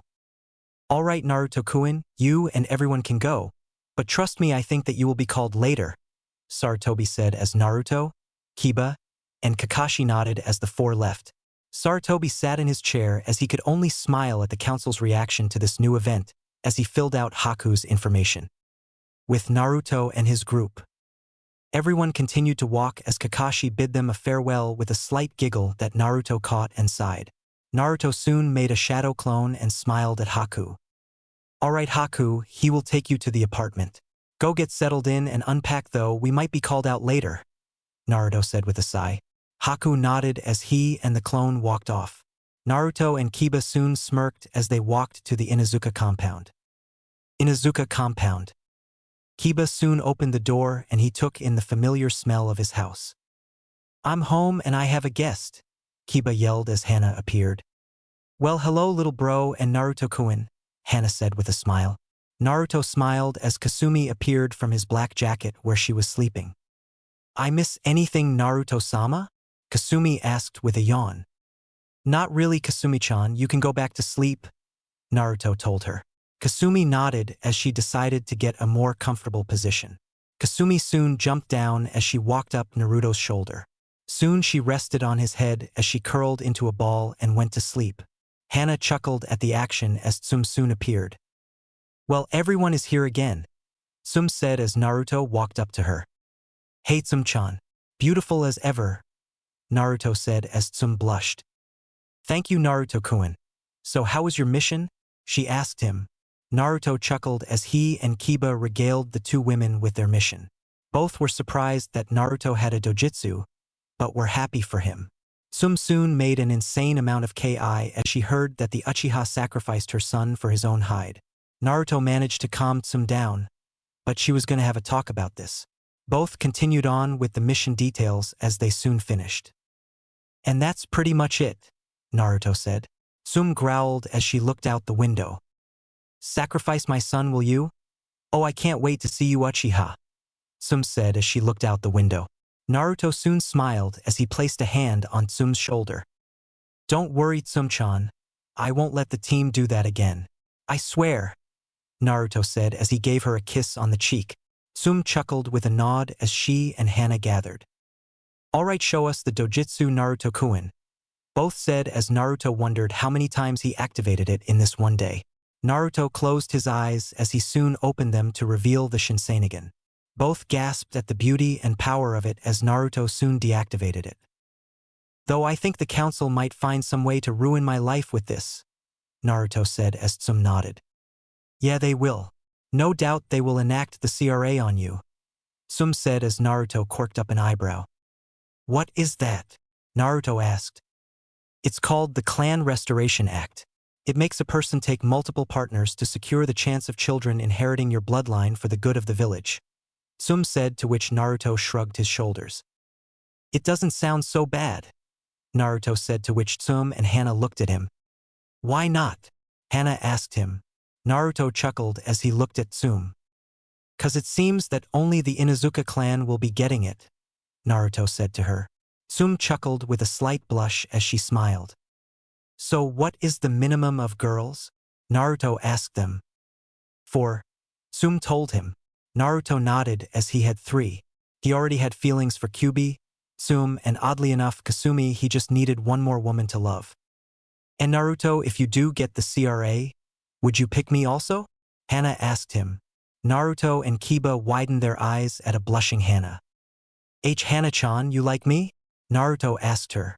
Hana's blush deepened with a nod. Yeah, I was worried about Kasen taking you, so I asked her about it. She said that she didn't mind sharing and I would like to if you would, Hana told him. Naruto blushed with a smile on his face. Well, Hana-chan, if you are happy with me, then I would love for you to be with me, Naruto told her. Hana nodded with a smile as she kissed his cheek. Kiba smirked as everyone decided to talk about other things for a while. Tsum had just gotten back from a mission also, as Hana told everyone about her vet duties. A few hours passed until Tsum heard a knock on the door. Everyone soon appeared with her as she opened the door to see an umbu in front of the house. What is it? Tsum asked him. The man nodded as he looked at the Inuzuka clan head. There is a council meeting in a few minutes. Tsum-san, you must show up along with Naruto Uzumaki, the man said as he left. Tsum and Naruto sighed as they put on their shoes. Well, Hana-chan, Kiba, let's go, Naruto said to them. Both looked at him for a bit in confusion. Naruto chuckled as he looked at their faces. What, I am sure this meeting affects you too, so you can come also, Naruto said to them. Hana and Kiba smirked as they put on their shoes also and followed out with Naruto and Tsum to the Hokage mansion. Again. Council room. Soon Naruto, Kiba, Hana, and Tsum came in as Tsum took her seat on the council as Sarutobi looked at Naruto. Naruto-kun, why are Kiba and Hana here? He asked the blonde. Naruto chuckled as he looked up. I think what you want to talk about concerns them also, so I brought them, Naruto said as Sarutobi nodded. All right, let's begin the council, Sarutobi said as everyone nodded. Brat, it has come to our attention from someone that you stole the sacred Dojutsu of the Uchiha clan. Is this true? Someone asked. Tsum looked at Naruto, who sighed. No, I didn't steal it. Granted, I have it now, I didn't steal it, Naruto said to them. Everyone steeled their gazes at Naruto as Sakuno stood up. If you have it, then you stole it. There is no other way that you could have it. Sasuke was right to tell us about you. Sakuno as Naruto narrowed his eyes. So part of this council of because of the team, huh? Naruto said as people looked at the Hokage. Hokage-sama, this boy has defiled the Sharingan of the Uchiha clan. He should have that eye gouged out for such a crime, another woman yelled. Sarutobi was about to say something, but stopped as he was interrupted by Naruto. Excuse me, Hokage-sama, but you idiots of the council are forgetting one thing, Naruto said to them. Everyone soon turned to him as he closed his eyes and revealed his dojutsu to the whole council, who gasped. I could have copied it. And even then, I didn't copy your precious dojutsu from the Uchiha. It was from Kakashi-sensei. Technically, it's his Sharingan and not the Uchiha's, so I am in trouble with him, not the Uchiha, who seem to be quite gone, Naruto said as Sasuke soon appeared from behind someone seething. Take it back, dope, Sasuke told him. Naruto chuckled. Hey team, are you that threatened by me having such a powerful dojutsu that you would sink this low? Well, nearly all the Uchiha are scum anyway, Naruto said, to which most of the Shinobi Council chuckled. Face it, Sasuke, you aren't the only one with the Sharingan. I know have it too, and there is nothing you can do about it. Well, you could fight me for it, but that wouldn't work out very well, Naruto said to him. Sasuke seethed along with the civilian council as Naruto deactivated his dojutsu. Soon someone stood up. Mockery, that eye is a mockery. You can't just copy that eye and claim it as your own. You have no right, the person yelled. Naruto turned to him and chuckled. If I don't, then the Sharingan itself shouldn't have the right either. Copies anything also. You people would fucking grovel at my feet over this if I wasn't the Kyuubi container, not that I care to have you grovel anyway. You're all pathetic anyway, except a few people, Naruto said to them, eyeing Tsum and a few of the clan heads. Sarutobi forced back a chuckle as another person stood up. Boy, how did you get that dojutsu anyway? I bet it's as fake as this story, someone said to him. Naruto turned his gaze to the man and ignored him. The man yelled the same question again as Naruto picked his ears. Sarutobi turned to Naruto. Why don't you answer, Naruto? He asked.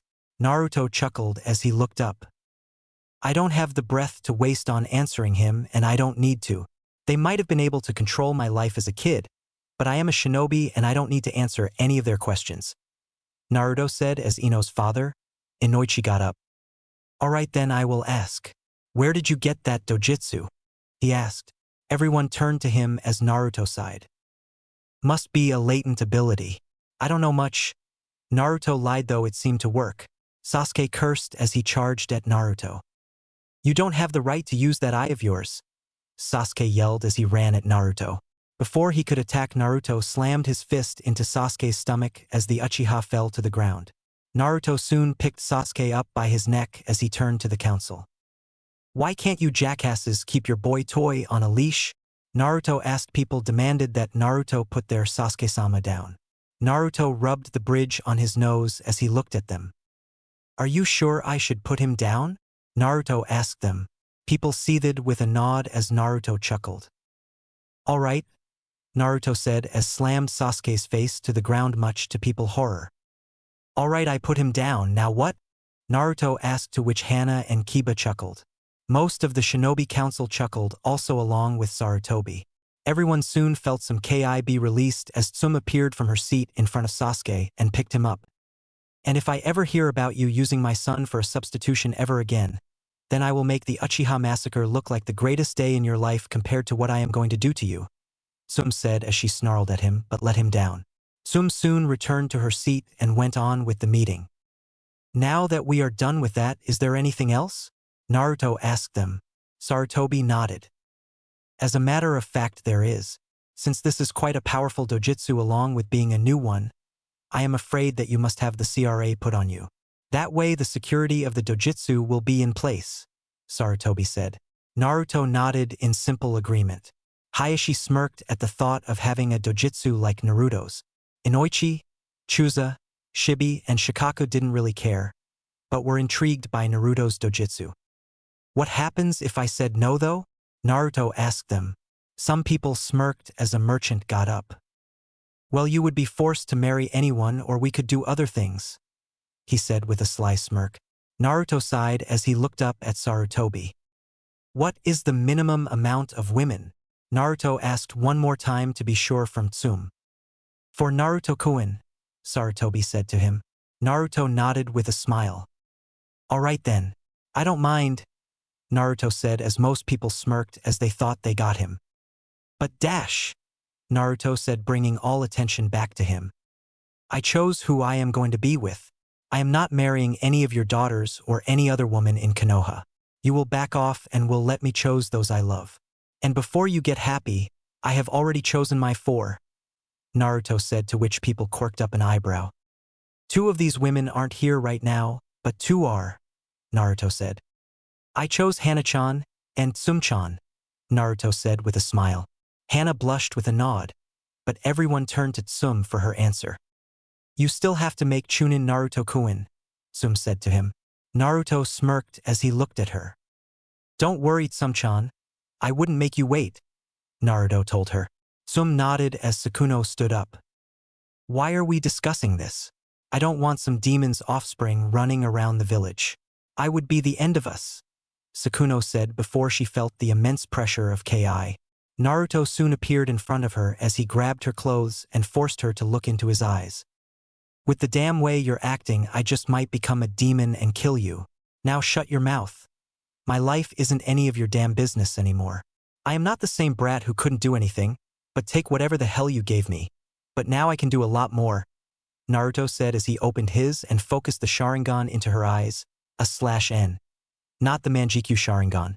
Sakuno soon looked dazed as she dropped into her seat. Everyone looked at him, then at her, and back. She will be having nightmares for a few weeks.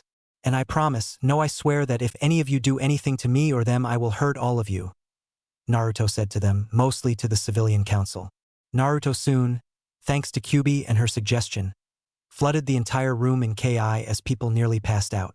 Sarutobi chuckled as he looked around. Does anyone have anything else to say? He asked. People were too shocked to hear him as they felt like they were in a demon's hellhole, which they kind of were. All right, this meeting is adjourned, he said as he and the shinobi side got up. Naruto, Kiba, and Hana left as Naruto released his Ki, causing the civilian side to breath again. With Naruto. Naruto and the group soon made it to Tsum as Hana gave him a hug. Well, that was fun. I never thought I would see that of all things, Hana said with a smile. Everyone nodded as they left. Naruto soon smirked as he heard someone else speak. Well, I feel happy that I am one of those 4 women of yours, Kyuubi said with a smile. Of course, Kyuubi-chan. I do love you also, Naruto said with a smile. Kyuubi blushed with a nod as she cut the connection.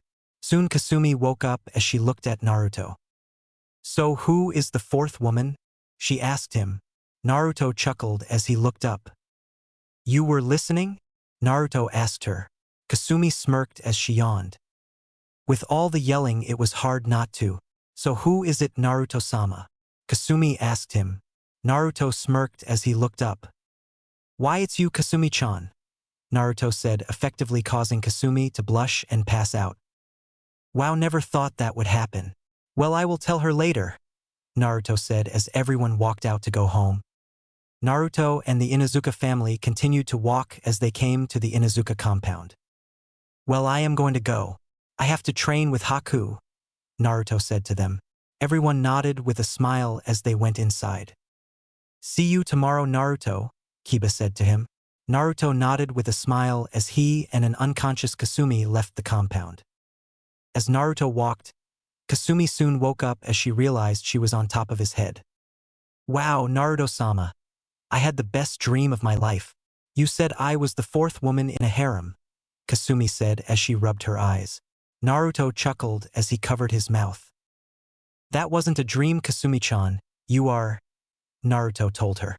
Kasumi widened her eyes at the revelation as she looked at Naruto. But Naruto-sama, I am a dog. Why would you want me? Kasumi asked him. Naruto smirked as he looked at Kasumi.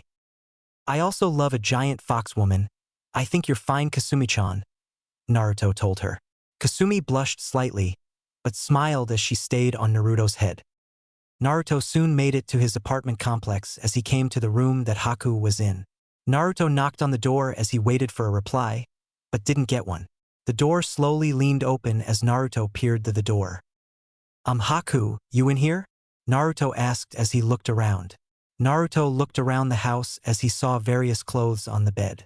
Naruto soon heard the shower running as he turned to the bathroom. I guess he is taking a bath, Naruto-sama, Kasumi said to him. Naruto nodded with a chuckle as he waited for Haku to come out. After 15 minutes, Haku came out of the shower as he dressed his body with a towel. That was a nice shower, Haku said as he left the room. Haku turned to see the door open and raised an eyebrow. Did I leave that door open? Haku wondered as he walked into his kitchen. Naruto soon came in to see Haku on the kitchen and smiled. Hey Haku! Naruto stopped as he saw Haku's body. Naruto saw the white towel covering his body, but he still saw 2 round orbs forming inside the two. And Naruto-sama, are those breasts, Kasumi-chan? Wait, Haku said he was a guy, Naruto said as he saw the supposed woman take a drink of milk. I guess Naruto is coming over soon for training. Guess I will get dressed, Haku said as Naruto widened his eyes.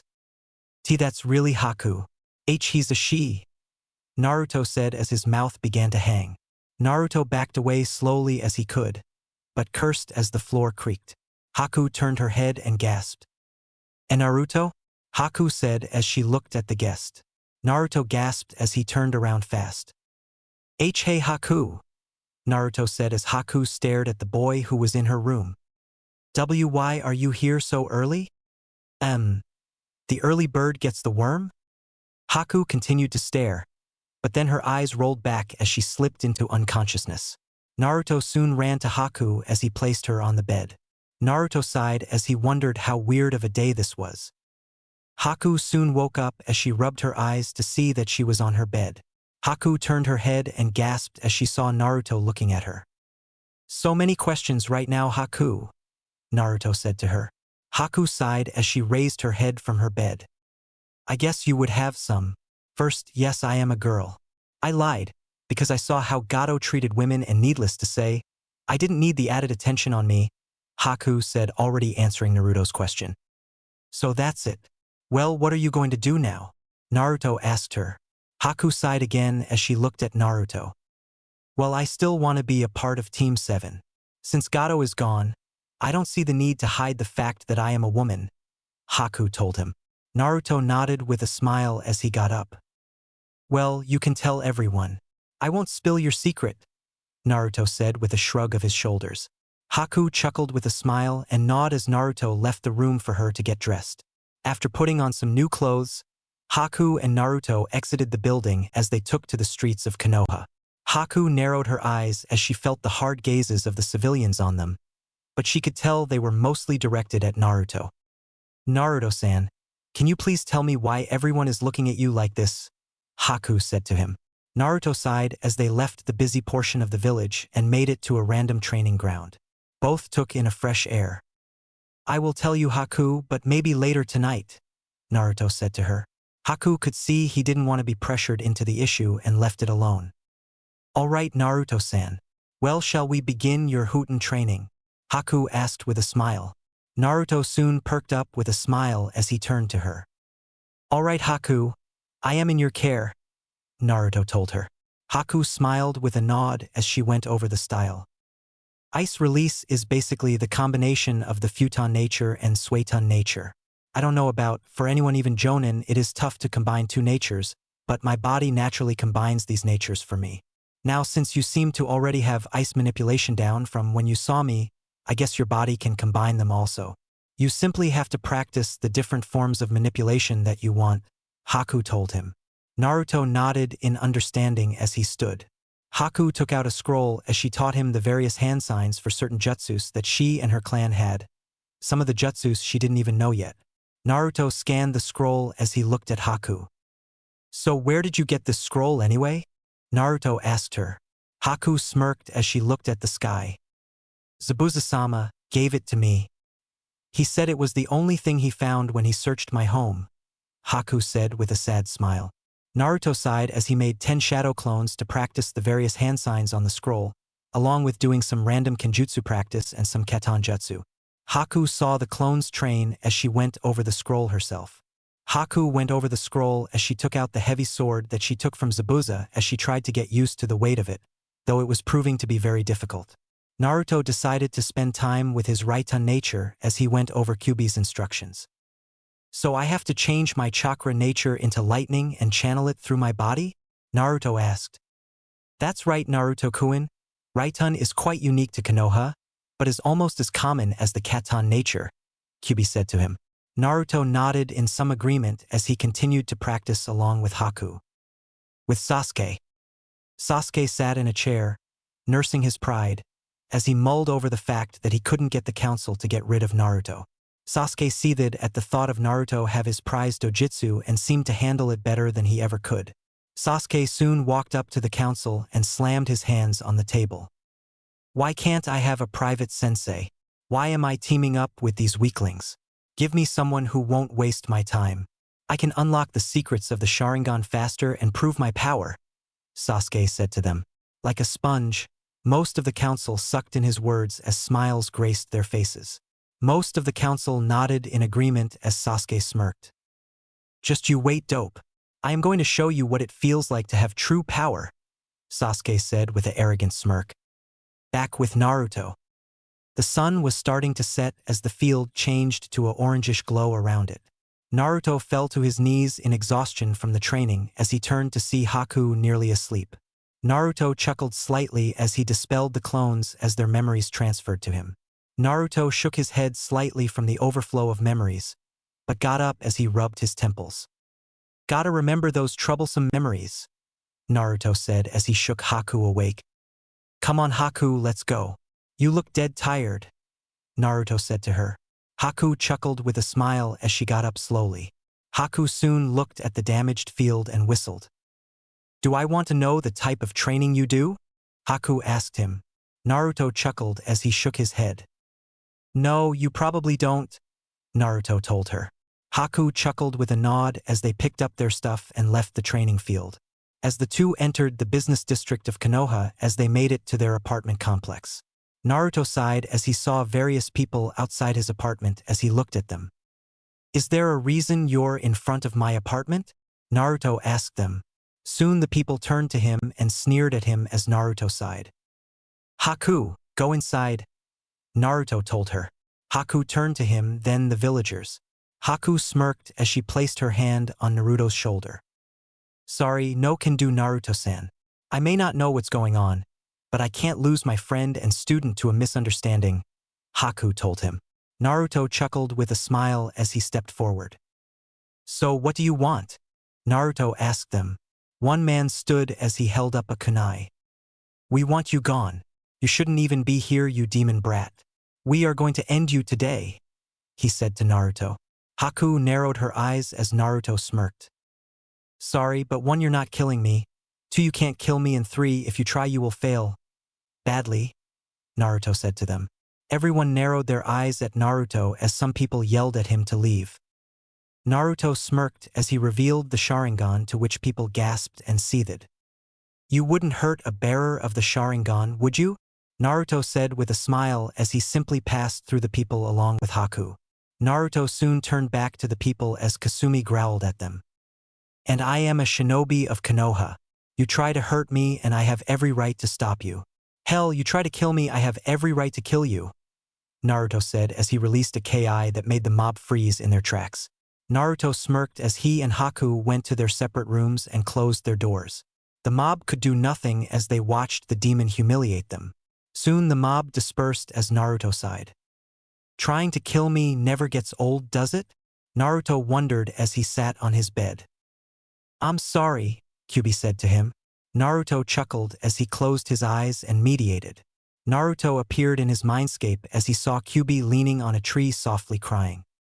Come on, Kyuubi-chan, it isn't your fault, Naruto said as he gave Kyuubi a soft hug. But I'm the reason you're hated. Why are you protecting me so much? She asked him.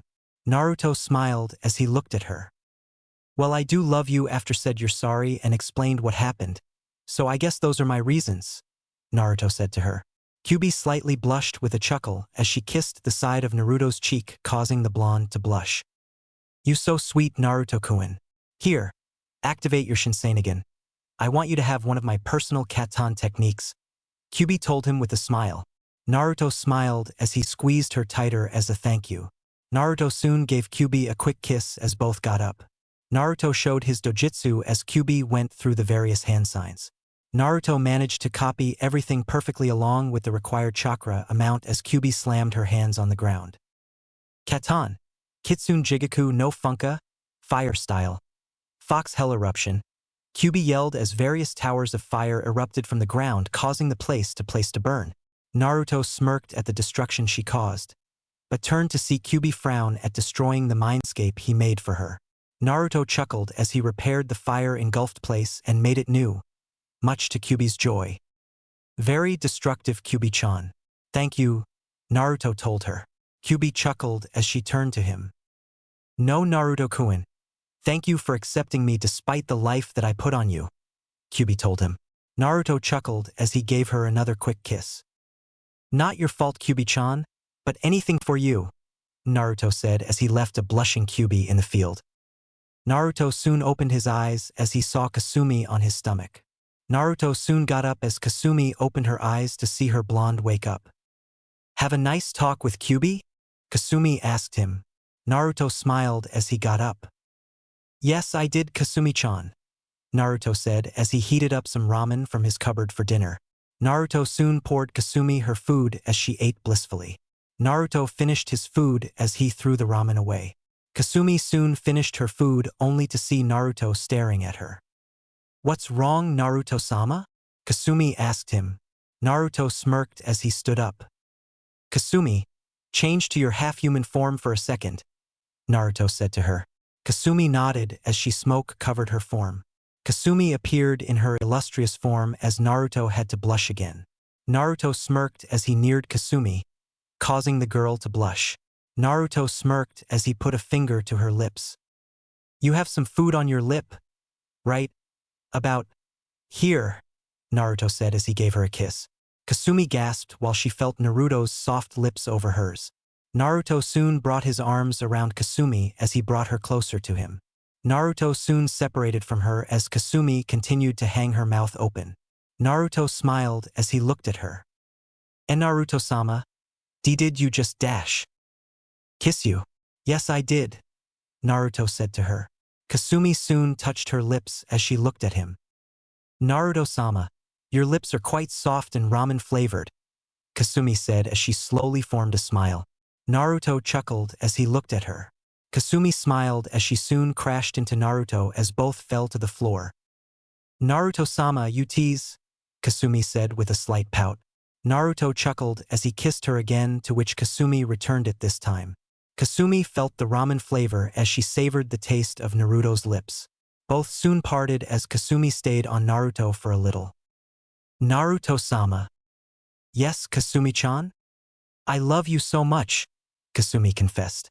Naruto looked at her in amazement, but a smile passed his face as he kissed her nose. "I love you too, Kasumi-chan," Naruto said to her. Kasumi nodded with a smile as she allowed Naruto to get up. "Well, Kasumi-chan, we have a big day tomorrow," Naruto told her. Kasumi nodded as Naruto got in the bed. Kasumi soon followed as she jumped in the bed with Naruto. Naruto turned to see Kasumi and smiled. "Wanna sleep like this time, huh?" Naruto asked her. Kasumi nodded with a smile as both let the exhaustion put them to sleep. Next morning, Naruto woke to the rays of sunshine as he looked to see Kasumi across from him. Naruto smirked as he got up and took a shower. Kasumi soon followed him as they did the standard wash-up. Both exited the shower as they ate their food. Naruto got dressed in a dark red shirt and standard black umbu pants as he strapped his sword to his back. "Naruto-sama," Kasumi said, bringing the blonde's attention to her. "Yes, Kasumi-chan?" Naruto said to her. "How good are you with that sword?" Kasumi asked. Naruto unsheathed his sword as he did a few standard katas. "I am quite good with it now. I can keep up with high-low jonin people." "Why do you ask?" Naruto wondered. Kasumi looked his sword over and smiled. "I saw another one in a weapons shop. It had a calm aura around it. I could tell it was powerful, but I figured this one was more powerful, so I didn't say anything," Kasumi said to him. Naruto quirked up an eyebrow and looked the sword over. "Well, I have used it a lot. I started in powerful sword techniques and everything, but against a sword like Haku's, then it wouldn't last long in a full-time fight," Naruto said to her. Kasumi nodded as both left the house and knocked on Haku's door. Haku soon appeared with a smile. "Hello, Naruto-san. Are you ready to go?" she asked him. Naruto nodded as they set out. Both walked through the village as businesses started to open up. Naruto turned to the weapons shop that Kasumi mentioned as he did feel a powerful aura coming from the sword she told him about. Naruto saw the dragon seal over it and with a golden scarab. The blade was in a black sheath with a golden stripe design running through it. "You're right, Kasumi-chan. That is a magnificent piece of work. So magnificent that I got to get it," Naruto said as Kasumi chuckled. Naruto soon turned to the shop as Haku followed him. Naruto entered the shop as he walked directly to the sword in question. Naruto took the blade from the shelf as he took it to the cashier. "What do you think, Kyuubi-chan?" Naruto asked. "It's a good sword. I can tell it's more powerful than the one you already have. You should take it. It's not an ominous aura, so it's not dangerous. I think you should take it," Kyuubi told him. Naruto smirked with a nod as he put the sword on the stand. Soon the cashier appeared and narrowed his eyes at Naruto. Naruto pretended not to notice, but smiled. "What is the cost for this sword?" Naruto asked. Due to him being a shinobi, the man couldn't send Naruto out nor could the others. They all had to treat him fairly or risk having their shop closed or relocated. The merchant put up his standard smile with a hint of irritation as he checked over the weapon. "The sword is unique, sir. The total cost is 7,692,950 yen, he said to the boy. Due to his training, Naruto didn't have to eat as much as most children, so he had the money to save and took out his wallet. Naruto scanned through the bills and coins and paid the man the appropriate money. The man slightly seethed at having to give the demon a weapon, but he had no choice anymore. Naruto took the blade and exited the store with a smile. As soon as he got out, Naruto snorted as he unsheathed the sword. "That man's an ass," Naruto said as Haku came out also with some new sunbon needles.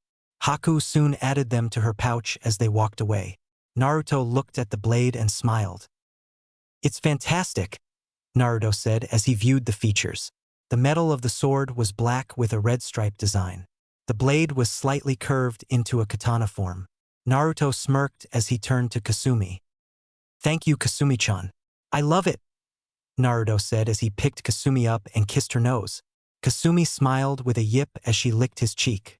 Haku smiled at the action as they made it to the destined meeting place for Team 7. Naruto smiled as he waved at Kiba. Kiba took notice and soon got up as he ran towards Naruto. "Hey Naruto, how are you and Haku doing?" Kiba asked. Naruto and Haku smirked as they turned to Kiba. "Doing fine here, Kiba. Where is the team and Kakashi-sensei?" Naruto decided to ask as neither were there yet. Kiba shrugged his shoulders as Naruto sighed.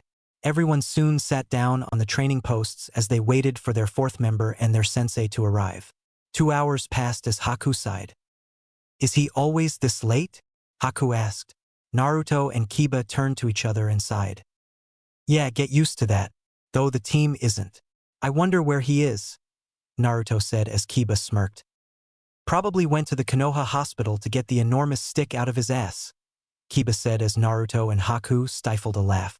After 20 more minutes, Kakashi appeared on top of a training post with an eye smile. "Hey guys, sorry I'm late, I dash. Got lost on the road of life, had to help a woman with her things. No wait, met a black cat and with the fear of bad luck had to cross the entire village to be safe from it. Moving along to more important things, Kakashi-sensei," Naruto said to him as Kakashi's sweat dropped. Kiba and Haku laughed as Kakashi appeared in front of the three. "All right, before I begin the team training, I have some news," Kakashi said, earning everyone's attention. "Sasuke Uchiha is no longer a part of Team 7. He now has a personal trainer and will be taking separate missions from everyone else," Kakashi said as Naruto narrowed his eyes and Kiba sighed. "Wow, looks like the stick is too far in there to be removed," Kiba said as Naruto sighed. "He'll learn one of these days," Naruto said as he stood up. Following his lead, Haku and Kiba got up as Kakashi looked at them. "All right, we are going to have a mission today. It will be good to start Haku out as a genin for Team 7, Kakashi said to them. Everyone nodded in agreement. "So, is it another C-rank mission?" Kiba asked. "Yes," Kakashi simply said, causing Kiba to smile again. "It is a C-rank escort mission," Kakashi said as the three groaned. Haku was used to at least B-rank missions. Nothing was lower than that with her. This was almost insulting. "Oh, come on guys. You should be happy to get another C-rank mission," Kakashi told them. Everyone nodded with slight agreement as it was better than doing a D-rank mission. "Technically, that last mission was a B-rank mission and an escort mission," Naruto said to him. Kakashi noted his point and smiled. "Good point, Naruto. So this is a step down," Kakashi said to them. Everyone sighed, but nodded as Kakashi took out a scroll. "It says we are to a noble to Rice country for some sort of wedding ceremony," Kakashi said to them. Everyone nodded as they went to the gates of Konoha to wait for their client. As they all walked, Haku decided to tell Kiba and Kakashi she was a woman. Kiba nearly gasped and turned to Naruto, who nodded as Kakashi showed a face of indifference as he read his book. "Kakashi-sensei, if you continue to read that book, I don't think you will live long enough to get married," Naruto told him. Kakashi chuckled as he turned to Naruto. "You will understand this work of art one day," Kakashi said to him. Naruto chuckled as he already had works of art in his life as everyone neared the gates. Gates of Konoha. Soon Team 7 made it to the gates as they saw Team 8 at the gates also. "Hey Hinata!" Naruto yelled. Soon the members of Team 8 looked to see Team 7 at the gates. Hello NNN Naruto-kun," Hinata said with a blush. Kiba walked up to Shino and smiled. "Tell me the truth here, man. How is it working with the Banshee?" Kiba asked as Shino quirked up an eyebrow, but then grabbed Kiba's collar. "Please take her. Make her leave, make her resign. No logic works on this fangirl. I can't keep my calm nature with her," Shino said to him. Kiba chuckled with a sigh and gave Shino the best of luck. Sakura soon came up to Naruto as Naruto rolled his eyes. "Hey Akka, "Where is Sasuke-kun?" Sakura yelled to him. Naruto picked his ears as he felt his eardrums ring from the noise. Kurenai sighed as she wondered if having such a loud voice was an unheard of Kekkei Genkai. "Well, Haruno, find out yourself. Maybe he's cutting himself with a kunai right now," Naruto said with a shrug of his shoulders. Sakura fumed as she tried to hit Naruto on the head. Naruto simply moved to the side as Sakura put too much weight into her punch and nearly fell over. Naruto sighed as he turned to Kurenai. "Tell me, Kurenai-sensei, how many missions have you been on?" Naruto asked her. Kurenai looked at him, then went over the mission count in her head. 13 mission, 2 C ranks and 11 D ranks. Kurenai responded. Naruto nodded as Haku and Kiba wondered what he was getting at. "And how many of those missions have you had to rescue the fangirl from something?" Naruto asked. Haku, Kakashi and Kiba turned to Kurenai, genuinely curious. Shino and Hinata held their heads down in shame along with Kurenai. 13 times, Kurenai said. Team 7 suddenly laughed as Shino, Hinata, and Kurenai sunk a little lower in depression. Sakura huffed in annoyance as the client came to meet everyone as he appeared in a carriage with 4 carriers. All right, let's get this show on the road," he said to them. Everyone turned to him as they nodded. "Wait, this is a joint mission with Team 8? Kiba asked. Kakashi nodded as Naruto narrowed his eyes and turned to his sensei. "So why does a C-rank mission need this many 2 Jonin?" Naruto asked them with suspicion in his voice. Kakashi turned his eye to avoid the gaze of Naruto, but was nearly failing. Kakashi, though, had to thank Sakura for intervening. "Because, knowing you as a baka, the client would probably die before getting to his destination," Sakura said with a smirk. Kasumi growled at Sakura as Naruto patted her head. "At least I can pull my weight on my team, unlike someone I really don't want to know," Naruto said. Kiba chuckled. Sakura grew a vein on her head as she stomped towards Naruto. "What was that, Naruto baka?" Sakura asked as she cracked her knuckles. Naruto smirked. He turned his head from her. "Oh goody, now she's deaf, ladies and gentlemen. Just great," Naruto said as he rolled his eyes. Sakura cursed as she charged at Naruto, but due to being academy level, Naruto easily dodged her as he held a kunai to her neck. "You forget that I was the Rookie of the Year, Haruno," Naruto said as Sakura sweated. Kakashi soon placed his hand on Naruto's shoulder and smiled. Now, Naruto, don't kill your teammates. No matter how annoying they are," Kakashi told him. Naruto sighed with a nod as he withdrew his kunai from Sakura's neck as the pink banshee fell to the ground. Soon the client stepped forward. "Can we go now?" he asked them. Everyone nodded as Team 8 took one side of the carriage as Team 7 took the other side. "All right, let's go," Kakashi and Kurenai said to their genin. Everyone nodded with smiles on their faces as they passed the gates of Konoha. "Try not to die, baka," Sakura said to Naruto. Naruto rolled his eyes as he turned to Sakura. "Same to you, Banshee-san," Naruto said as he mimicked Haku, to which the ice user smirked and Sakura seethed. Soon the group of 8 disappeared along with their client in his carriage. Team 7 and Team 8 continued their trek to Rice Country as they guarded their client inside his palanquin. While everyone walked, Naruto decided to read a scroll for a Hayatan Jutsu from Haku. Haku decided to do the same as she took out a scroll also. Kiba and Kakashi talked about the possible connections and dealings of Rice Country with the client. Kakashi was surprised that Kiba, of all people, wanted to know about political dealings of all things. Kiba told him that he felt more inclined to learn things after hanging around Naruto. Kakashi smiled at Kiba as they talked about a few political tips. Team 7 were doing fine and still kept their sense up in case of danger. Meanwhile, Team 8 wasn't doing so well as Hinata, and Shino tried to ignore the loud boastings Sakura made about Sasuke as she had hearts in her eyes while saying it.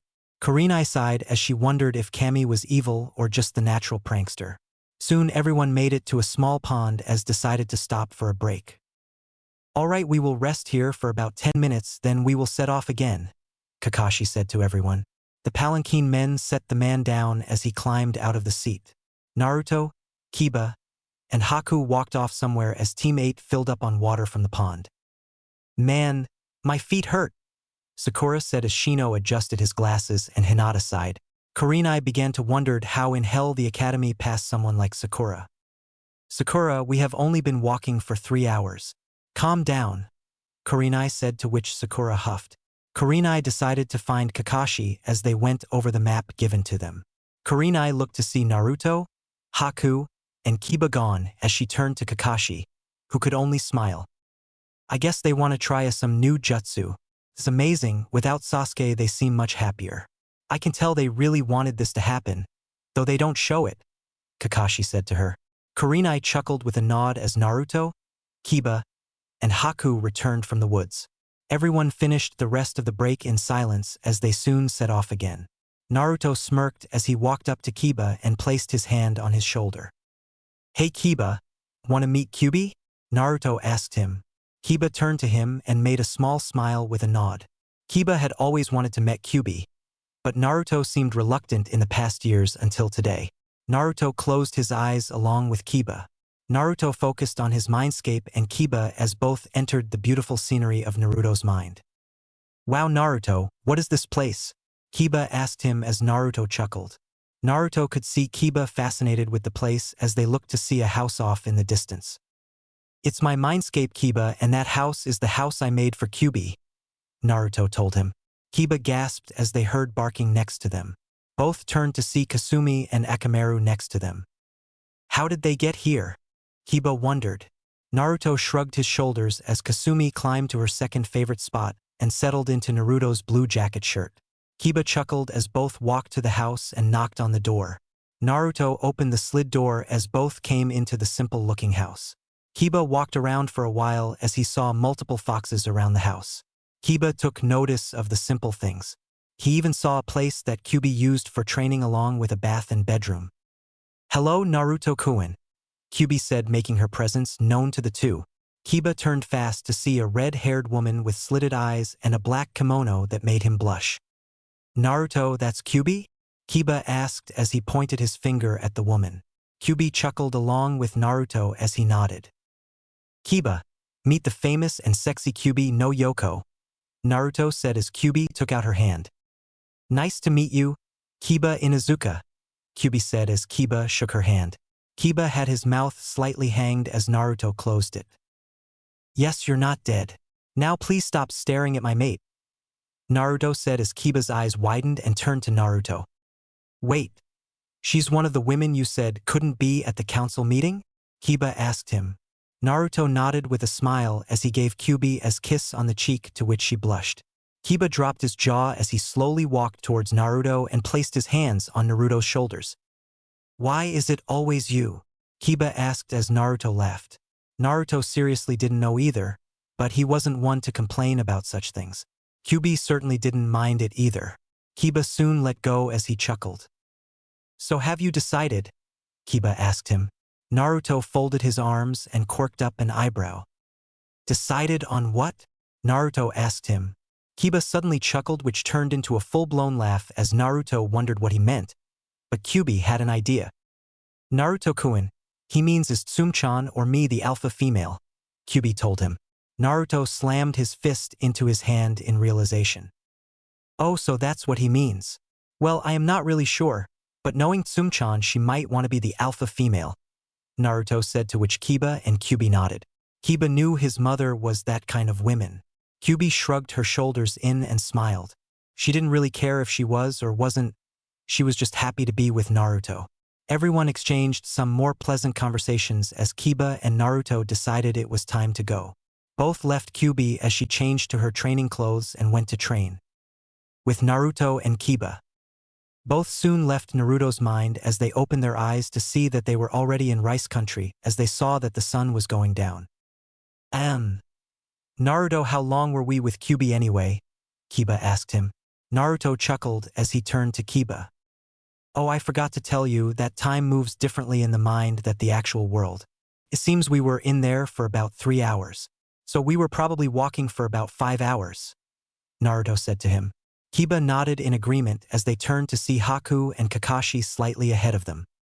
Oh, so you guys are awake now? Kakashi said with a smile. Naruto chuckled as he shortened the distance between him and his sensei.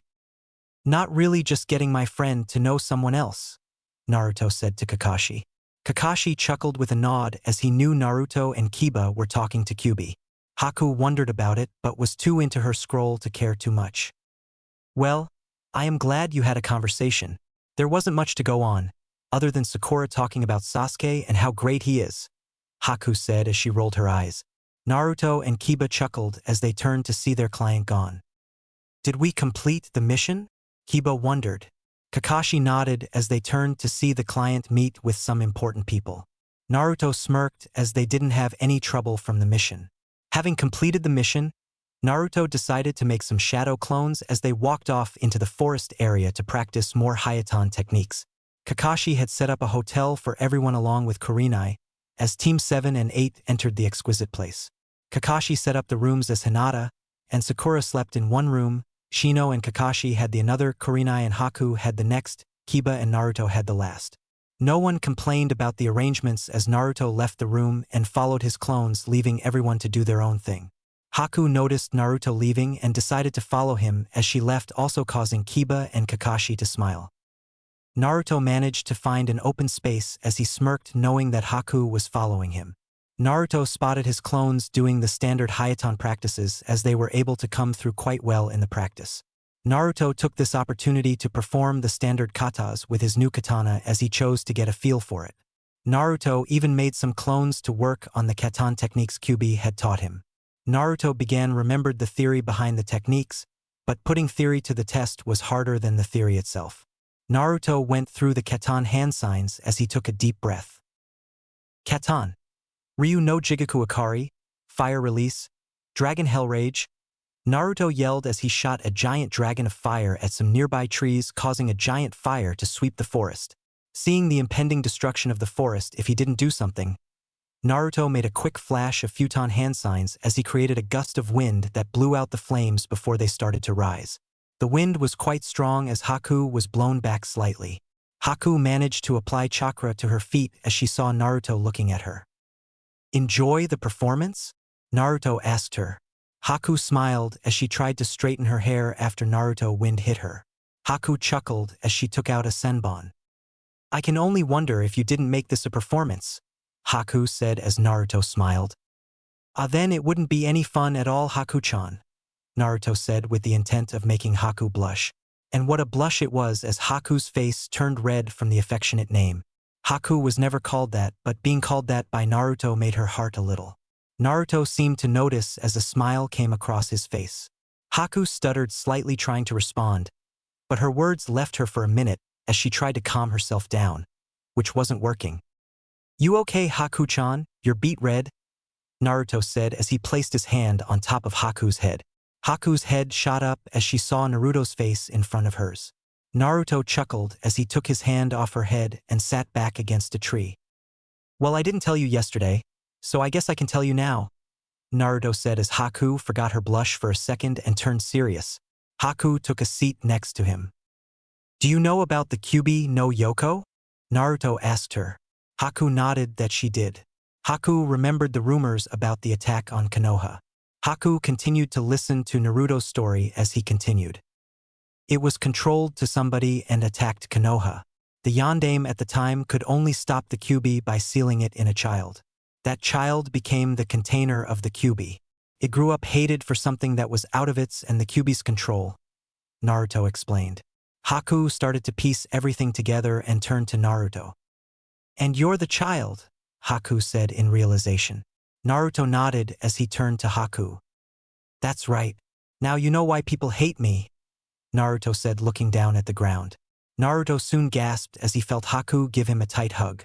Naruto turned to see her slightly smile. Well, people are idiots.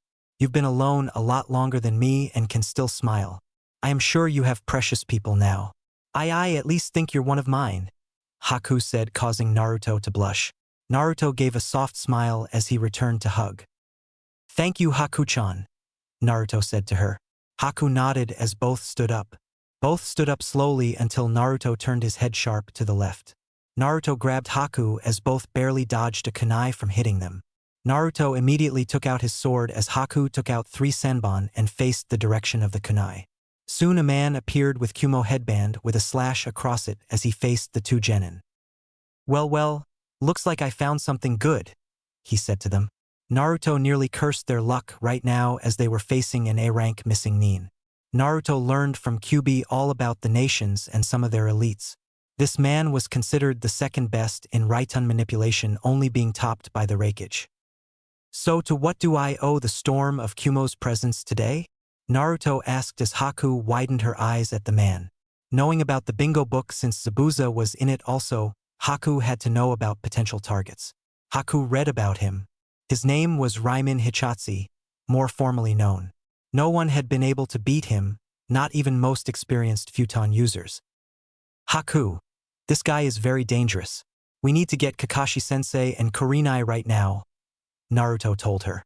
Haku nodded in agreement as the two watched Raimin close the gap between them. Look brats, give me whatever money you have and scram.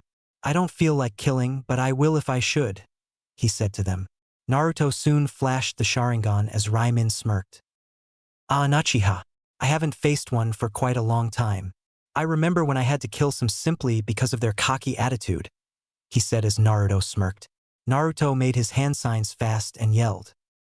Kage Bunshin no Jutsu. Naruto yelled as he made 100 clones that surrounded the storm of Kumo. Raimin smirked as he took out a sword and coursed lightning through it. All the Narutos narrowed their eyes as the real Naruto grabbed Haku and shunshined out of sight. After they vanished, the hundreds of clones charged Raimin as they clashed their kunai with his sword. Raimin smirked as he pushed all of them back. 15 of the clones dispelled as the others readied themselves. Raimin soon flashed by them as all the clones dispelled. Raimin put his sword back in its sheath and smirked. So the brats aren't so stupid after all. Use shadow clones and retreat.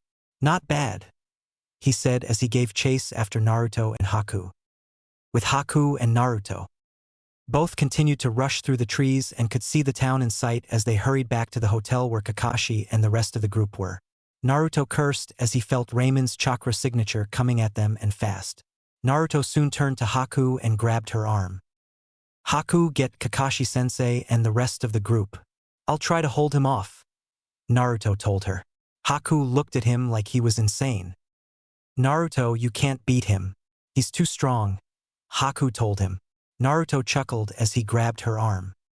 Who said anything about beating him? I have to stall him. Now go, Naruto commanded as he flew Haku forward. Haku reluctantly nodded as she ran to get Kakashi and Kurenai. Naruto in turn took out his sword as Raimin got closer. Naruto-kun, what are you doing? Don't fight him. I don't want to lose you, Kyuubi pleaded. Naruto closed his eyes and opened them to show the shinsenigan. Naruto smirked as he added futon chakra to his new sword. Kyuubi-chan, I'll be careful. Try not to worry. After training with you, I doubt I'll find anything worse, Naruto said with a smile. Kyuubi sighed as she couldn't back Naruto out of his decision. Naruto opened his jacket as Kasumi jumped out and stretched. Hello, Naruto-sama. What's the matter? Kasumi asked him. Naruto got in front of Kasumi as he gripped his sword tighter. Long story short, we are about to stall an A-rank missing Nin and I need your help, Naruto said as Kasumi smirked.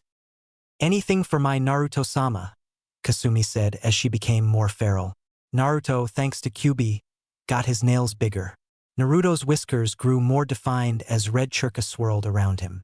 The wind on Naruto's blade intensified as Naruto felt Raimin closing in on him. After 5 minutes, Raimin appeared with his thunder blade as Naruto readied himself into a low Jonin stance. Raimin got in his stance as he smirked. Trying to let the girl get away, huh brat? Well, it won't help. You could have made this simple, but you made this difficult for yourself, he said to Naruto. Naruto smirked as felt the ki from the A-ranked missing Nin. Naruto steeled himself as he made a simple katan jutsu. Raimin smirked as he say the tiger hand sign. Katan techniques don't work on me, kid, Raimin said to him. Naruto chuckled as he turned to his sword. Who said it was for you? Naruto said as he blew the simple katan jutsu on the sword. Soon the sword combusted from the wind and fire as the flames cover the entire length of the steel. Raimin quirked up an eyebrow as Naruto smiled. I'm not sure how long I can stall, but let's try it out to see my limits, Naruto said as he and Kasumi charged the missing Nin. Raimin threw out 3 kunai at Naruto as the blonde blocked the 3 with his sword. Naruto landed on a tree branch as Raimin dodged a tsuga from Kasumi. Naruto took the moment of distraction as he launched at Raimin. Raimin smirked as he turned and collided his sword with Naruto. Fire and lighting flared in the forest as Naruto tested his new sword against Raimin. "Not bad, brat, you're certainly good. Much more than I gave you credit for," Raimin said as Naruto smirked. "Thanks, I try," Naruto said as the fire blade and lighting blade dueled it out. Naruto cursed as Raimin was stronger than him and felt the weight of his sword against his. Naruto hoped Haku could get to Kakashi in time. Raimin gave up the challenge since Kasumi passed by him again. Raimin backflipped and landed on an adjacent branch as Naruto got back up. "Well, your kenjutsu is good. Now show me your ninjutsu," Raimin said as he flashed his hands. Naruto smirked as his eyes kept up with the movement as they copied the hand signs that Raimin was using. "Brat, my Raiton techniques are capable of beating Futon techniques. So whatever advantage you think you have, you don't," he said as his sword cackled. Raimin threw his sword back as Naruto's fire blade flared. Naruto brought his blade back also as Raimin smirked. "So you want to fight it out, huh, brat?" Raimin said as the cackling grew louder. Naruto poured nearly every ounce of chakra into his sword as he was sure he would need it. Raimin yelled along with Naruto as they swung their blades at each other. "Raiton, Gyaku Kaminari no Todoroki, lighting release. Reverse thunder roar," Raimin yelled as he swung the blade at Naruto. Kasumi backed up behind Naruto as he swung his sword at Raimin. "Katan, Ryu no Heiken, fire release. Dragon's fire fist," Naruto yelled as swung the blade at Raimin. Soon the techniques collided as they fought for supremacy. Raimin smirked as he felt the pressure of Naruto's technique. Naruto, in turn, felt himself get pushed back slightly as he continued to fight with Raimin. The field exploded as a crater appeared between Naruto and the missing Nin. Raimin smirked as he seriously felt that he might lose, but he didn't come this far to die by a brat. Raimin pumped more chakra into his technique as it managed to push Naruto's technique back. Naruto cursed as he felt his chakra leave his body. He had to do something fast. Haku was taking longer than she should have, and it started to worry him a bit. Soon a puff of smoke appeared next to Naruto as Kasumi changed to her half-human form. "Naruto-sama, how are you doing?" Kasumi asked him. Naruto cursed as he turned to her. "Not well, Kasumi-chan. It's been over 12 minutes, Naruto said to her. Kasumi soon bit his arm as Naruto turned to her. "What are you doing?" he asked her. Kasumi smiled as Naruto's suddenly got more power into his technique. "I am giving you some chakra, Naruto-sama. It's the only way I know how right now," Kasumi said to him. Naruto smirked as Kasumi soon let go. Naruto cursed as he only needed one more edge over Raimin, but soon smirked. "Thank you, Haku-chan," Naruto said as he let one hand off the sword. Naruto lost some ground, but soon did some one-handed hand signs as he stopped the ground. Naruto managed to find the small traces of water in the ground and cause them to surface. Naruto smirked as the water turned to ice. "Hayaton, Sensatsu Susho, ice release, 8,000 water needles," Naruto yelled as the daggers flew towards Raimin. Raimin smirked as he decided to abandon the duel of their jutsus and backflipped some away as the needles impaled the ground. Naruto breathed heavily as he dropped his sword to the ground in exhaustion. Naruto soon fell to one knee as he looked at Raimin get back up like he didn't break a sweat yet. "Well, kid, it was fun, but now you die," Raimin said as he charged at Naruto with a triumphant smile on his face. Naruto breathed hard and looked up with a smile as he, thanks to Kyuubi for worrying about him, added as much chakra as he could muster into the ground. Kasumi looked anxious as she couldn't move from giving Naruto the chakra that she did earlier. "Hayaton, Hisatsu Hyoso, ice release. Certain kill ice spears," Naruto yelled as he sent multiple ice spears from the ground, causing Raimin to look in awe at how much chakra Naruto had. Naruto breathed heavily as he looked up. Naruto looked to see Raimin with his sword inches from his face. Naruto gasped as he saw a giant ice spear pierce Raimin's body as blood poured from the man's mouth. "Damn it, I let my guard down in the end. Killed by a damn Genin." How the mighty have fallen, Raimin said as blood slowly poured over the ice spear that was plunged into his body. Raimin's eyes seemed lifeless as he slowly brought his sword towards Naruto. Brat, I could tell you were going to be a pain when I saw you, Raimin told him. Naruto looked at him and narrowed his eyes as Raimin turned his head to Naruto's sword. I didn't think a mere genin would have one of the 5 swords of the elements, Raimin said as Naruto widened his eyes. Raimin could only stifle a painful chuckle at Naruto's confusion of his words. Haha. Kid, you don't even know what you have. Take care of that sword. Not even Kiri's swords can beat that sword that you hold there. Kid. Take this, Raimin said as he held up his blade to Naruto. Naruto eyed the sword before turning back to Raimin. Your sword is the embodiment of the element fire. Mine is the embodiment of lighting. Fire and lighting go quite well with each other. Not cough as well as fire and wind, but well enough to be a serious problem, Raimin said as Naruto absorbed his words. Raimin held out his hand as Naruto grabbed the sword. Lighting flashed through it briefly, but settled down as Naruto narrowed his eyes. Raimin smirked and looked at the kid with a smile. Brat, you beat me, so don't go losing to anyone else, Raimin said as his hand dropped. Naruto and Kasumi looked at him as the lifeless body stayed on the spear of ice. Kasumi turned to Naruto and decided to speak. Naruto-sama, are you okay? Kasumi asked him. Naruto chuckled slightly with a sad smile and a nod. Yeah, Kasumi-chan, I just realized how much I connected with him.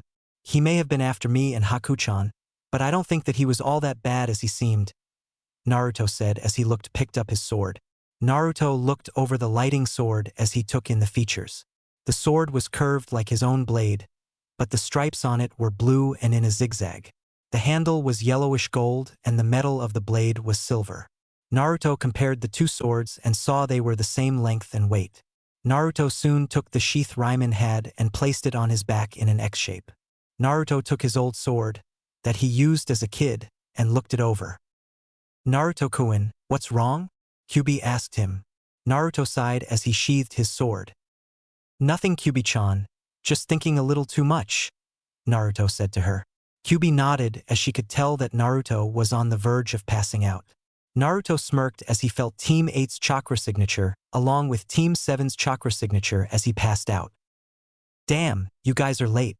Maybe Kakashi-sensei rubbed off on everyone, Naruto said as he closed his eyes with a smile on his face. Everyone from the group soon arrived as Kakashi looked at Naruto on the group. How is he doing? Haku asked Kakashi. Kakashi checked Naruto's pulse and smiled as he found it to be steady. He's fine, Haku. He's just exhausted, Kakashi said to her. Haku breathed a sigh of relief as Kiba and Shino picked up Naruto and walked back to the hotel. Kasumi jumped on Naruto's stomach and went to sleep. Humph. Look at Naruto Baka trying to take on someone that clearly outclasses him. What a worthless idiot. Thinking his is up to Sasuke-kun's level, Sakura said as Hinata narrowed her eyes at Sakura. He did better than you ever could, Hinata muttered to herself as she walked off. Sakura didn't hear her as she soon followed the Hyuga out of the forest. Kurenai, Kakashi and Haku turned to see the man that tried to kill them, dead on an ice spear as Kakashi gasped. Naruto's good. I don't know how good, but he beat an A-rank missing Nin, Kakashi said as Kurenai gasped. He's Raimin Hichotsi, an A-ranked missing Nin of Kumo. He's called the Storm of Kumo. Why is he in Rice Country? Kurenai asked. Kakashi narrowed his eye at the dead man. I don't know. His mastery over Raitun manipulation is said to equal the Raikage's, and yet Naruto beat him. For some reason that doesn't sound right, Kakashi said to them. I wonder if I should feel proud that he beat an A-rank missing Nin with my jutsu, Haku said, to which Kakashi shrugged his shoulders. Kakashi did the standard hunter Nin job and cut off the man's head and sealed it inside a scroll. Kakashi wrote a note on along with the scroll as he summoned Pakken to the scene.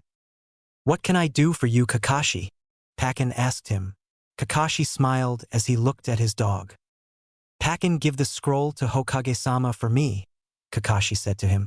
Pakken nodded with a smile as he vanished in a swirl of smoke. Kakashi soon sighed as the ice turned back to water as the lifeless body fell to the ground. I can only wonder what Hokage-sama will think, Kakashi said as Kurenai nodded in agreement as the three shunshined back to the hotel with their teams. Hokage Mansion. Sarutobi sat in his seat as he went through the dreaded paperwork. Soon smoke appeared as the papers flew all over the room. Sarutobi sighed in irritation as Pakken appeared with a scroll in his mouth. News from Kakashi? Sarutobi asked. Pakken nodded as he dropped the scroll from his mouth. Sarutobi picked up the scroll and unsealed the scroll as a head poofed out. Sarutobi quirked up an eyebrow until a note fell out. Hokage-sama. Here is the head of A-ranked missing Nin Raiman Hichatsu. He fell in battle fighting one of my genin, Naruto Uzumaki. I was able to sever the head of said shinobi, but Naruto was able to beat him. I surmised that Naruto managed to end the fight also. I don't know how he did it as he is unconscious right now. I should tell you to add the money to the bounty to Naruto's account. That is all, Hokage-sama.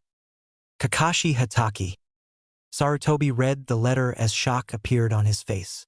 Sarutobi soon dropped the letter as he stared at the paperwork currently on his desk. Naruto-kun did what? Shino and Kiba took Naruto into the hotel as they placed him on his bed. Kiba was quite anxious as he wondered about the fight between Naruto and the missing Nin. Everyone else followed in as they gathered around the room. Kakashi, Kurenai, and Haku, being the last ones inside, closed the door and turned to Naruto. How is he doing? Haku asked them. Kiba and Shino sighed in a negative fashion as Haku sat on a chair. I'm still surprised Naruto managed to beat an A-rank missing Nin, Kiba said to them. Sakura scoffed with a smirk as everyone turned to her. I bet Naruto Baka only won by luck.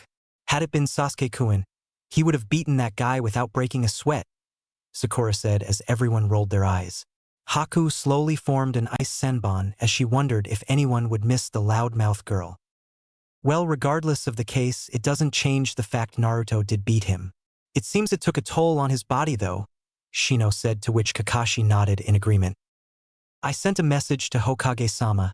I'm sure it will be discussed when we return, Kakashi told them. Everyone nodded in agreement, but turned to see Naruto mumble. And no, don't do it, Naruto said in his sleep. Everyone could only wonder what he was talking about. Is he dreaming? Hinata asked. Kurenai could only nod as the others heard him. You can't do it that way. You have to take it in your mouth slowly. That's it.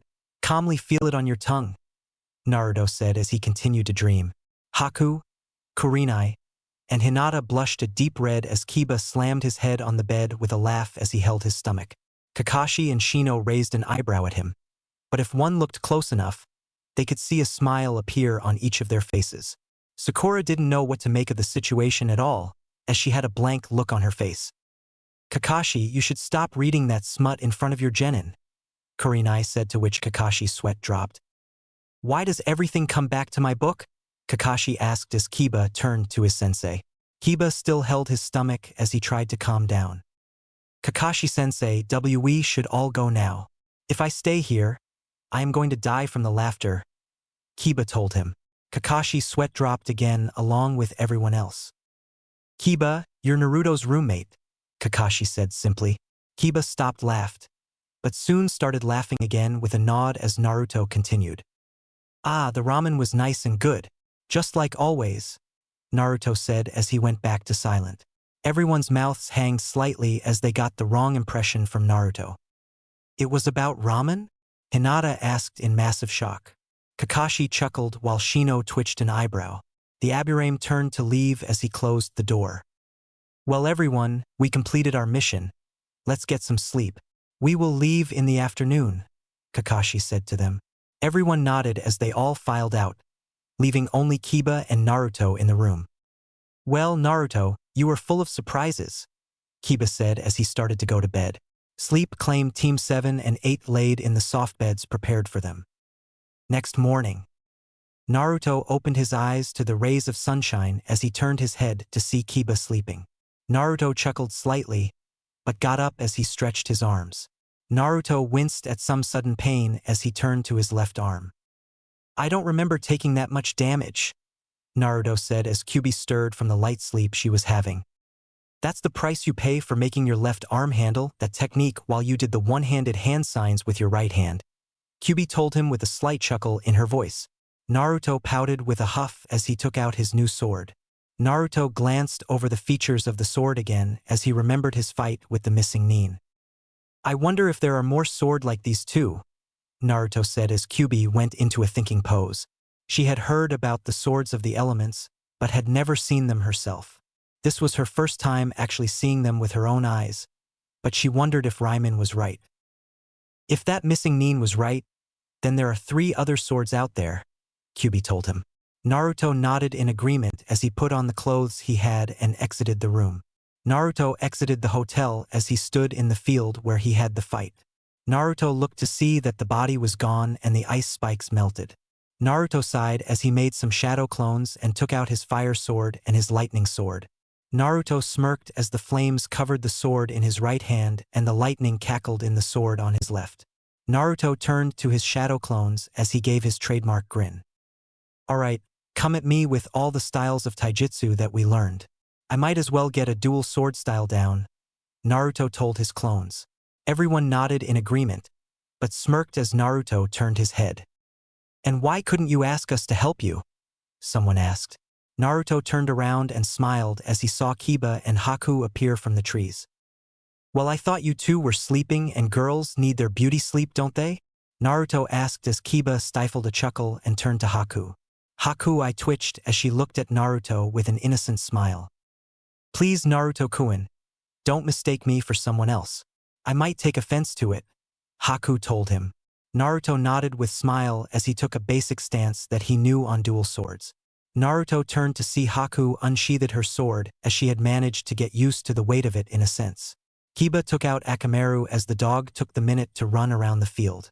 Naruto opened his jacket as Kasumi came out and stretched. A good day for training, isn't it, Naruto-sama? Kasumi asked him. Naruto chuckled with a nod as Kasumi went through the standard stretches as her black fur grew wilder and her teeth sharpened. Naruto smirked as he looked behind him to see Kiba on all fours along with Akamaru. He turned to also see Haku and strangely her sword was looking more and more ice blade looking. Naruto looked in front of him as his clones readied their kunai and shuriken. Man, you're all going to try to kill me, aren't you? Naruto asked everyone. The clones nodded along with Kiba and Haku. Kasumi, having trained with Naruto, didn't need to give an answer, but smirked as she claws sharpened a bit more. It wouldn't be training if we didn't, Naruto, Kiba told him. Naruto chuckled with a nod as the fire and lightning blades burned and cackled again. Naruto closed his eyes for a second and opened them to reveal the Sharingan. Naruto revealed the 2 tomos in each eye as he readied his 2 swords. Well then, come at me, Naruto said as everyone charged at him. With Team 8 and Kakashi. Kakashi and Kurenai were up already as they exited the hotel. Kurenai suddenly felt a massive group of churka signatures as she turned to Kakashi. You feel that, Kakashi? Kurenai asked. Kakashi nodded as both went into the direction of the multiple chakra signatures. Both rushed through the tree and landed on a branch as Kakashi smirked. I guess we found our problem, Kakashi said, to which Kurenai chuckled. Both looked to see Naruto dual-wielding his swords as his lighting blade clashed with Haku's sword. I guess he wants to get used to that sword. It's not every day that you get a sword from an A-rank missing Nin, Kakashi said to her. Kurenai nodded in agreement as the two watched the training. It's also not every day that a Genin beats an A-rank missing Nin, Kurenai said with a chuckle. Kakashi nodded in agreement as they watched the battle unfold on the field. On the field, Naruto battled with Haku as he started to feel the pressure of her sword on his lightning blade. Naruto slightly cursed as he gave up the fight to avoid a rain of kunai that would have struck him had he not moved. Naruto turned his head fast to see Kiba, Akamaru, and Kasumi spiral at him as he spiraled also. Naruto smirked as the lightning and fire from his swords coursed through the technique. Naruto slammed into Kiba, Kasumi, and Akamaru as he yelled. Kogi no Arashurgetsuga, Firestorm Fong passing Fong. Naruto yelled as he battled against his 3 friends and the dogs as the explosion came to the field. Kiba and Akamaru hit a nearby tree along with Kasumi as Naruto hit the ground. Naruto picked up both swords as he steadily rose to his feet. Naruto became slightly exhausted as he'd been fighting for over an hour with his friends and his clones. Naruto saw all the clones around him and decided that he might as well try a new jutsu that he managed to work on in his earlier years. Naruto's clones surrounded him fast as Naruto weaved his hand signs fast as he disappeared. The Naruto clones stopped as they looked around the field. No one could find the real Naruto, but soon they saw the clouds darken as thunder and lightning dominated the skies. All the clones soon dodged the lightning strikes as they tried to find Naruto in all the chaos. Soon the ground erupted in flames as everything that ranged from the trees to the grass burned as all the clones stared in horror of the action. Everyone wondered what kind of ninjutsu this was, but soon saw Naruto coming onto the field as he had both swords in his hand. The clones smirked as they ran at Naruto, but stopped midway as the real Naruto smirked at them. "What is the one thing that makes you tremble?" Naruto asked his clones. Naruto flashed behind them as he sheathed his swords. Megan, Sekai no Shinetsu, demonic illusion. World's never-ending nightmares. Naruto simply said as all the clones poofed out of existence. Haku and Kiba quirked up an eyebrow as they found that the clones were randomly screaming suddenly like they were in some form of torture, then poofed out of existence. Naruto appeared behind them with a smile on his face as he soon hit the ground.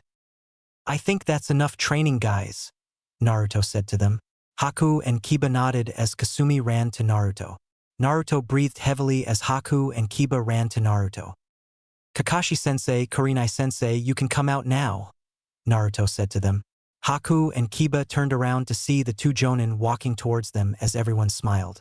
Kakashi smiled while Kurenai had a look of shock on her face as she approached Naruto.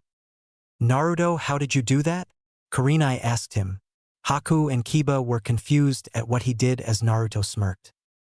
"I learned a few things growing up, Kurenai-sensei," Naruto said as Kurenai just stared wide-eyed at the blonde. Haku and Kiba turned to Kakashi with a blank look. "What did Naruto-kun do?" Haku asked Kakashi. Kakashi smirked as he turned to see Haku and Kiba's confused faces. "Naruto just ended the fight with his clones using a genjutsu," Kakashi said to them. Haku gasped along with Kiba. "Naruto did a genjutsu?" Kiba asked, to which Kakashi nodded. Kakashi was just as surprised as them, but Kurenai was even more surprised. "I saw everything. That was a true genjutsu. How did you do it?" Kurenai asked him. Naruto chuckled as he slowly stood with the help of Kiba. "It's a genjutsu I learned about 3 years ago. I was under some training and was able to do it. Because of my large chakra capacity, I had to find an alternate way of doing genjutsu and I found it," Naruto told them. Everyone nodded, but looked at the time as it was close to 12, so they decided to talk on the road back. Everyone headed back to the hotel as they saw Sakura, Hinata, and Shino waiting for them. "Where have you guys been?" Sakura hollered as Naruto, Kiba, and Haku rubbed their ears. Kakashi and Kurenai sighed as they made it back to their group. "All right, everyone, our mission is done. Let's go home," Kakashi said to everyone. Everyone nodded as they quickly hit the trees and ran off back to Konoha. Everyone moved at a high speed back so as to make it back before nightfall. Kurenai turned to Naruto with a smile on her face as Haku and Kiba turned to him also. "So, as you were saying earlier, Naruto," Kurenai said, to which Naruto could only smile. Naruto held Kasumi on his arm as he softly patted her head while beginning to talk.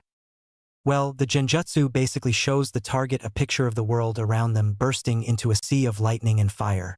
I had the idea from a thunderstorm I experienced as a kid. It was hard to learn, but I got it down. I need to expend a lot of chakra for me to be able to do it, or genjutsu techniques won't work. That is virtually the only high-level genjutsu technique I have come up with right now. I know only other Genin level ones," Naruto said to them. Kurenai nodded with a smile as she found the genjutsu spectacular as she found her opinion of Naruto rising. "So what rank is it?" Kiba asked him. Naruto smirked as he turned to Kiba.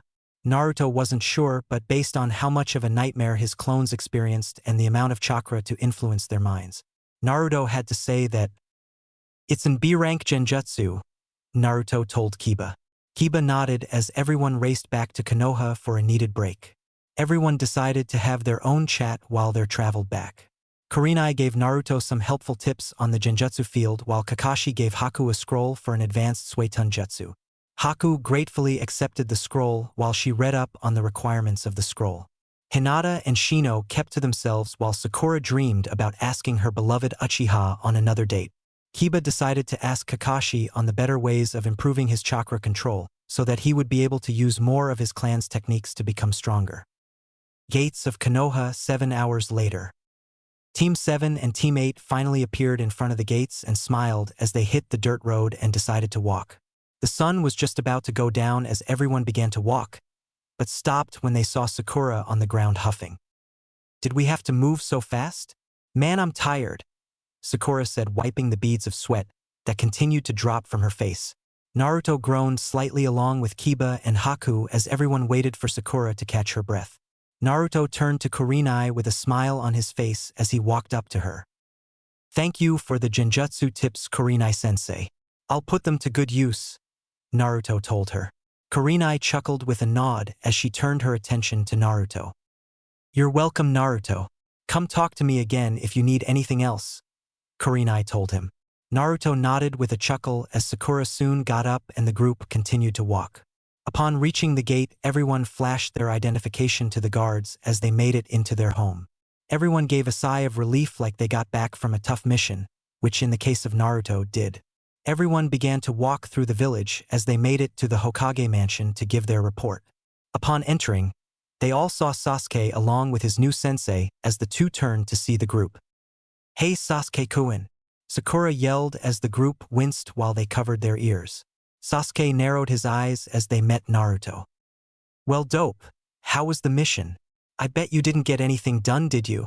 Sasuke asked him. Kiba and Haku narrowed their eyes at Sasuke while Naruto smirked. "Oh, nothing emo, just beat an A-rank missing Nin."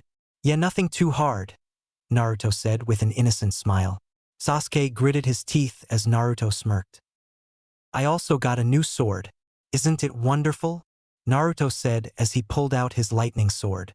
Sasuke had to stare in awe at the blade as Team 8, save Sakura, and Team 7 chuckled at Sasuke's reaction. Kakashi soon stopped laughed as he turned to Sasuke's sensei. "Hey Gunma, so you're Sasuke's new sensei?" Kakashi said as the Jonin sighed. Genma took the senbon out of his mouth with a smile as he turned to Kakashi. "Not by choice, I'll tell you that, Kakashi. I have better things to do than teach some arrogant brat," Genma said to him. Kakashi chuckled as he took out his book and began to read. "So you just got back from a mission?" Kakashi asked him. Genma nodded in a positive fashion as he turned back to see Sasuke talking down to most of the team. "We just finished another C-rank mission. The brat has been telling me to take him on stronger missions. So I take him on those with the least risk," Genma said to Kakashi. Kakashi nodded with a sigh as he patted Genma softly on the shoulder. "Well, good luck with Sasuke," Kakashi responded. Genma nodded with a sigh as he and Sasuke turned to leave, but Sakura stopped him. "Hey Sasuke-kun, would you like to dash?" "No," Sasuke said as he slammed the door. Sakura sighed, but pumped her fist in the air full of determination. Meanwhile, Team 7 and 8 reviewed their mission with Sarutobi as the man smiled. "Nice work, everyone. Team 8, your pay will be added to your account. You may go," Sarutobi said as Kurenai, Shino, Hinata, and Sakura filed out, leaving only Team 7 in the office. "Now with that taken care of, Naruto-kun, please explain how you beat an A-rank missing Nin," Sarutobi said with his ears at full attention. Naruto nodded with a smile as Kakashi put up a privacy seal for security reasons. "Well, Gigi, I can tell you that I completely beat him by luck," Naruto said as his story began. Naruto told Sarutobi about the interaction between him and Haku, which caused said girl to blush slightly. Naruto went on to talk about the fight between him and Raimin. While Sarutobi and Kakashi heard Naruto's story, both were impressed with his sense of fighting as Naruto ended the story with the small discussion he and Raimin had about the elemental swords. Naruto ended his story as he gauged Sarutobi's reaction. Sarutobi had a blank expression on his face as he tried to come to terms with what Naruto had told him. "Gigi, are you okay?" Naruto asked him. Sarutobi looked at Naruto and a smile came across his face. Nice work, Naruto-kun, very nice work. I am very impressed with you. And not only you, but I am also impressed with Haku and Kiba. Both you have done a good job. I know that the Jonin is supposed to recommend his students, but I fully allow all three of you to take the Chunin exams in 1 month. I must say that the three of you are more capable at this than any of the genin I know, Sarutobi said with a smile. Naruto, Haku, and Kiba smiled with nods as Kakashi chuckled. Well, it seems that you three show much promise, Kakashi said to them.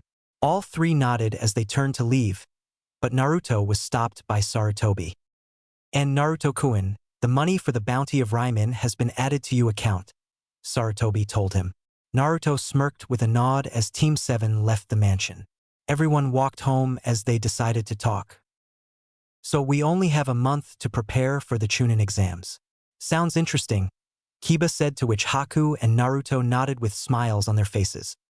Wow, to be recommended by a Kage. I feel so important, Haku said with an innocent chuckle. Naruto and Kiba could only nod as Kiba went home. Kiba, say hi to Tsum-chan and Hana-chan for me, Naruto told him. Kiba chuckled with a thumbs up as he took to the rooftops and rushed home. Naruto and Haku continued their trek home as they enjoyed the night air. You know, Naruto-kun, you scared me when I saw you passed out on the ground, Haku told him. Naruto chuckled as he nodded his head sheepishly. Yeah, sorry about that, Haku-chan. I didn't mean to worry you, but if you got hurt then I don't know what I'd do, Naruto told her. Haku blushed slightly as her heart skipped a beat for a second. Both continued to walk back to the apartment as Naruto's stomach grumbled. Naruto blushed while Haku chuckled. I guess you would be hungry. You didn't eat any dinner or breakfast, Haku said to him with a soft chuckle. Naruto nodded with a smile as he turned on a corner. Naruto soon got a twinkle in his eye as he turned to Haku. Naruto suddenly bowed his head and got down on one knee with his hand sticking out facing Haku. Lady Haku, would you give this wonderful shinobi the honor of taking you to dinner tonight? Naruto asked her. Haku blushed with a smile as she adopted a thinking pose. Is this wonderful shinobi asking me for a date? Haku asked him. Naruto smiled as he looked up at her and chuckled with a nod. If the lady allows me to, Naruto said, to which Haku blushed a bit more. Haku chuckled as she walked up to Naruto and calmly smiled as she extended her hand. I would love for this handsome shinobi to take me to dinner, Haku told him as she grabbed his hand. Naruto smirked as he pulled Haku in the direction of favorable location to eat.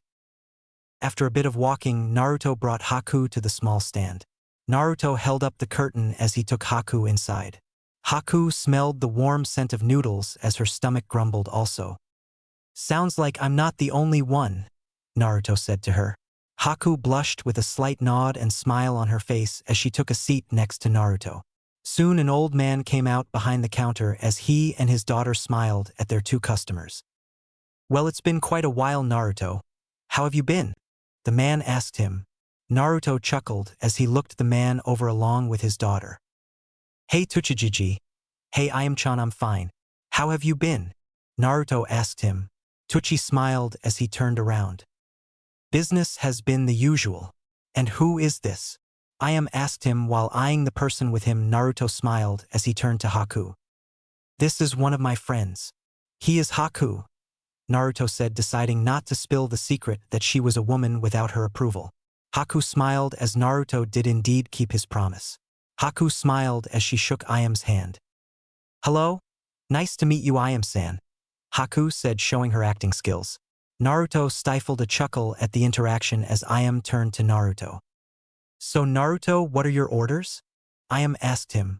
Naruto smirked as he went over the menu they had. 2 miso ramens for me and a vegetable ramen for Haku, Naruto said to her. Ayam nodded as Haku turned to Naruto. How'd you know I wanted vegetable ramen? She asked him. Naruto smirked as he adopted a thinking pose.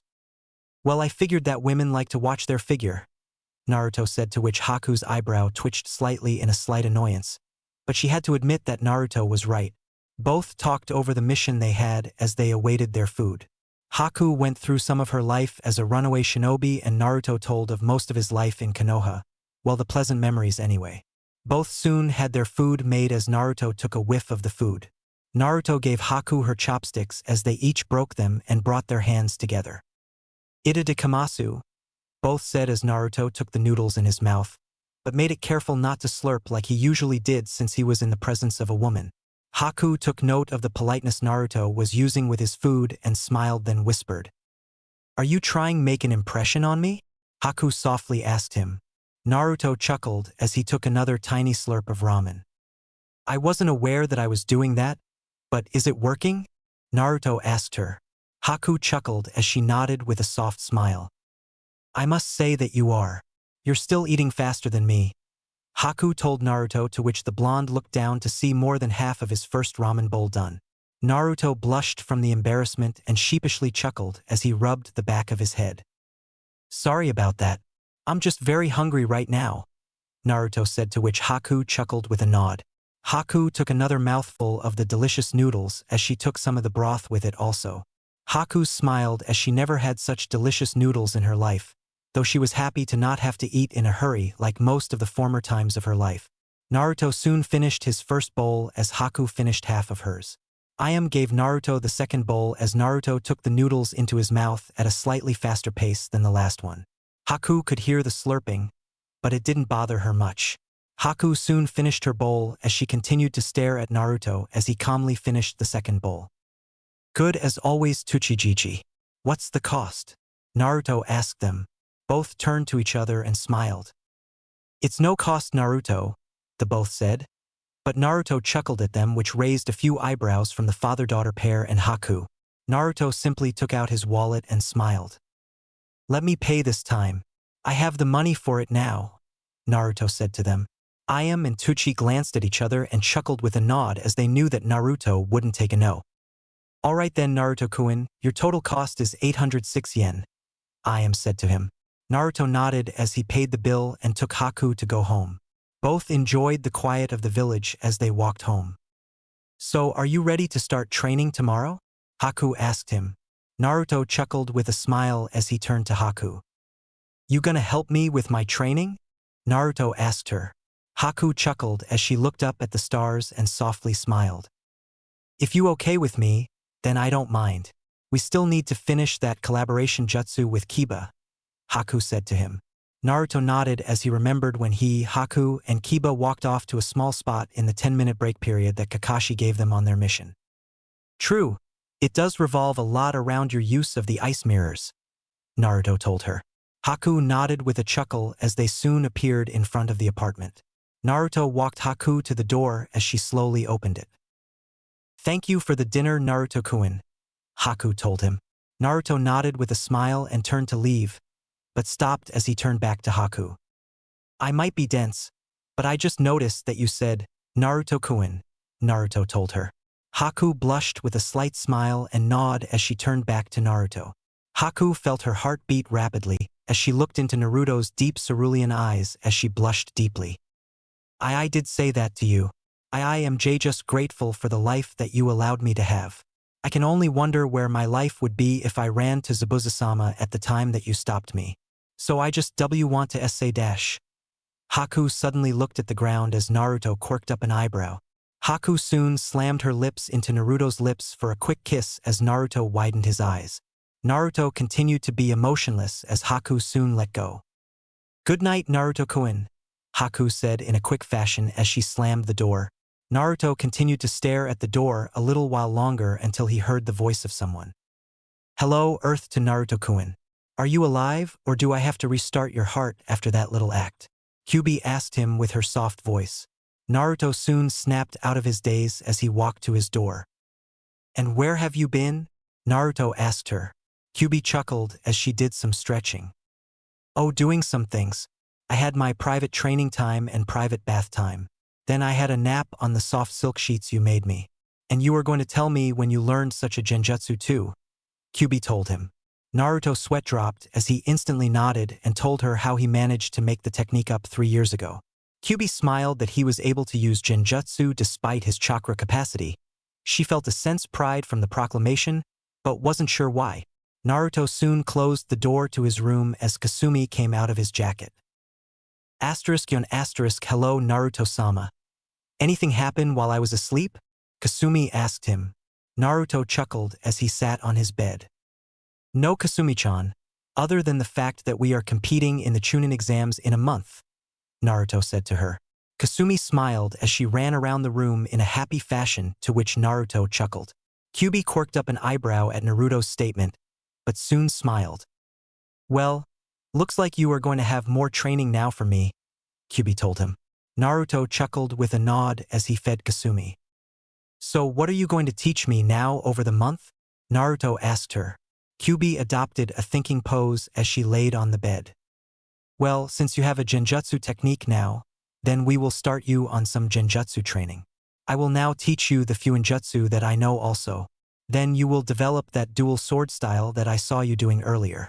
And to end it off, you will learn more Raiton, Katon, and Suiton techniques to end the month.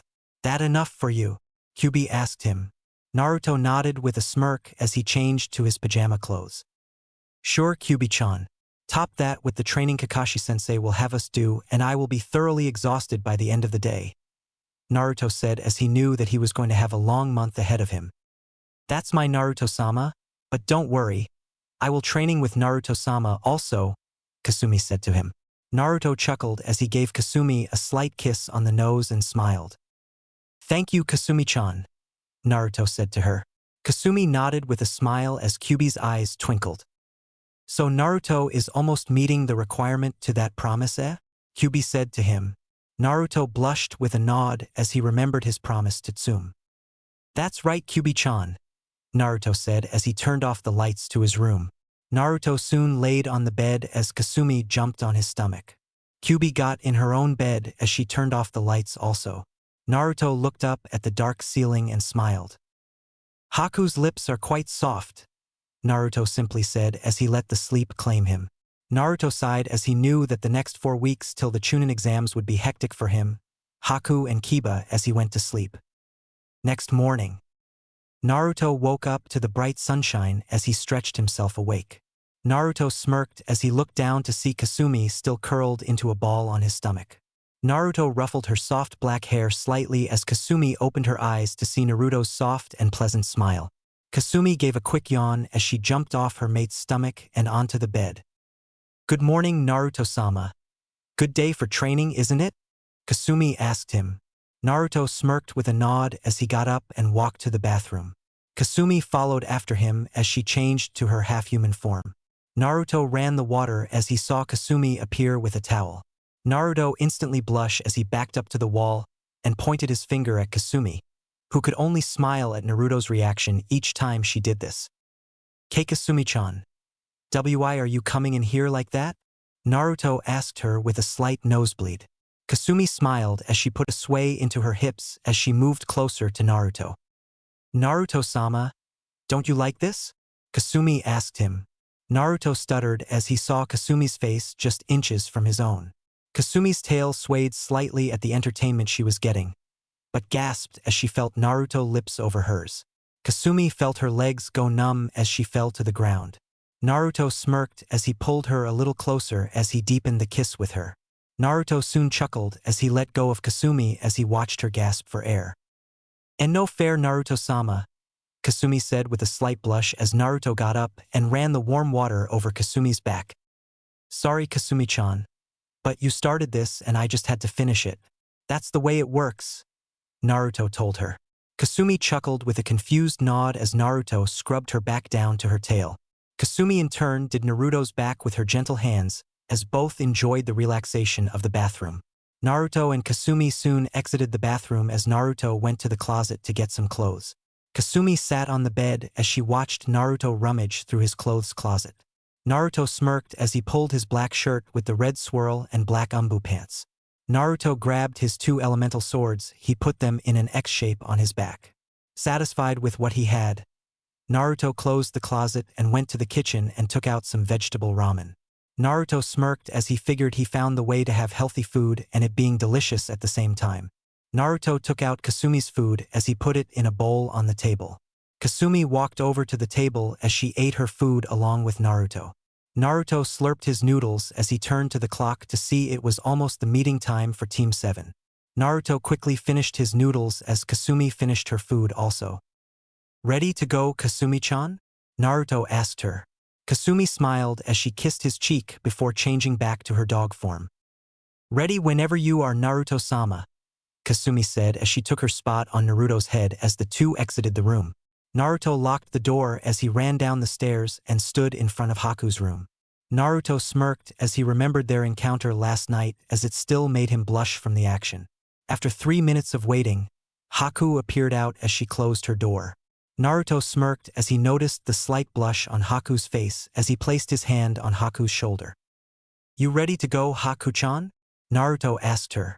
Haku smiled with a nod as they both jumped to the rooftops and headed for the Inuzuka compound. Naruto looked down at the streets to see the people converse as usual. Naruto shifted his eyes to the far right as he saw some of the Umbu moving through the village also. Naruto scanned the group to see one of them with dark purple hair and a cat mask covering the person's face. Naruto simply shrugged as both rushed to make it to the Inuzuka compound. Inuzuka compound. Kiba was sitting in silence with Tsum and Hana as he continued to eat his breakfast. Tsum and Hana noted the silence also, but there wasn't much to talk about, so no one said anything. Hana decided to break the ice as she turned to her little brother. So Kiba, I heard that you and your team have been nominated for the Chunin exams, Hana said as Kiba looked up from his meal and smiled. That's right, sis, we got nominated by the Hokage last night. It felt amazing, Kiba said as Tsum and Hana chuckled. Hana turned to her mother with a smile as she narrowed her eyes. Counting down the days, Ka-san? Hana asked her. Tsum dropped her fork as her face turned slightly red. Kiba and Hana laughed at their mother's actions as Tsum stuttered. Why would I be counting the days? Tsum asked her. Hana raised an eyebrow as Tsum blushed a little harder. Kiba smirked at his mother as Tsum sighed. Tsum quickly ate her food and put the dishes in the sink as she sped past her children, closing the door to the kitchen, to which Hana and Kiba chuckled as they both finished their food also. Kiba's ears twitched as he and Hana heard the door being knocked on. Kiba smirked as he knew that it was Naruto and Haku meeting with him. Kiba said his goodbyes to his mother and sister as he met up with Naruto and Haku. Hey guys, is everyone ready for a day of training? Naruto asked them. Kiba nodded with a smile full of determination along with Haku. All three headed to the training grounds as they waited for Kakashi to arrive. Everyone knew the standard protocol from Kakashi, so Haku and Kiba turned to Naruto for any kind of instruction while they waited for their sensei to arrive. Alright, since we are on time and he arrives late every 2 or 3 hours, let's use our time in training. We will each take a soldier pill when he arrives to teach us, Naruto told them. Haku and Kiba nodded in agreement as Naruto decided to talk to Kyuubi. You awake, Kyuubi-chan? Naruto asked her. Kyuubi smirked as she lifted her eyes and stretched while her tail flailed around before wrapping around her body. I'm up and about, Naruto-kun. Is your sensei late as usual? Kyuubi asked her blonde. Naruto sighed with a nod as Kyuubi shook her head. Oh well, nothing you can do about that. Well, let's get started. First, we are going to train you in some of my genjutsu techniques which make perfect use of your chakra capacity. After that, I will instruct you in the ways of fuinjutsu. You might want to go to the library and study up on the fuinjutsu also. It's not as good as mine, but you never know, Kyuubi told him. Naruto nodded with a smile as he made 3 Kage Bunshins. Naruto turned his head to see Haku near the pond of water while she read up on a scroll about turning water into an ice shark. Naruto turned his head in the other direction to see Kiba and Akamaru practicing their newest techniques taught by the Tsum. Naruto chuckled as he turned to see Kasumi on the ground waiting for her instructions. Naruto turned back to his clones and pointed to the first one. You, go to the library and get me some books on the beginnings of fuinjutsu, Naruto told the clone. The clone saluted the real Naruto as he disappeared in a fire and lighting shunshin. Naruto smirked as he turned to the second one.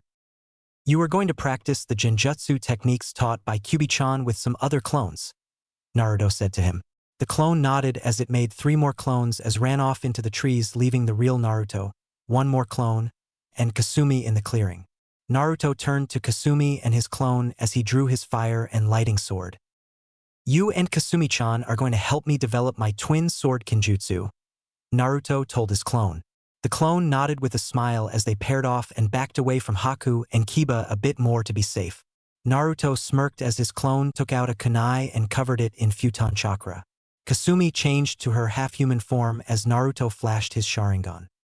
"Let's develop the Sharingan while we're at it," Naruto told them. Both nodded as they charged at Naruto with the intent to kill him. Kiba and Haku turned fast as they heard the clash and noises of Naruto's swords as they saw the brief flashes of fire and lightning as they turned back to their own training. 1 hour later, Naruto returned to the field to see some of the tree torn with Kiba huffing and a frozen pond with Haku smirking at the accomplishment.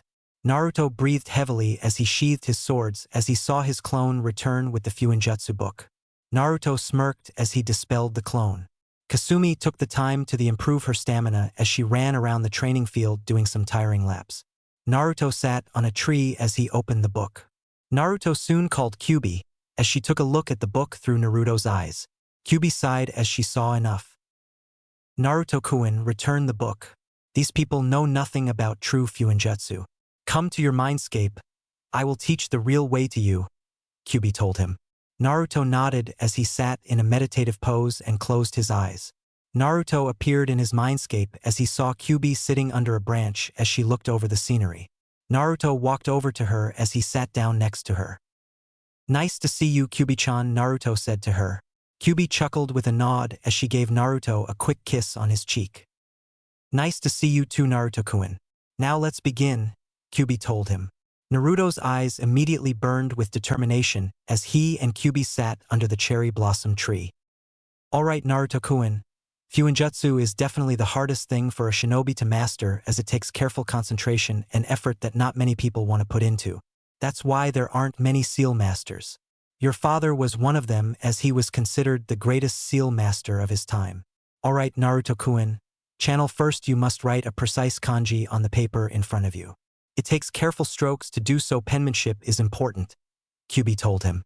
Naruto nodded with a smile as he grabbed a pen and a piece of paper.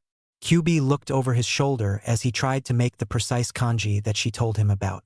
Naruto finished as he placed a kunai over the paper as he channeled chakra into it.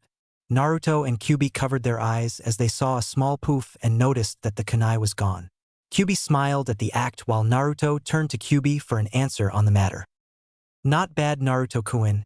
It's not perfect, but it's quite good. You just made your first storage seal. There are seals that range from storage to combat to sealing. It's quite an extensive collection. For storage, you simply have to write the name of the item you want to seal and apply chakra to it. However, you should probably know that storage seals must have limits. If you constantly seal things, then the dimension space will shatter and all your stuff will be destroyed with it," Kyuubi told him. Naruto took note of her words as he held up a confused face. "So how do I know when the seal has too much inside it?" Naruto asked her.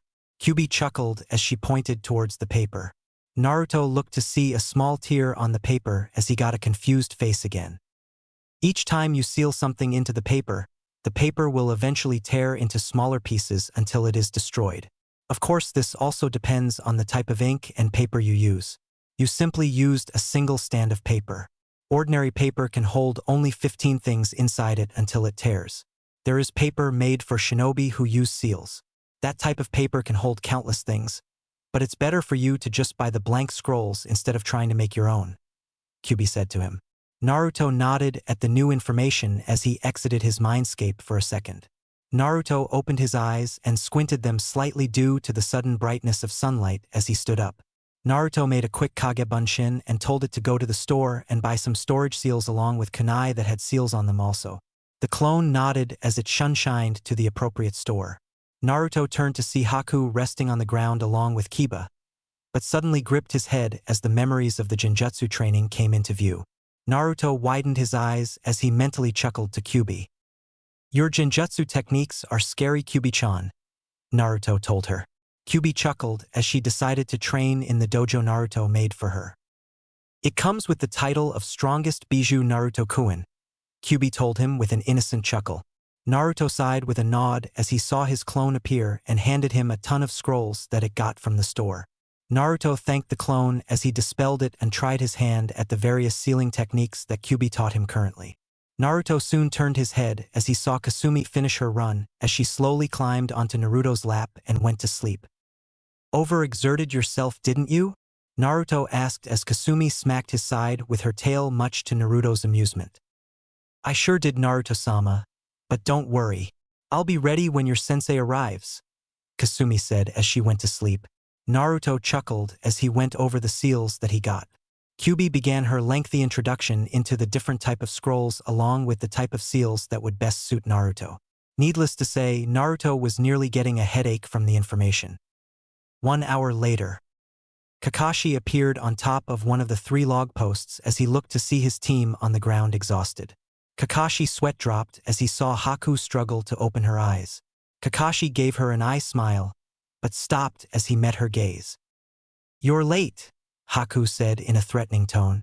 Kakashi nodded as he rubbed the back of his head. Kakashi approached the ice user as he brought her up. Sorry about that.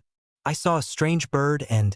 Kakashi stopped as he dodged a fire sword and turned his head to see Naruto with his hand extended. Kakashi turned to see Kiba up also as all 3 genin took soldier pills. Forget lessons today. I just need to hit something right now. Besides, to get experience you should challenge stronger people, Naruto yelled as he and Kasumi charged at Kakashi. Kiba and Akamaru followed Naruto and Kasumi's lead as Haku took out her sword as all 3 charged a stunned Kakashi. Kakashi gasped as he saw the fury in all 3 of their eyes as they neared him. Maybe I should stop going to the stone. I don't think I will live long enough to even feel my regret anymore, Kakashi thought as he took a defensive stance as his pissed-off genin caught up to him with all intents of sending the man to his grave. At the Hokage mansion, Tsum was currently in the room with Sarutobi as the man had a shocked face at the request Tsum just made of him. Tsum, are you sure you want to do that? You don't really have to, Sarutobi told her. Tsum gave a small smile, but nodded as she placed a hand on her hip. Yes, I do. I have a feeling it will be fun, Tsum told him. Sarutobi sighed, but nodded as Tsum walked out of the room. Sarutobi sighed again as he looked out the window. I guess I will need to up the security for the next month, he said to himself as he turned around and stared at the enormous stack of paperwork as his face paled. How the hell do you get rid of this thing? Sarutobi wondered as he sat back down and handled the paperwork. Back with Team 7, 3 hours later. Kakashi's sweat dropped as he looked at the tired form of his genin as they were all on the ground huffing. Kakashi walked a bit closer to them, but was soon flashed a KI from all 3 that told him to back away fast. Kakashi slightly trembled, but steeled his nerve as he had the gall to take out his orange book and read as he backed away. Naruto dropped his jaw as he clenched his swords in irritation. I'm gonna burn that book, Naruto yelled as he rushed back at Kakashi. Kakashi countered with a shunshin as Naruto slashed a tree with his lightning sword. Naruto's head grew a giant tick mark as he swore to the heavens that he would finish off the person who made the accursed book. Naruto sighed as he turned back to his teammates. I guess that's training then. We have been out here for 5 hours. Let's go, Naruto said to them. Both nodded in agreement as they left the training ground. Unknown to them, Kakashi appeared on a tree branch as he had a smile on his face. To think they would train before I even got here. Those 3 are scary, Kakashi said as he left in a poof of smoke to go somewhere else. Naruto, Kiba, and Haku smirked as they walked into town after their fierce day of training. We're gonna get stronger, aren't we? Kiba asked them. Naruto smirked along with Haku as they headed to a random location. Of course, Kiba. We are going to get much stronger. I know we can, Naruto said to him. Kiba nodded with a smirk along with Haku as the 3 walked off into the distance. 1 month later. Naruto, Kiba, and Haku stood on the posts of the training field as they had their eyes closed as if they were concentrating hard on something. All 3 looked at the 3 fast-moving clones of Kakashi as Naruto slightly opened his eyes. Go, Naruto simply said.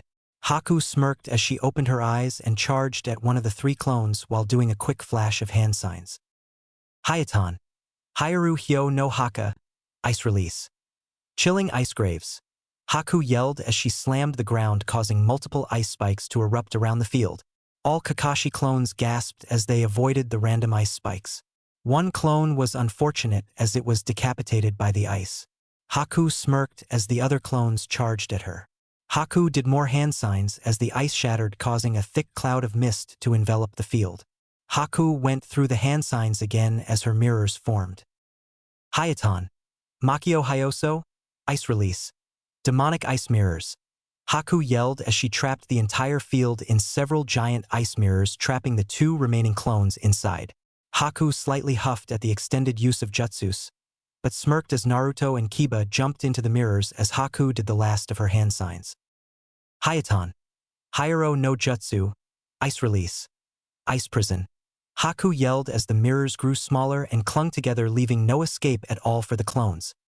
Let's go, Kiba, Naruto told him. Kiba nodded as both got more feral as they charged the clones. There is no escape. Futego no Gitsuga, twin fangs passing fangs. Naruto and Kiba yelled as they unleashed the chaos in the walls. Due to the restricted movement, the Kakashi clones could do nothing as Naruto and Kiba teared at the ice walls. Soon Haku dispelled the technique as Naruto and Kiba emerged. Kakashi appeared in front of all 3 and smiled.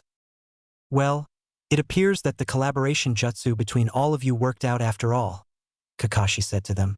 Haku, Naruto, and Kiba nodded with a few smiles as they looked at the time. Well, Kakashi-sensei, it's time for us to go, Naruto told him. Kakashi nodded as he disappeared in a puff of smoke. Naruto, Kiba, and Haku smiled at each other as they walked out of the training field. Everyone took one more look back as they saw the destroyed field. Things are going to change, aren't they? Kiba asked them. Naruto chuckled with a nod as Haku toyed with a new senbon. Yep, they are also going to get interesting, Naruto told them. Both nodded as they entered the streets of Konoha. Team 7 smiled as they talked about their training over the past month, but could only chuckle as they saw the streets of Konoha filled with so many people coming to watch the Chunin exams take place.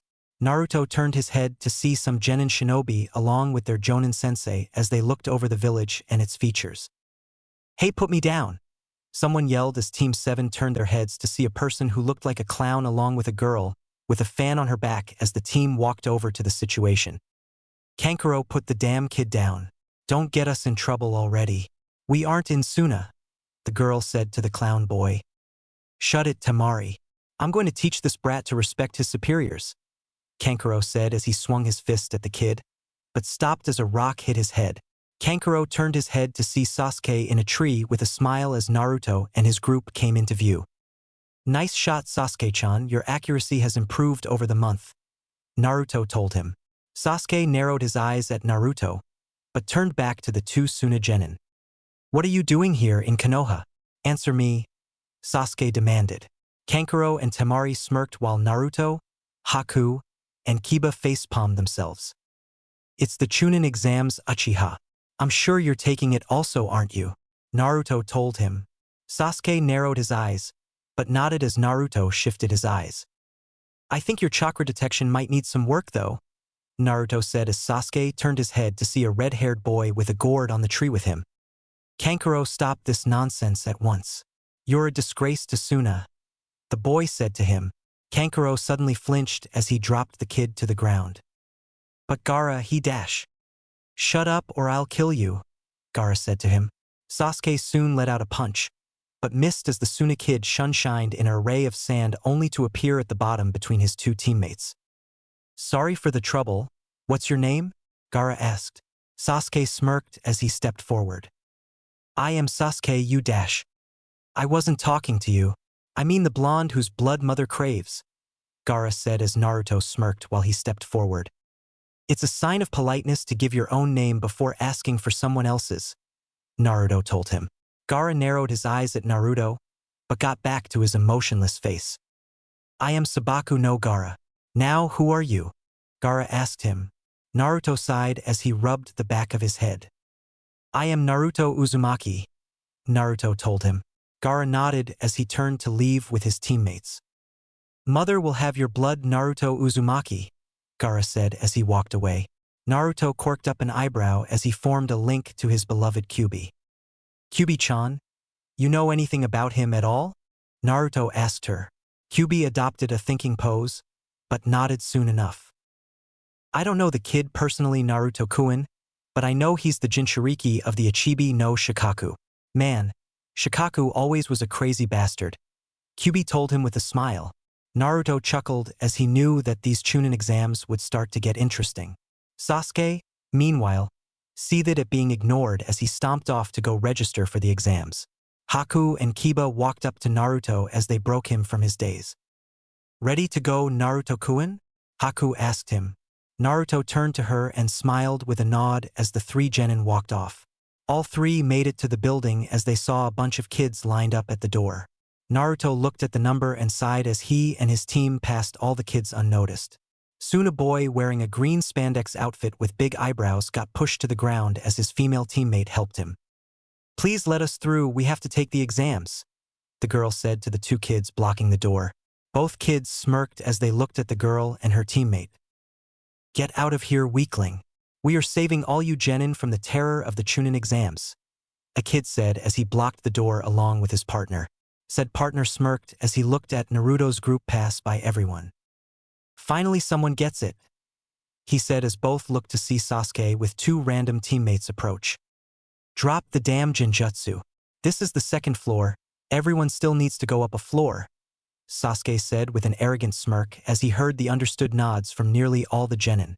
One of the kids pointed to Naruto's group as everyone stared at them. "Maybe you should follow them then, as they seem to know it a lot more than you do, Uchiha," the boy said as Sasuke seethed at Naruto. "Great Sasuke, that's more work for you. You really need to keep your mouth shut at times," Naruto told him. Some people snickered while Naruto and his team walked off. Soon Team 7 made it to the door as Naruto opened the door as they were flashed a level of Ki from the rest of the crowd.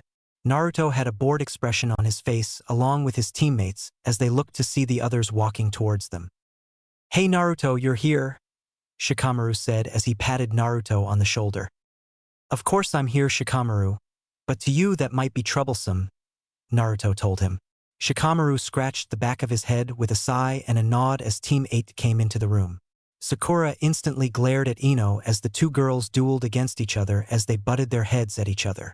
Naruto, Haku, and Kiba shook their heads along with Shikamaru, Choji, Hinata, and Shino as Sasuke's team entered. Sakura and Ino stopped their glaring as they both crashed into Sasuke as they squealed. "Hi Sasuke-kun," they both said to him. Sasuke huffed in annoyance as a silver-haired boy appeared. "You're all quite dense, aren't you? Can't you see how tense everyone is?"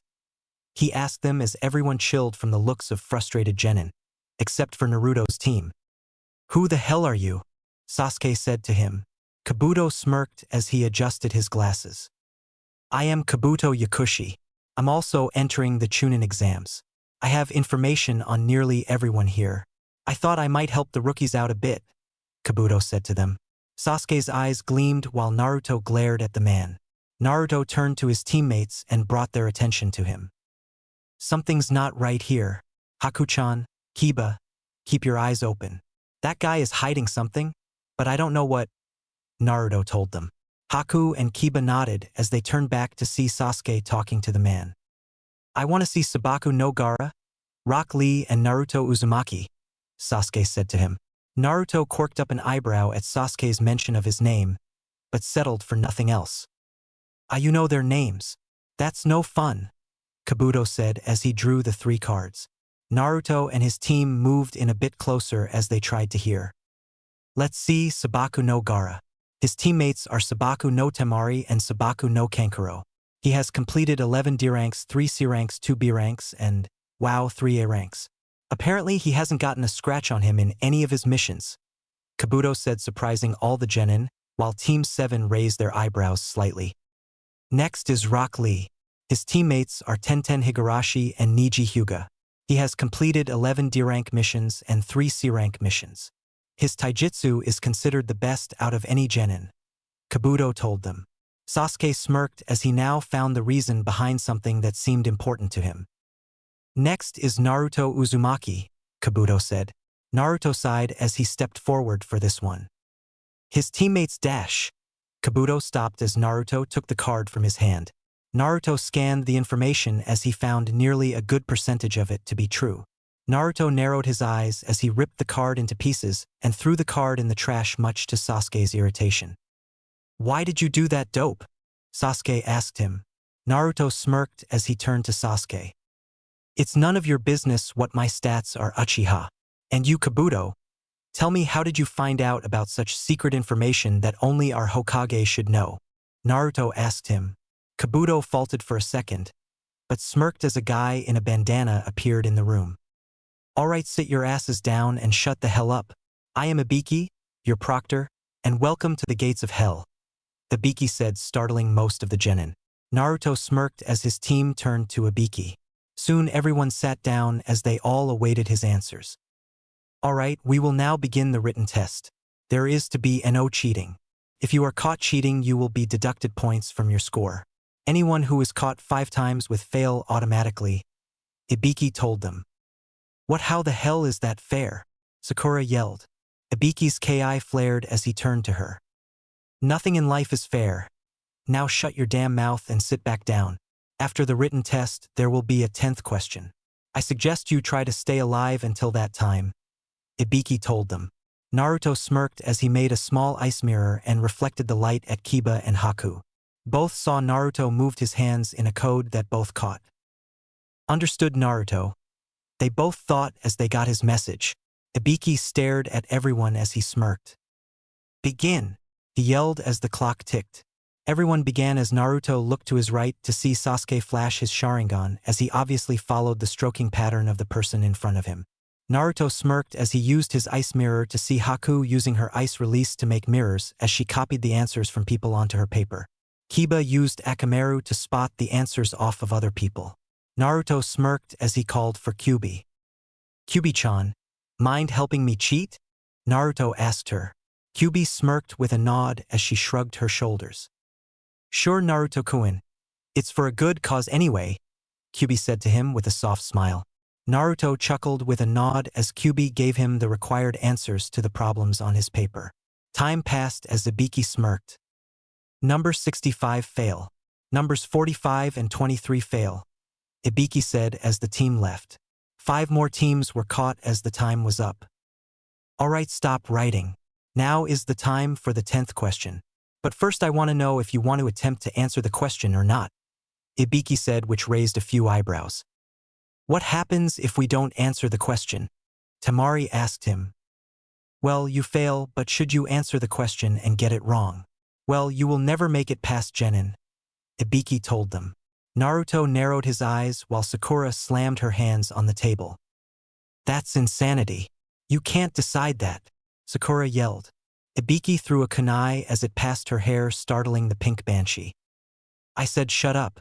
My exam, my rules. You're just unlucky to have me for a proctor, Ibiki said to them. Ibiki saw several hands go up as the people exited the room. Anyone else? Ibiki asked them. Hinata wanted to raise her hand, but Naruto placed his over hers as he turned to her and shook his head. Ibiki looked around one more time and smiled. Good job. You all pass, Ibiki said, causing everyone to gasp and question him. Ibiki chuckled as he looked at them. How did we pass? We didn't get the question, Kankuro said to him. That was the 10th question. It was to test your resolve in wanting to become Chunin. The other questions were to test your information gathering skills. Those who got caught failed the test. There are times when a shinobi can't choose his missions and must lead others into hostile territory. Those who wish to save the lives of their men and fight another day aren't shinobi, at least not to me they aren't, Ibiki said to everyone. Naruto smirked along with his team as all the rookie 9 passed the first part. Soon a ball of cloth bursted into the room as 2 kunai hit the ceiling and 2 other hit the ground holding up a banner. Hey maggots, I am the second proctor for the exam, the beautiful and sexy Anko Mitarashi. You haven't witnessed anything yet. Now follow me and let's go, Anko said as she pumped a fist in the air. Everyone in the room sweat dropped as Ibiki appeared from behind the curtain. You're early again, he said as Anko sweat dropped. Soon someone else came through the giant hole in the window as she smirked. Anko, you sure know how to cause a scene, don't you? The person asked. Anko smirked as she turned to her exam proctor partner. Come on, Tsum, you have to live a little, Anko said to her. Naruto, Kiba, and Haku along with everyone else turned their heads fast to see Tsum walking along with Kuramaru. I am the partner proctor for the second exam, Tsum Inuzuka. It's time to begin the next portion of your exam, Tsum said to everyone. Naruto smirked along with his team as he and Tsum locked eyes for a second. Tsum smirked as she winked at Naruto, which caused the blonde to blush. What the hell, Ibiki? 76 people made it. You're getting old, Anko told him. Ibiki smirked as he looked at the Chunin candidates. Or we have a strong crop this year, he told her. Anko smirked as she looked at everyone. Well, it doesn't matter. When me and Tsum are done, more than half of this group will be dead, Anko said as she startled everyone. Follow us to training ground number 44. We will begin there, Tsum said as she and Anko left.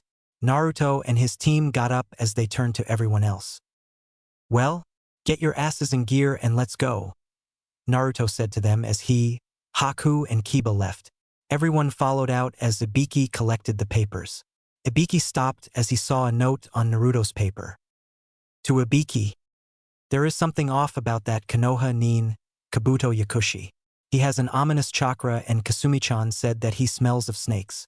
He has information that he should have about the shinobi of our village. Please run it by Gigi aka Hokage-sama. That is all.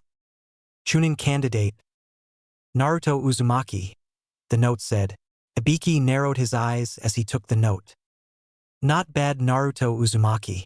Now I will go run this to Hokage-sama, Ibiki said to himself as he shunshined to meet with the Hokage about the issue that had just come to light thanks to Naruto. Naruto and the rest of his team left the examination room as they followed Tsum and Anko to the site of the next exam. Naruto could tell that this next part would be interesting as he turned his head to see most of the competitors lagging behind them by a big margin. Naruto remembered his note to Ibiki as he hoped the man would send word to his Gigi. Naruto could tell that something was going on, but he wasn't sure what it was. In no time, Tsum and Anko landed in front of the gates as they waited for everyone to catch up. Well, Tsum, I was surprised that you wanted to help proctor the Chunin exams, Anko told her. Tsum smirked with a nod as she sat down and leaned on the fence of the training ground. It's nothing, Anko. I just decided to have a little fun with our new contestants, Tsum said to her as she gave a small chuckle. Anko eyed her suspiciously with a smile that showed she was curious as to know Tsum's true intentions. Anko decided to let go of her curiosity as the two proctors felt the arrival of one team, which made Anko gasp at how fast they were and caused Tsum to chuckle. Soon enough, Naruto and his team arrived to the site first as they looked at their proctors. Tsum and Naruto exchanged a small glance at each other as small smiles came across their faces. Naruto turned back to his teammates as they decided to wait for the rest of the competitors to arrive to the site. So what do you think this part of the exam is about? Haku asked as she stared at the giant forest just past the fence. Naruto and Kiba took note of her question and turned to look at the forest also. Kiba, for all his life, couldn't answer Haku's question as both turned to Naruto to see if he had anything. Naruto simply opened his jacket as Kasumi came out and landed on his lap. Naruto softly petted her fur as he seemed to be thinking things over. This might be a survival type of thing. The first part was practical and this leaves us to test our wits. I'm not sure. I could be wrong, but that's what I think, Naruto told them. Haku and Kiba nodded, but could feel something ominous about the place. It seemed like the place literally called for the death of those who entered into it. It unnerved Haku slightly, but being with Zabuza all those years made it more bearable. While the proctors and Team 7 sat in silence, everyone got back up as they felt the other teams near the site. After another 3 minutes, all teams filed in as Team 7 mingled into the crowd. Anko and Tsum smirked as they turned to each other and decided to begin. All maggots, this is the next place for your exam. This is one of our most brutal training grounds. Training ground number 44, or as we like to call it, the Forest of Death, Anko said, unnerving most of the genin. Naruto narrowed his eyes as Anko and Tsum took out some forms and passed them all out. Before you begin, you must all sign these forms, Anko said to them. Tsum passed all the forms out as everyone looked at them in confusion of what the purpose to the forms were. Why do we need to sign these forms? Someone asked the snake mistress. Anko smirked as she turned to them. These are waivers. They state that Konoha is not responsible for your deaths should you sign these. It's used to avoid war among the nations, Anko explained. Most of the genin stiffened from that explanation, but nodded as everyone took the minute to sign the forms. After a few minutes, Tsum and Anko collected the forms as they began their explanation. The purpose to this exam is to make it to the center of the forest where there is a tower in it. The primary objective is this, Anko said, pulling out 2 scrolls, a heaven scroll and an earth scroll. Everyone eyed the individual scrolls as Tsum continued from where Anko left off. Each team will be given one of the 2 scrolls. Teams will then engage in combat over the scrolls, as one team must have both the heaven scroll and the earth scroll. You must reach the tower in a span of 5 days. If you don't die, then you forfeit. Try to stay alive, Tsum said as everyone turned their heads to see someone whine. No, what will we do for food? I can't not eat for 5 days straight, Choji yelled as most of the exam participants chuckled. Tsum twitched her eyebrow slightly at the boy, but Anko spoke before she could reply. Calm down, Gaki. There are numerous edible plants in the forest. Of course, they also think you're delicious also, Anko said as everyone's sweat dropped. Tsum nodded as she continued. The exam will begin in 10 minutes. Get yourselves situated in that time, Tsum said as Naruto turned to his team. Everyone was ecstatic about it as Naruto opened his mouth. Alright, this is going to be fun. Let's show them how Team 7 does things, Naruto told them. Haku nodded along with Kiba as Naruto turned around. Naruto narrowed his eyes as he turned his head to dodge a kunai that was aimed at his cheek as Anko appeared behind him and licked his cheek, much to Tsum's slight irritation. Acting confident will get you killed, Gaki, though your blood is quite good, Anko told him. Naruto smirked as he had a kunai in his hand and licked the top part of it as Anko raised an eyebrow at the action.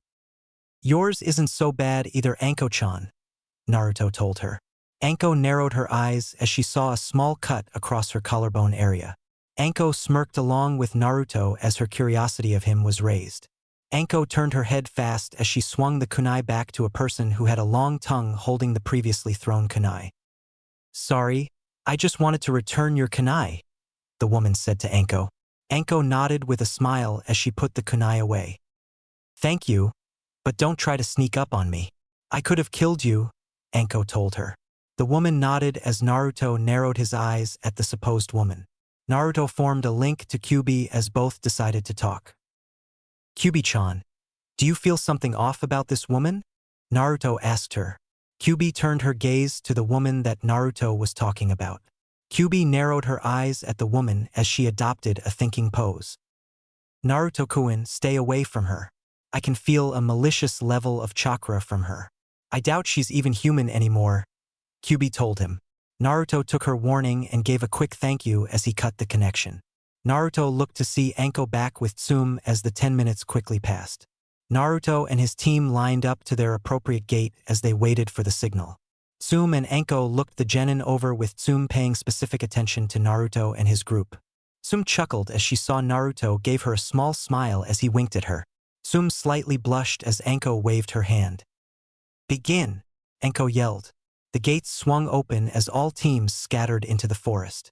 Naruto smirked as he jumped to the trees with Kiba and Haku as they ran through the forest to find their targets. Alright, we have to get this done. Kiba and I are good trackers and Haku-chan is perfect for assassination. Me and Kiba will find the enemies and Haku will dispose of them. Unless we have a different situation, we will go with that plan of attack, Naruto told them. Kiba and Haku nodded in agreement as they decided to start their exam. With Tsum and Anko, both continued to stay outside the gates as they heard some of the various screams from the participants of the exams. Sounds like people are getting eliminated now, Anko said to Tsum. Tsum gave a laugh as they heard another scream.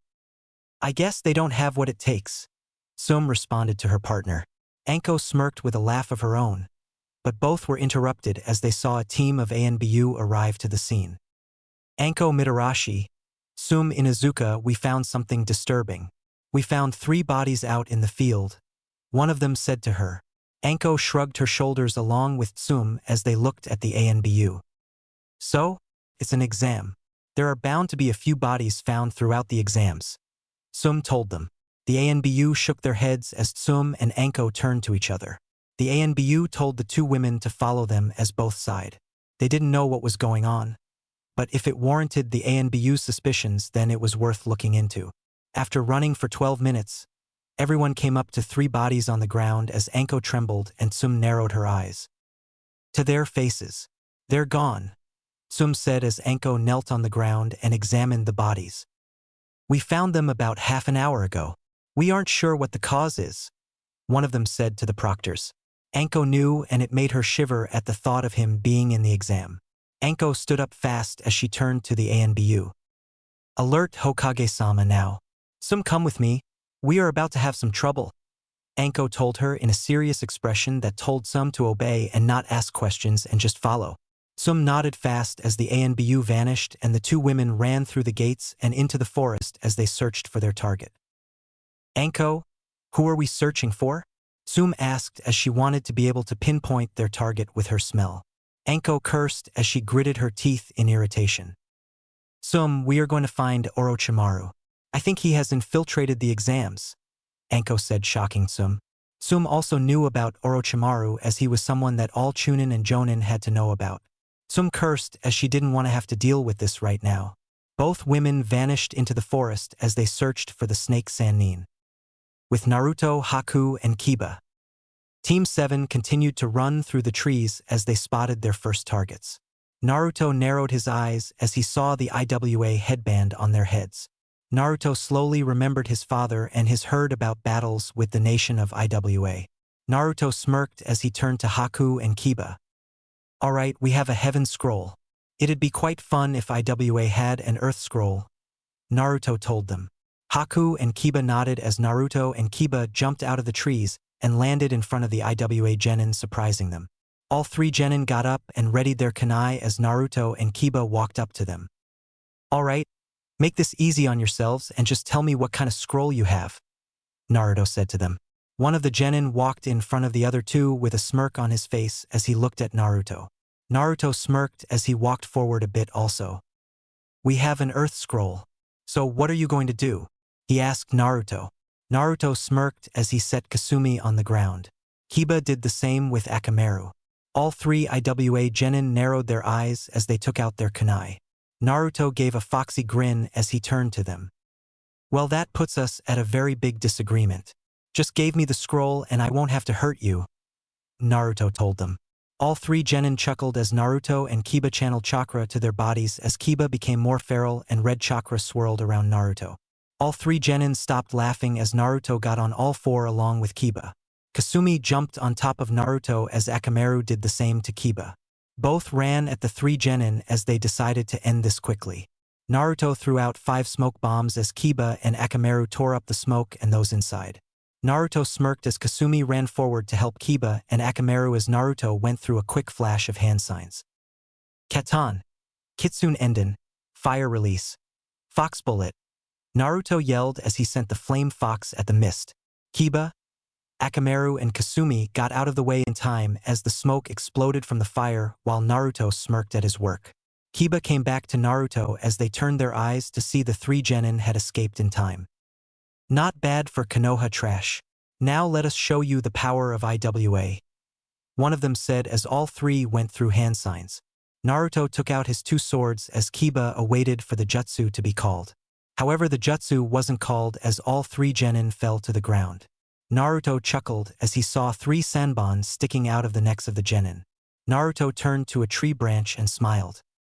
Nicely done, Haku-chan, Naruto told her.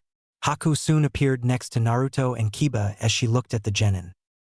Nothing to it, Naruto-kun. Now let's go, Haku said as Kiba took the scroll from the leader's pocket and gave it to Naruto. Naruto took the scroll into his pouch as he gave the heaven scroll to Haku. Naruto sealed the small scroll into one of his scrolls as Haku did the same. Alright, we have completed our objective. Let's get out of here, Naruto told them. Kiba and Haku nodded as they took to the trees again and left the 3 IWA Genin indisposed. Naruto, Haku, and Kiba continued to race through the trees with a few feelings of pride at their accomplishments as they continued to head to the center of the forest as to get to the tower on time. Naruto turned his head to see Kiba with a big smile across his face as Naruto smiled. Naruto turned to Haku, who also had a smile on her face. Everyone was in high spirits. but Naruto narrowed his eyes as he yelled. "Kiba, Haku-chan.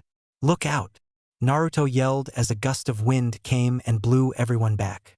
Haku and Kiba hit the tree stumps while Naruto applied chakra to his feet and withstood the onslaught of the wind. Soon the winds settled as the team recollected to the nearby tree branch.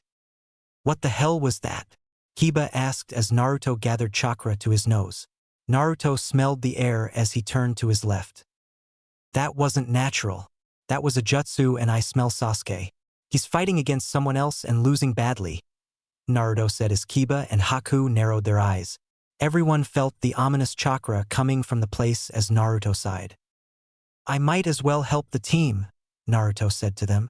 Haku and Kiba sighed with nods as Naruto gave his scroll to Kiba. "You two go to the tower and wait for me there. I promise not to be long," Naruto told them. Both put up complaints, but Naruto steeled his resolve as Haku and Kiba reluctantly left. Naruto turned to the direction of the destroyed forest and ran to the cause along with Kasumi. "Naruto-kun, please be careful. I think this might be a bad idea," Kyuubi told him. Naruto nodded that he would be careful as he and Kasumi rushed along the trail to find out the source of the destruction. After 3 minutes of running, Naruto and Kasumi looked over the field and saw that it was completely battered. Naruto saw Sasuke's teammates unconscious on the ground as he saw Sasuke on the ground trembling. "Sasuke, what the hell happened to you?" Naruto asked him. Sasuke managed to turn his head to see Naruto as his eyes got back their light. "That Kusa Genin. He isn't normal," Sasuke said as he fell to the floor in pain. Naruto turned his head to see the person walking up to them. Naruto narrowed his eyes. The man walked closer and closer.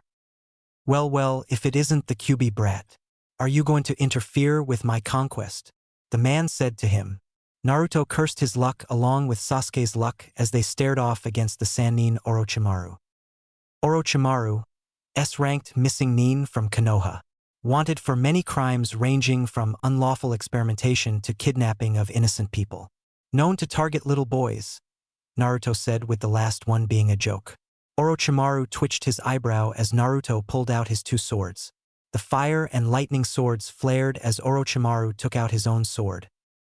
"Well, it seems that I have some entertainment," Orochimaru said as Naruto and Kasumi charged at him. Orochimaru smirked as his sword clashed with Naruto.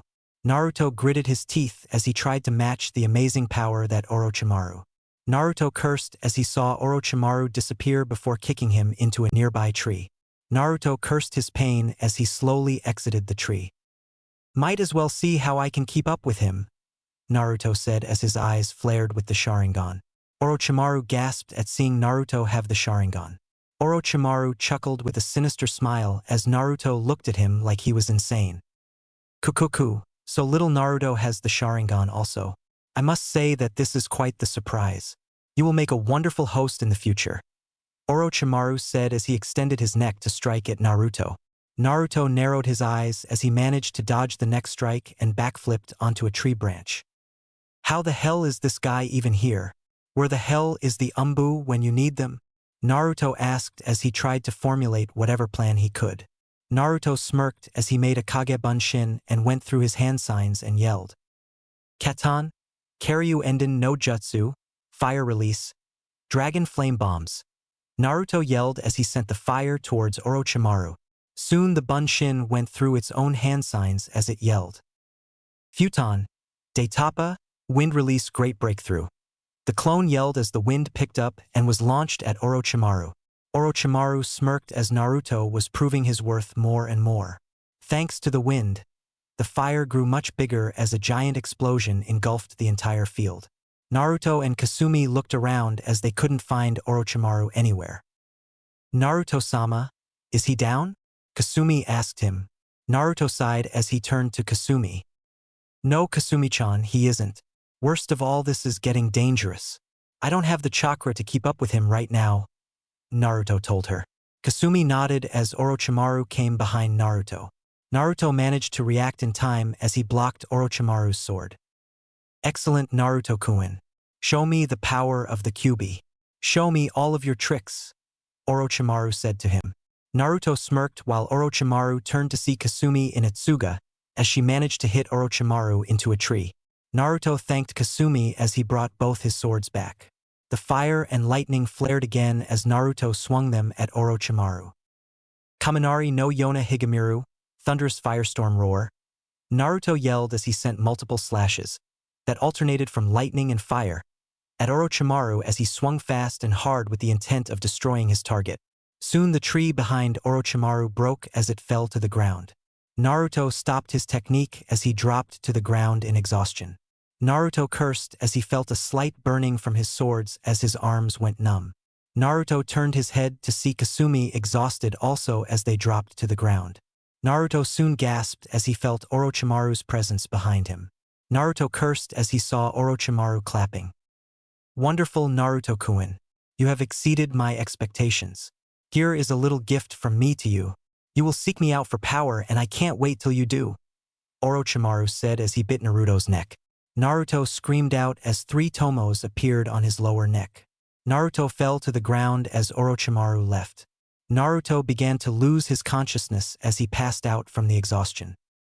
Naruto's Mindscape. Naruto opened his eyes as he saw multiple snakes around the place he made for Kyuubi. Naruto turned to see Kyuubi fighting with the main snake as Naruto got up. "Naruto-kun, you really know how to worry a girl. Will you please destroy this thing with me? I'm already here. I don't need any more people. It'll get crowded in here," Kyuubi told him. Naruto smirked with a nod as he turned to the big snake. Naruto materialized his fire sword as he pointed it at the snake. "Sorry, but only Kyuubi-chan is allowed in here. So for me and her," Naruto said as his sword flared.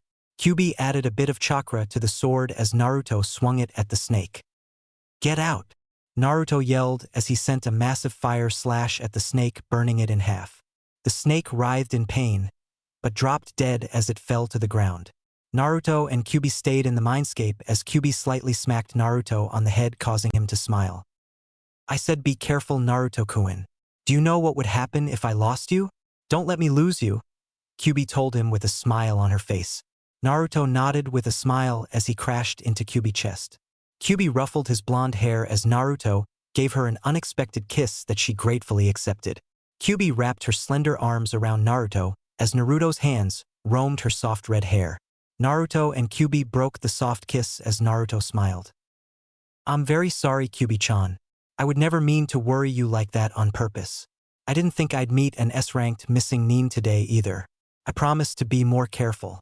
I promise not to worry you so much anymore," Naruto told her. Kyuubi smiled with a nod as she looked at the place. "Well, the snakes are gone and so is that awful hickey that Orochimaru gave you," Kyuubi told him. Naruto nodded with a chuckle as he saw his fire sword vanish. "I guess I will have to go soon. Man, I sense Kiba coming," Naruto told her. Kyuubi chuckled with a nod as she felt Haku also. Naruto smirked as he fond that they came back for him even though he told them to go ahead. Naruto turned back to Kyuubi as he decided to bid her a farewell.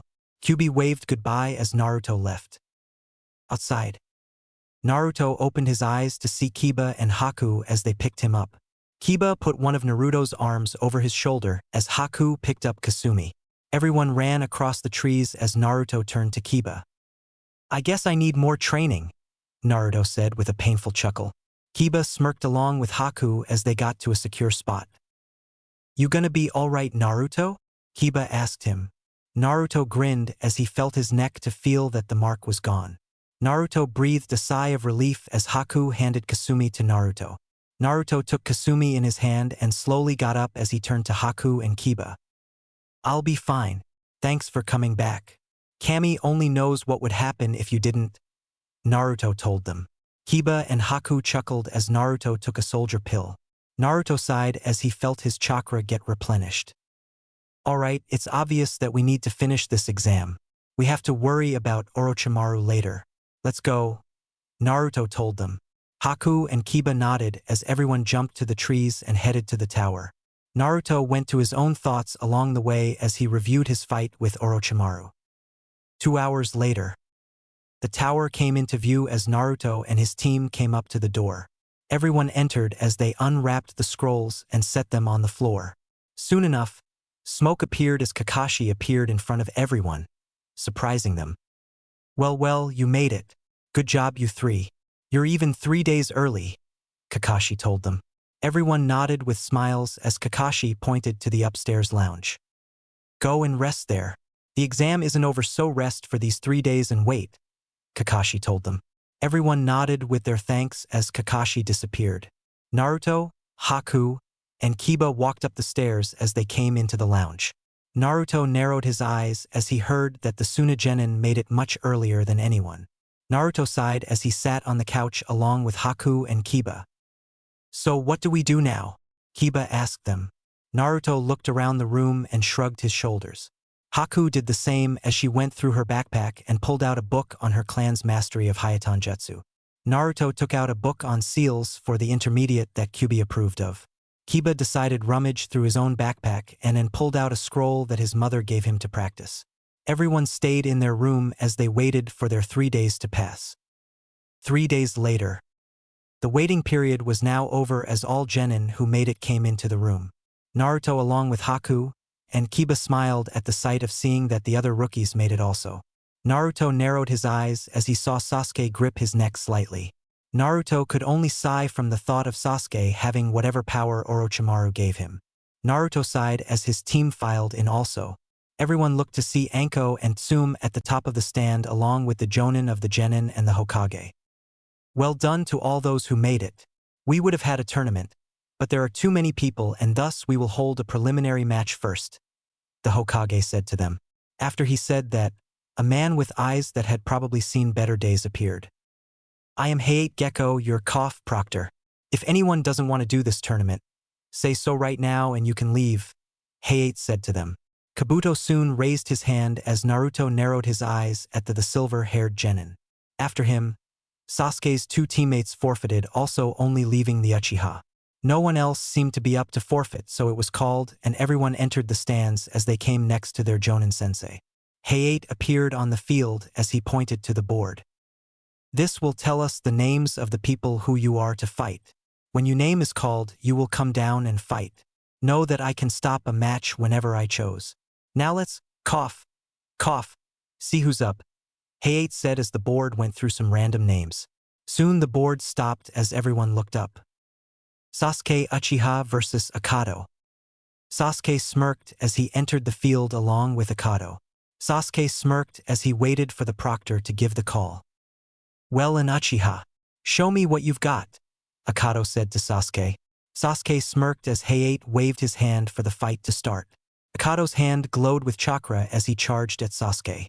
Sasuke smirked as he managed to dodge the first few strikes, but cursed as Akado grabbed his arm and pinned him to the ground. Naruto raised an eyebrow as Akado smirked. Sasuke soon felt his chakra get drained as he turned his head to Akado. My ability is to steal chakra from others. I will drain all of your chakra, Akado said to Sasuke. Sasuke struggled as he grabbed a kunai and swung it at Akado. Akado cursed as he had to let go while Sasuke got up. Sasuke smirked as Akado narrowed his eyes. What's so damn funny? Akado asked Sasuke. Sasuke chuckled as he ran at Akado. Sasuke soon disappeared and reappeared behind him. What's funny is that you think you can beat me, Sasuke said as he kicked Akado into the air.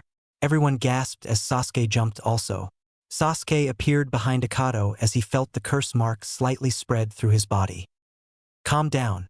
Don't let it control you, Sasuke said as the curse mark receded. Sasuke continued his technique as he swung his leg at Akado, who managed to block it. Sasuke smirked again as he brought his other foot around and slammed Akado in the stomach. Akado continued to fall as Sasuke gave a final kick, pinning him to the ground. Shurshur Rendan, Lion's Barrage, Sasuke yelled as he backed away from the unconscious Akado. Hayate looked the man over and waved his hand. Winner, Sasuke Uchiha, Hayate said as Sasuke smirked and the arena rang with praises from Sakura and Ino. Sasuke walked up the stairs and stood next to Genma as the board lit up again. Everyone faced the board as the people came down. Shino Aburame versus Zaku Abumi. Both fighters came down as Shino looked to see Zaku had a broken arm apparently. Hayate let the match begin as Shino stayed in his spot. Zaku smirked as he used his left hand to reveal a hole in it. Shino quirked up an eyebrow at him, but soon dropped an air blast that came out from the hole as Zaku smirked. Try and beat me. It won't work out for you, Zaku said to him. Shino sighed as he sent a ball of bugs at Zaku as the Genin dodged it. Shino sent more at him as Zaku blew the air around him, causing all the bugs to disperse out. Zaku smiled as he saw that Shino was no match for him, but turned his head to see he was surrounded by bugs on all sides and Shino on one side. Attack me or attack the bugs.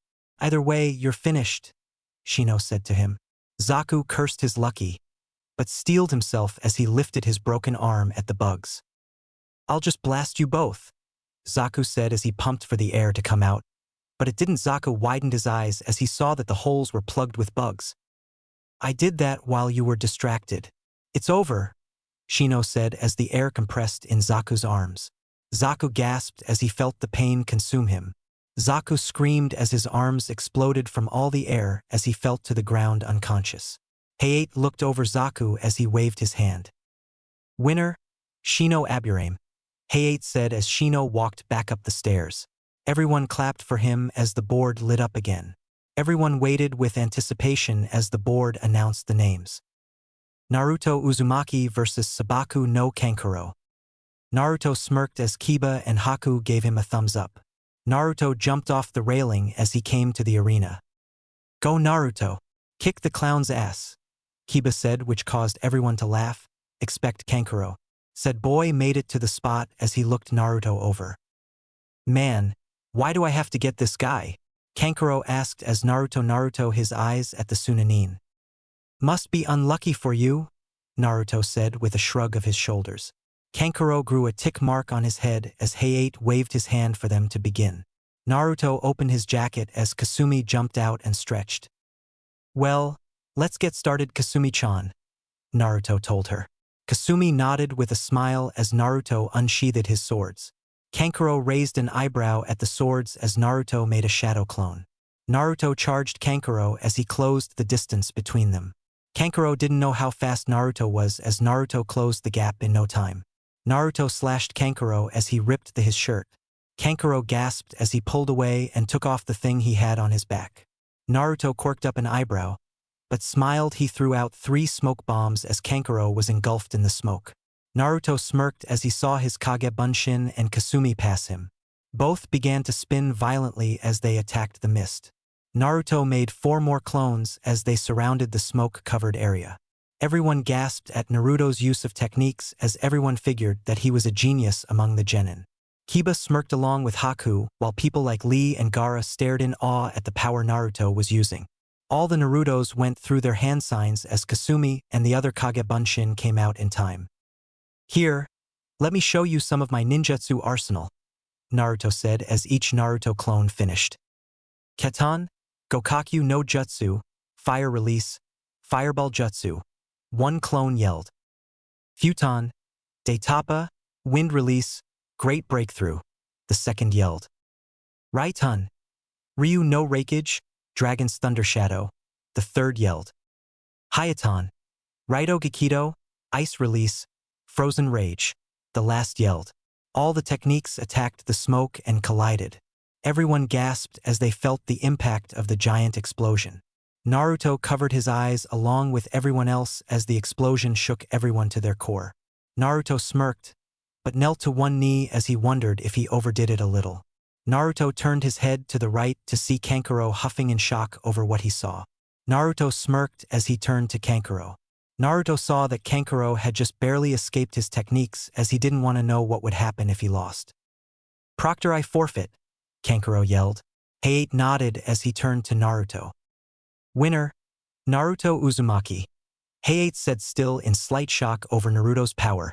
Naruto smirked as he and Kasumi walked back up the stairs.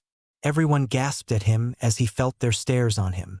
Naruto smirked as he saw Sarutobi with a shocked look on his face along with Enko, who had a slight blush to her face for some reason, and even Tsum. Kiba chuckled as he patted Naruto's back. Nice one, Naruto. You scared him out of his wits. That was awesome, Kiba told him. Naruto smirked with a nod as he sat on the wall.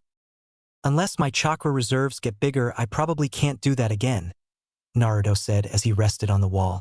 The board lit up again as everyone turned to it. Haku Momochi vs Sakura Haruno. Both girls turned to each other as they walked down to the battered arena. Sakura and Haku faced off as Sakura smirked. "You're a cute boy, but I still have to end you, /N. No one except Naruto, Kiba, and Kakashi knows she's a girl," Sakura said to Haku. Haku chuckled as she waved the comment off. Hayate waved his hand as the match began. Haku wasted no time as she appeared in front of Sakura. Sakura gasped at the speed, but cried out as Haku kicked her into the wall. Sakura gasped hard as she fell to the floor. Haku soon took out 2 sanbon as she threw them at Sakura's neck, knocking the girl out. "Well, that's that," Haku said as she walked away. Everyone's sweat dropped at the quick match as people wondered how Sakura even survived the second part of the exam at all. "Winner, Haku, Momochi," Hayate announced. Haku returned to her spot. The board lit up again as names were randomly called. Kiba smirked as he saw his name and who he was facing. Kiba Inuzuka versus Ino Yamanaka. Both fighters entered the field as Hayate stared at both. Ino decided to say something as she looked at Kiba. "Well, dog breath, please keep this somewhat entertaining. I don't want to end this too fast," Ino said to him. Kiba smirked as he set Akamaru down. Kiba simply nodded as Hayate waved his hand. "Begin," Hayate yelled. Ino wasted no time as she ran at Kiba as she took out 3 kunai. Kiba, however, smirked at how slowly she was as he and Akamaru got on all fours. Akamaru turned to Kiba as they shocked Ino. Naruto smirked as he knew this fight was over. Kiba threw out 3 smoke bombs as they scattered around Ino. Ino coughed from the smoke as Kiba and Akamaru charged into the smoke. "Katsuga!" Kiba yelled as he and Akamaru shredded the smoke along with what was ever inside. Soon enough, Kiba stopped as he saw Ino on the floor. "Sorry if I ended it too fast," Kiba said as he walked away with Akamaru. "Winner, Kiba Inuzuka," Hayate said with another cough. Kiba smirked as all of Team 7 made it to the finals. Everyone gasped at how strong they were as people wondered if it was Kakashi's teachings. Tsum smirked along with Anko at the team's success as the next fight was called. Sabaku no Temari versus Tenten. /N. Do I need to say anything? Winner, Sabaku no Temari, Hayate said as Temari chuckled while Tenten was carried away by the medics. The board flashed again as everyone looked at it. Neji Hyuga versus Hinata Hyuga. Neji made it down the stairs along with a reluctant and nervous Hinata. Naruto saw the look of disgust on Neji's face as he narrowed his eyes at the Hyuga. Neji and Hinata gathered to the center as Neji spoke. "Give up now, Hinata. You are weak. You aren't meant to be a shinobi. You will always be weak. I will not live if you die," Neji told her. Hinata flinched under his gaze as Naruto gripped the railing in anger. Kiba showed the same reaction as he gritted his teeth. "I can change Neji. I know I can," Hinata said as she activated her Byakugan. Neji shook his head and activated his own Byakugan as they got into their family's taijutsu stance. Naruto and his team decided to watch the match with interest as Hayate waved his hand. "Begin," Hayate yelled. Hinata charged at Neji as she let out a palm strike. Neji immediately countered with his own palm strike as he and Hinata did the same things as they exchanged blows trying to hit the critical vital points of the other. Naruto smiled as he saw Hinata was really trying. Kiba smirked also as people cheered for Hinata to win. However, Neji was still more skilled than her as he managed to hit her several times before she could hit him. Neji smirked as he saw Hinata's tired form. Naruto continued to grip the railing as the metal slowly started to bend from the pressure Naruto had on it. Naruto, unconsciously, showed his shinsenigan as he continued to watch the match between the 2 Hyugas. Neji continued to beat Hinata until she fell to the floor. "I told you it was useless. Now accept your fate and forfeit," Neji said to her. Hinata coughed up some blood as she tried to stand. Everyone gasped at her tenacity, even Neji, as she tried to find her breath. "Admit it, Neji and I-san. You don't hate me. You hate that the main branch forced this life on you. I'm sorry I couldn't do anything for you. I believe I changed while you still harbor hatred in your heart," Hinata said to him. Neji cursed as he gritted his teeth and charged at Hinata for a final blow. Soon enough 5 Jonin appeared and stopped Neji, But what shocked everyone was Naruto in front of Neji with his fire sword to his throat. Neji's eyes locked with Naruto's, who still had the shinsenigan active, as both had the staring contest. "Hinata is done. Now back off right now," Naruto told him. Neji narrowed his eyes at the blonde as the Jonin nodded in agreement with Naruto. Hinata soon collapsed as everyone ran to her. "Naruto-kun, do you think I changed? Even a little?" Hinata asked him. Naruto smiled with a nod as the medics took her away.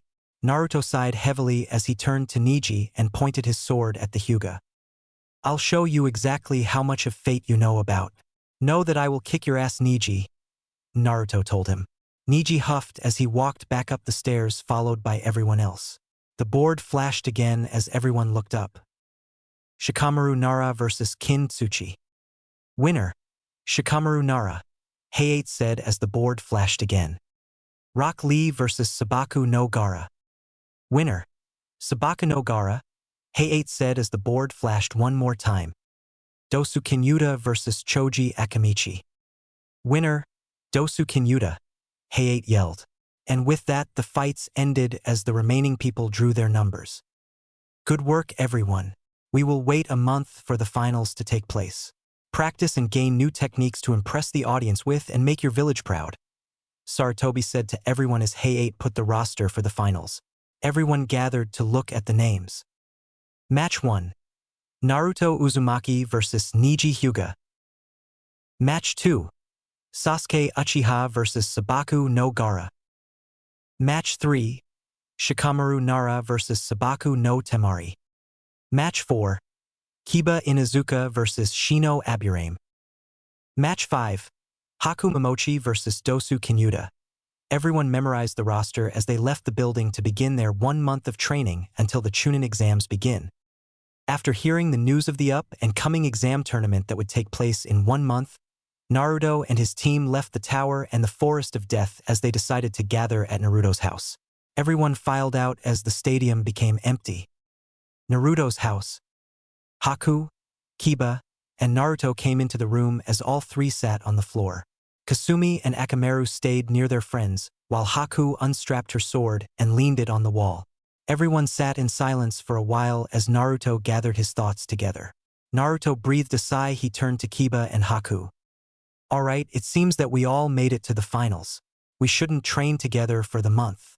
It'll be more exciting to see what each of us can come up with," Naruto told them. Haku and Kiba nodded while Naruto stood to his feet. "I suspect that Kakashi-sensei will want to train 1 or 2 of us. You guys can take that training. I will do mine on my own," Naruto told them as he already had a sensei better than Kakashi in mind. Haku and Kiba were taken aback by Naruto's statement as Kiba chuckled. "I think Haku will be receiving training from Kakashi-sensei. I have no doubt that Kasan is going to train me." "Haku, you should have Kakashi-sensei help you," Kiba told her. Haku had on a blank face, but nodded in agreement as she got up also. "Well, I certainly don't mind being trained by Kakashi-san. I'm sure I could learn a lot," Haku said to them. Naruto and Kiba nodded with smiles on their faces. Haku wondered if they were planning something, but decided against saying anything as she took her sword and opened the door. "All right then. I'm going to find Kakashi, but if I find out that there is some plot behind this..." Haku paused as she gave an innocent smile while an Oni mask appeared behind her caused Naruto and Kiba to cower in fear. "I'm going to freeze you both to where no Ketan Jutsu can get you out. All right, Naruto-kun, Kiba-san?" Haku asked them. Naruto instantly nodded as he jumped behind Kiba. Haku smiled with a nod as she closed the door and walked away. Kiba and Naruto blew sighs of relief as they slowly fell back to the floor. "She's scary," Kiba simply said. Naruto couldn't help but nod in agreement, and yet he found that strangely exciting, though he didn't know why. Naruto stood back up as he turned to Kiba. "Well, Kiba, see you in a month. Well, I'll drop by every now and then for a hello. Tell Tsum-chan I said hi," Naruto told him. Kiba smirked with a nod as he grabbed Akamaru and turned to leave. "All right, see you later, man," Kiba told him. Naruto gave a firm nod as he saw Kiba hop to the rooftops to go home. Naruto closed the door to his room and closed his eyes while he focused on his mindscape. Soon enough, Naruto appeared in the beautiful field as he walked towards the house. Naruto opened the door, but didn't see Kyuubi anywhere as he wondered the house a little more. Naruto sighed as his search came up negative as he heard loud sounds to the far right. Naruto cocked his head to the side as he walked into the direction of the noise. Naruto spot a small building next to the house as he poked his head inside. Naruto looked to see Kyuubi training as she went through some forms that were unique to her. "Hey Kyuubi-chan," Naruto said, alerting the red-haired vixen to her blonde. Kyuubi stopped training as she grabbed a small towel and rubbed the sweat off her face. "Hello Naruto-kun. Are you ready for your training for the month?" Kyuubi asked him. Naruto nodded with a smile, but it seemed different from what Kyuubi had known. The smile was one for if Naruto did his standard pranks. Here was Kyuubi, the most powerful bijou in existence, and yet she couldn't figure out the mind her 12-year-old blonde. Naruto walked up to Kyuubi as the mysterious smile never left his face, leaving Kyuubi in the dark about his intentions. "Yes, I am Kyuubi-chan. We should get started soon," Naruto told her. Kyuubi gave a blank nod as she, for the life of herself, couldn't figure Naruto's smile out. Kyuubi stopped thinking and shrugged her shoulders as she decided to wing it. "Aren't you going to tell me why you're so happy right now?" Kyuubi asked him.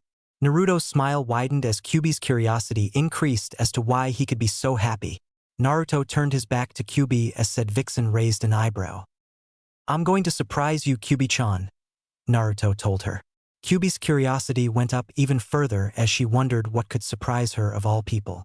She wouldn't be the strongest if she was surprised by every single thing that came her way. Kyuubi decided to humor Naruto a little and went along as she nodded. "All right, Naruto-kun, surprise me. What is it?" Kyuubi asked him, dying to know. Naruto smirked as he exited the Mindscape, leaving Kyuubi to her unanswered question. Outside the Mindscape, Naruto opened his eyes as he saw Kasumi asleep on his lap as he ruffled her black hair.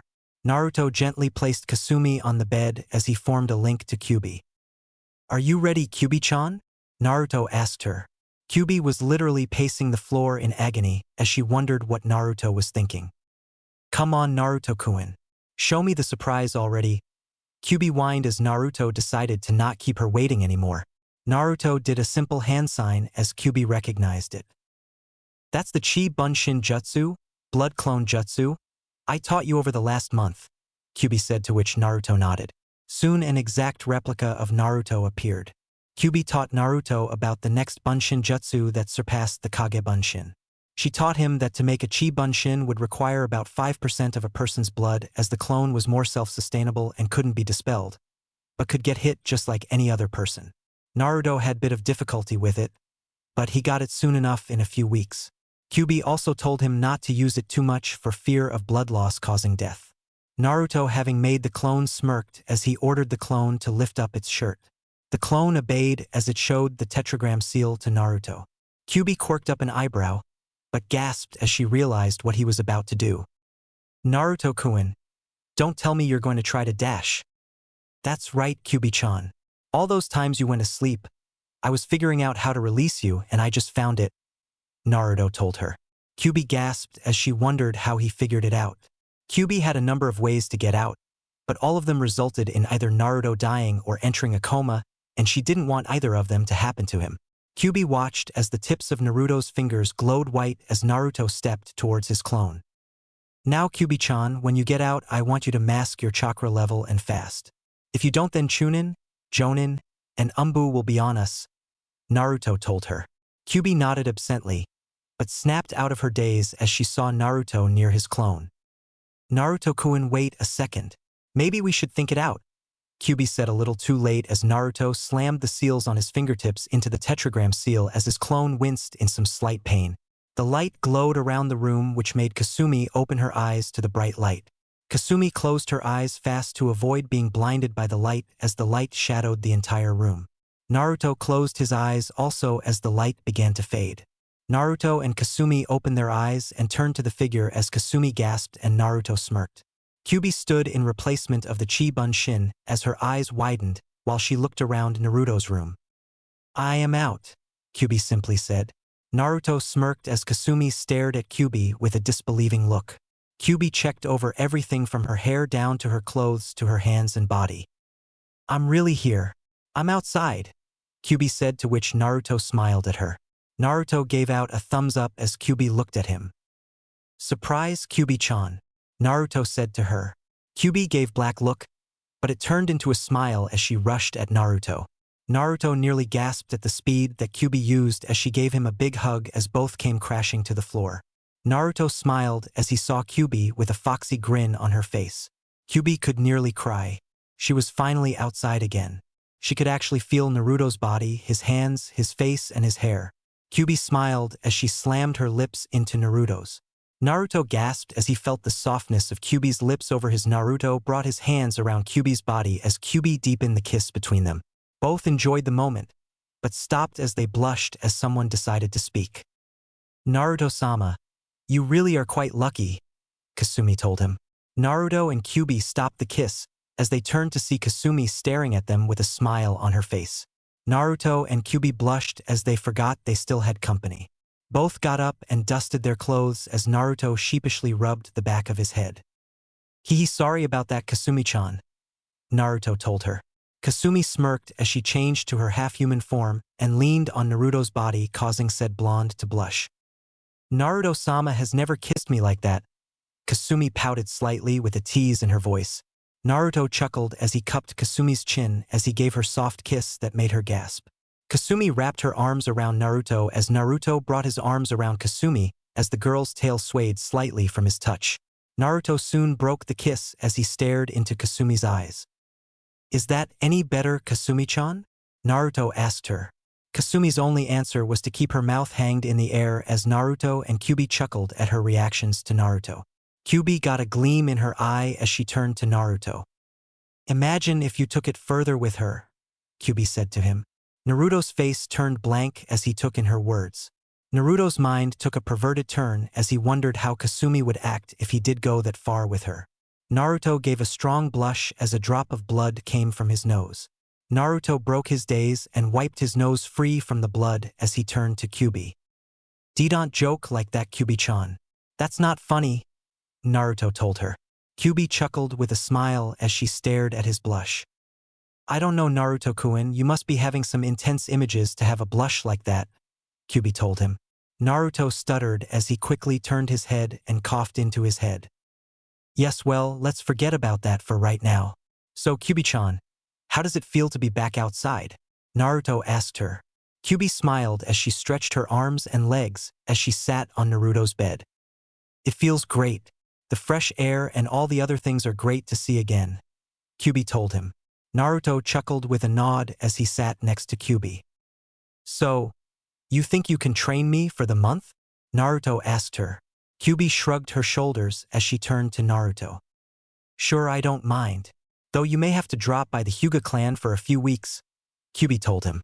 Naruto raised an eyebrow as he folded his arms in a confused fashion.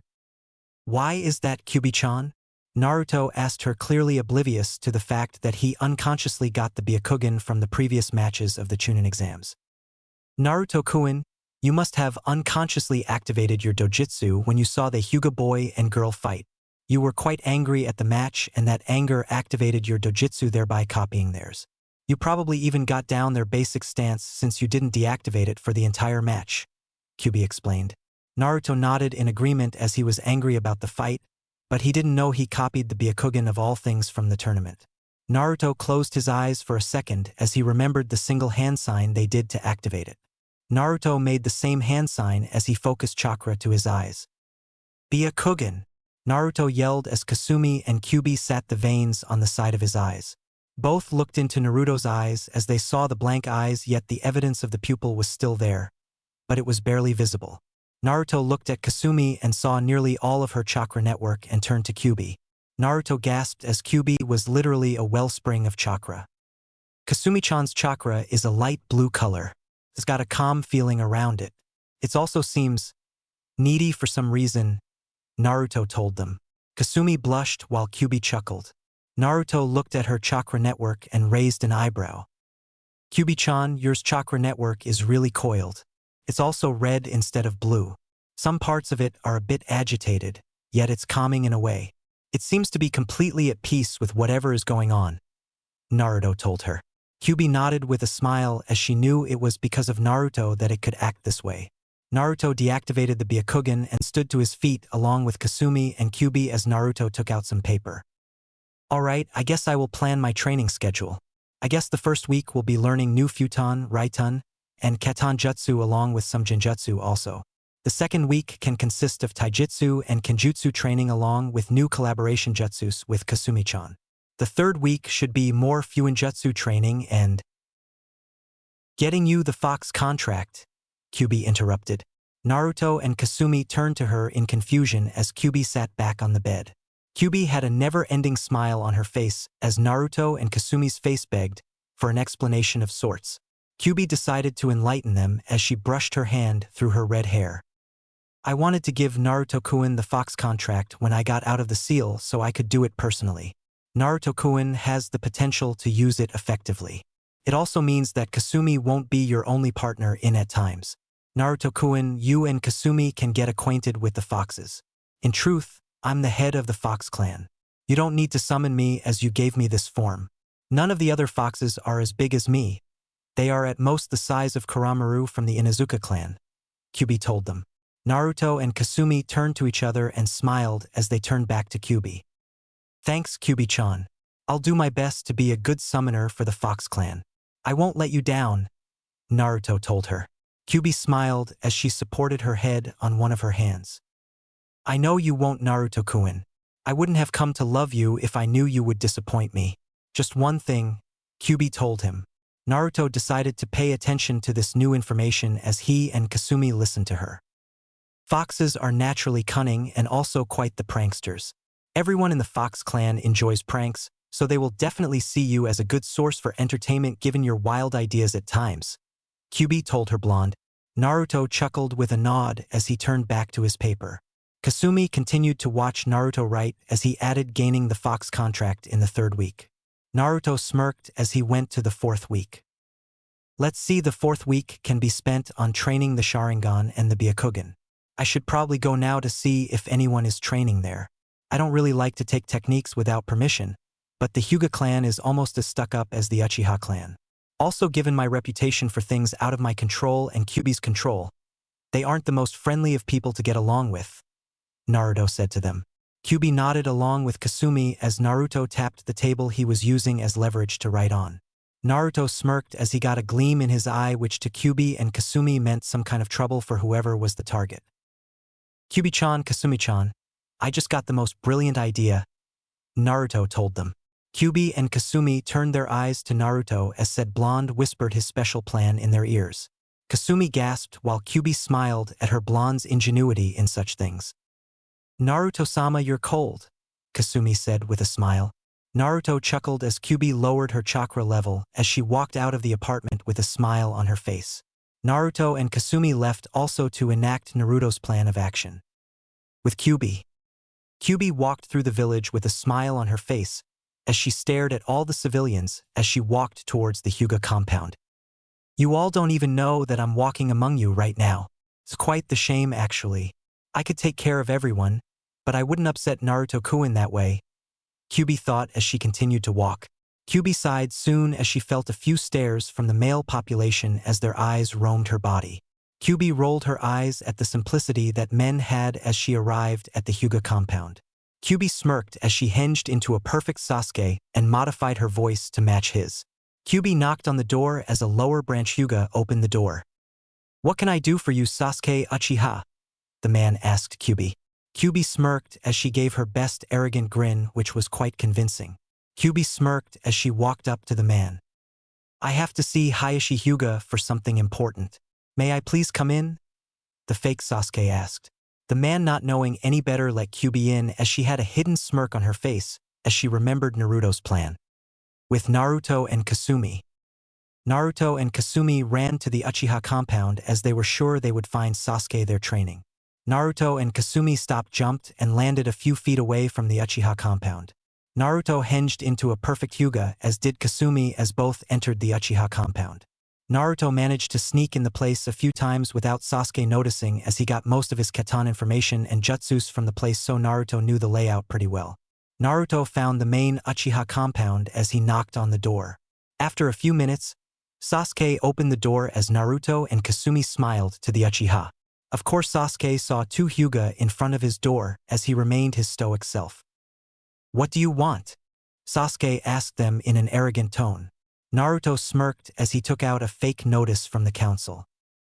"We have orders to train you along with Ganma for the Chunin exams," Naruto told him. Sasuke raised an eyebrow, but smirked as he would finally receive more training. Naruto and Kasumi smirked at each other as Kasumi turned around to leave. "I'll be right back with your training equipment, Sasuke Uchiha," Kasumi said as she left the hinged Naruto and Sasuke alone. Sasuke smirked at his luck while Naruto had a smirk of his own. With Kasumi went around the Uchiha compound as she followed Naruto's instructions to the vault. Kasumi walked around, but soon found what she was looking for in one of the houses as she opened the tatami mat in the far back. Kasumi walked down the stairs as she came to see tons of scrolls on Katan Jutsus and even some Ration Jutsu. Kasumi took out a piece of paper as she opened various scrolls and wrote down the appropriate information. Kasumi took down 4 Katan Jutsu and 3 Raiten Jutsu along with the instructions for all 7. Kasumi smirked as she rolled up the paper and sealed it into a scroll. Kasumi turned around and put everything back as she came out of the floor and placed the tatami mat back and left the room. Kasumi ran back to Naruto's position as she huffed slightly. "Sorry it took us long. Apparently renovations are taking place and the equipment has been relocated," Kasumi said to Sasuke. Sasuke didn't really care either way, he was just happy to have more training. Naruto and Kasumi each smirked as they turned to the Uchiha. "Oh, we have a problem here, Sasuke Uchiha. We forgot that as shinobi we don't have to listen to the council. We are sorry, but we can't train you. Apparently, you aren't worth the Hyuga's precious time," Naruto said as he and Kasumi shined out of sight. Sasuke seethed in anger as he felt his pride as an Uchiha challenged by the Hyuga. Sasuke stormed out of the house as he ran straight towards the Hyuga clan to give them a piece of his mind. Meanwhile, Naruto and Kasumi were moving fast as they made it to Naruto's apartment and closed the door. With Kyuubi was allowed to see Hayashi as she was escorted through the grounds. Kyuubi followed after the man as she made a small Kage Bunshin and sent the Sasuke clone to move stealthily through the compound to find the Hyuga vault. The Kyuubi Bunshin found the vault as she wondered why no one was guarding it right now. Kyuubi shrugged her shoulders as she moved through the vault. Kyuubi noticed the various traps and managed to avoid them as she opened the Hyuga scrolls. Kyuubi smirked as she took down the information. Kyuubi found the Genin to Jonin Juken stances and their katas. Kyuubi smiled as she found the technique for the Kaiten, the Gentle Fist, Hak Rokujian Sho, Gentle Fist, 8 trigrams 64 palms, and the Gentle Fist, Hak Hyaku Nijuhachi Sho, Gentle Fist, 8 trigrams 128 palms. Kyuubi smirked as it was all she could get at the moment, but it was more than enough for right now. The Kyuubi/Sasuke clone took the paper and transferred it to a scroll as the clone ran out the vault. Luckily, no one was there as the clone made a narrow escape from the compound. The clone managed to make it back to the apartment as it closed the door. Back at the apartment. "Kyuubi-chan, how did it go?" Naruto asked the clone. Kyuubi unhinged and smiled. "I'm still there. I can tell Sasuke is on his way, I'll leave soon," Kyuubi said as she gave Naruto the scroll and dispelled. Naruto smirked as he looked at the jutsu he got. "I think we might have created a feud, Kasumi-chan," Naruto told her. Kasumi chuckled as she laid on the bed. "I think you're right, Naruto-sama." With Kyuubi received all the information from her clone as she made a simple katan hand sign and shot the small fire at the compound. Everyone in the near vicinity of it gasped as the fire began to spread through the compound. Kyuubi smirked as everyone turned to her.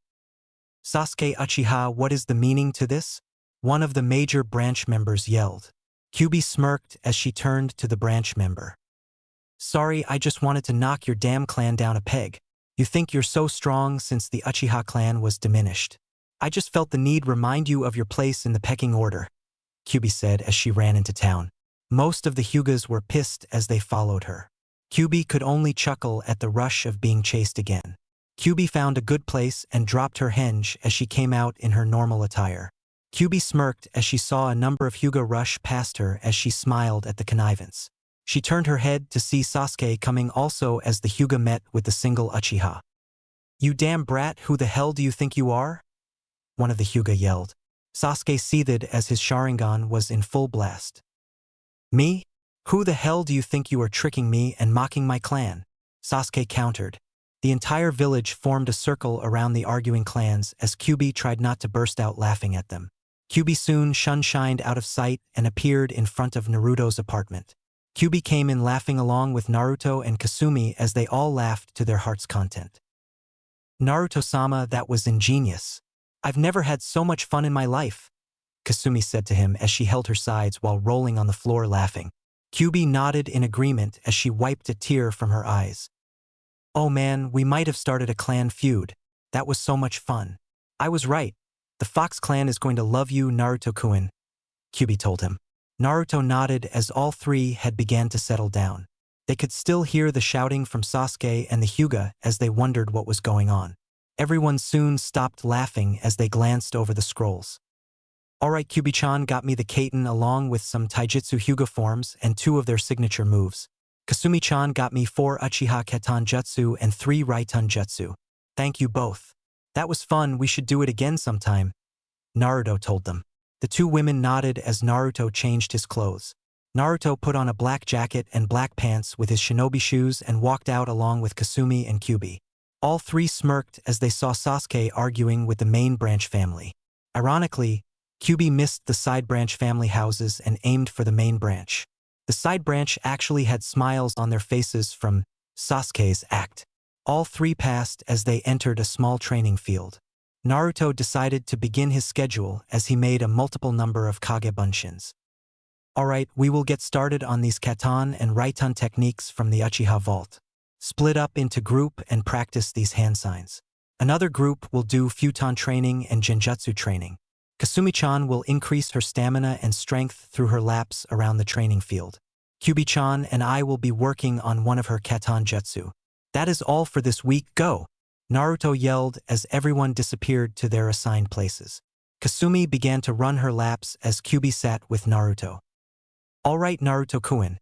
This Katon Jutsu utilizes the power of the Raiton affinity. It's called Katon. Hirai no Kitsune, fire release. Demon Fox's thundering fire," Kyuubi explained. Naruto nodded with a smile on his face at the chance of learning a new jutsu for his Kyuubi-chan. Kyuubi stood up along with Naruto as she showed him the required hand signs for said jutsu. Having finished, Kyuubi sent a giant fire fox coated in small lighting sparks into a faraway tree. But the damage was still quite large as they felt the impact of the technique. Naruto didn't copy the technique with his shinsenigan or the Sharingan, because he felt that the best feeling of doing a jutsu would be the hours it took to perfect it and finally do it. Second, he didn't want to disrespect Kyuubi by simply copying it from her. Naruto breathed easily as he went through the hand signs as fast as he could remember from Kyuubi as he tried his hand at it. Naturally, he failed miserably, but Kyuubi didn't care. That's what this week was for. The practice and perfecting of Katon, Futon, Raiton, and Genjutsu techniques. Kyuubi went through the hand signs a bit slower this time as Naruto managed to remember them all. Naruto was a trial and error type person.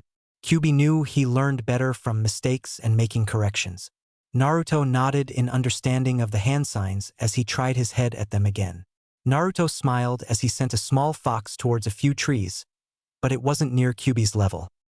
"That's not bad, Naruto-kun. In truth, nearly all my jutsu would be classified Kenjutsu, forbidden jutsu, by Konoha. You're probably the only one besides the Hokage and the Sannin who could do it," Kyuubi told him. Naruto nodded with a smile as he went through the hand signs again. Naruto added more chakra to it. Naruto managed to make the shot bigger this time as he destroyed a portion of the field. Naruto had the hand signs down and just needed the appropriate amount of chakra to add to the technique. Naruto decided to practice it later as Kyuubi taught him some Futon jutsu. Naruto managed to handle Futon better than the other as Kyuubi figured that it was his primary affinity, with the other 2 being equals in second affinities. Naruto and Kyuubi trained hard along with Kasumi as they trained the day away.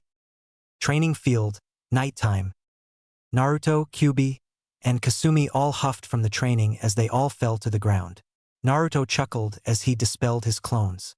Naruto slightly cursed as he gripped his head to deal with the sudden rush of memories. Naruto remembered everything from the Uchiha's Katan and Raiten techniques to the Genjutsu and Futon training the other clones did. Naruto smiled at his clone's creativity as he rested on the ground. Kasumi laid on Naruto's lap as she felt exhausted. Kyuubi chuckled as she seemed to have a bit more energy than the other two. Naruto hesitantly opened his eyes as he took Kyuubi's format. "Is this how all you Bijou train?" Naruto asked her. Kyuubi chuckled as she turned to Naruto. "Sorry, Naruto-kun, but we train much harder. If you did our train well, you would die," Kyuubi told him.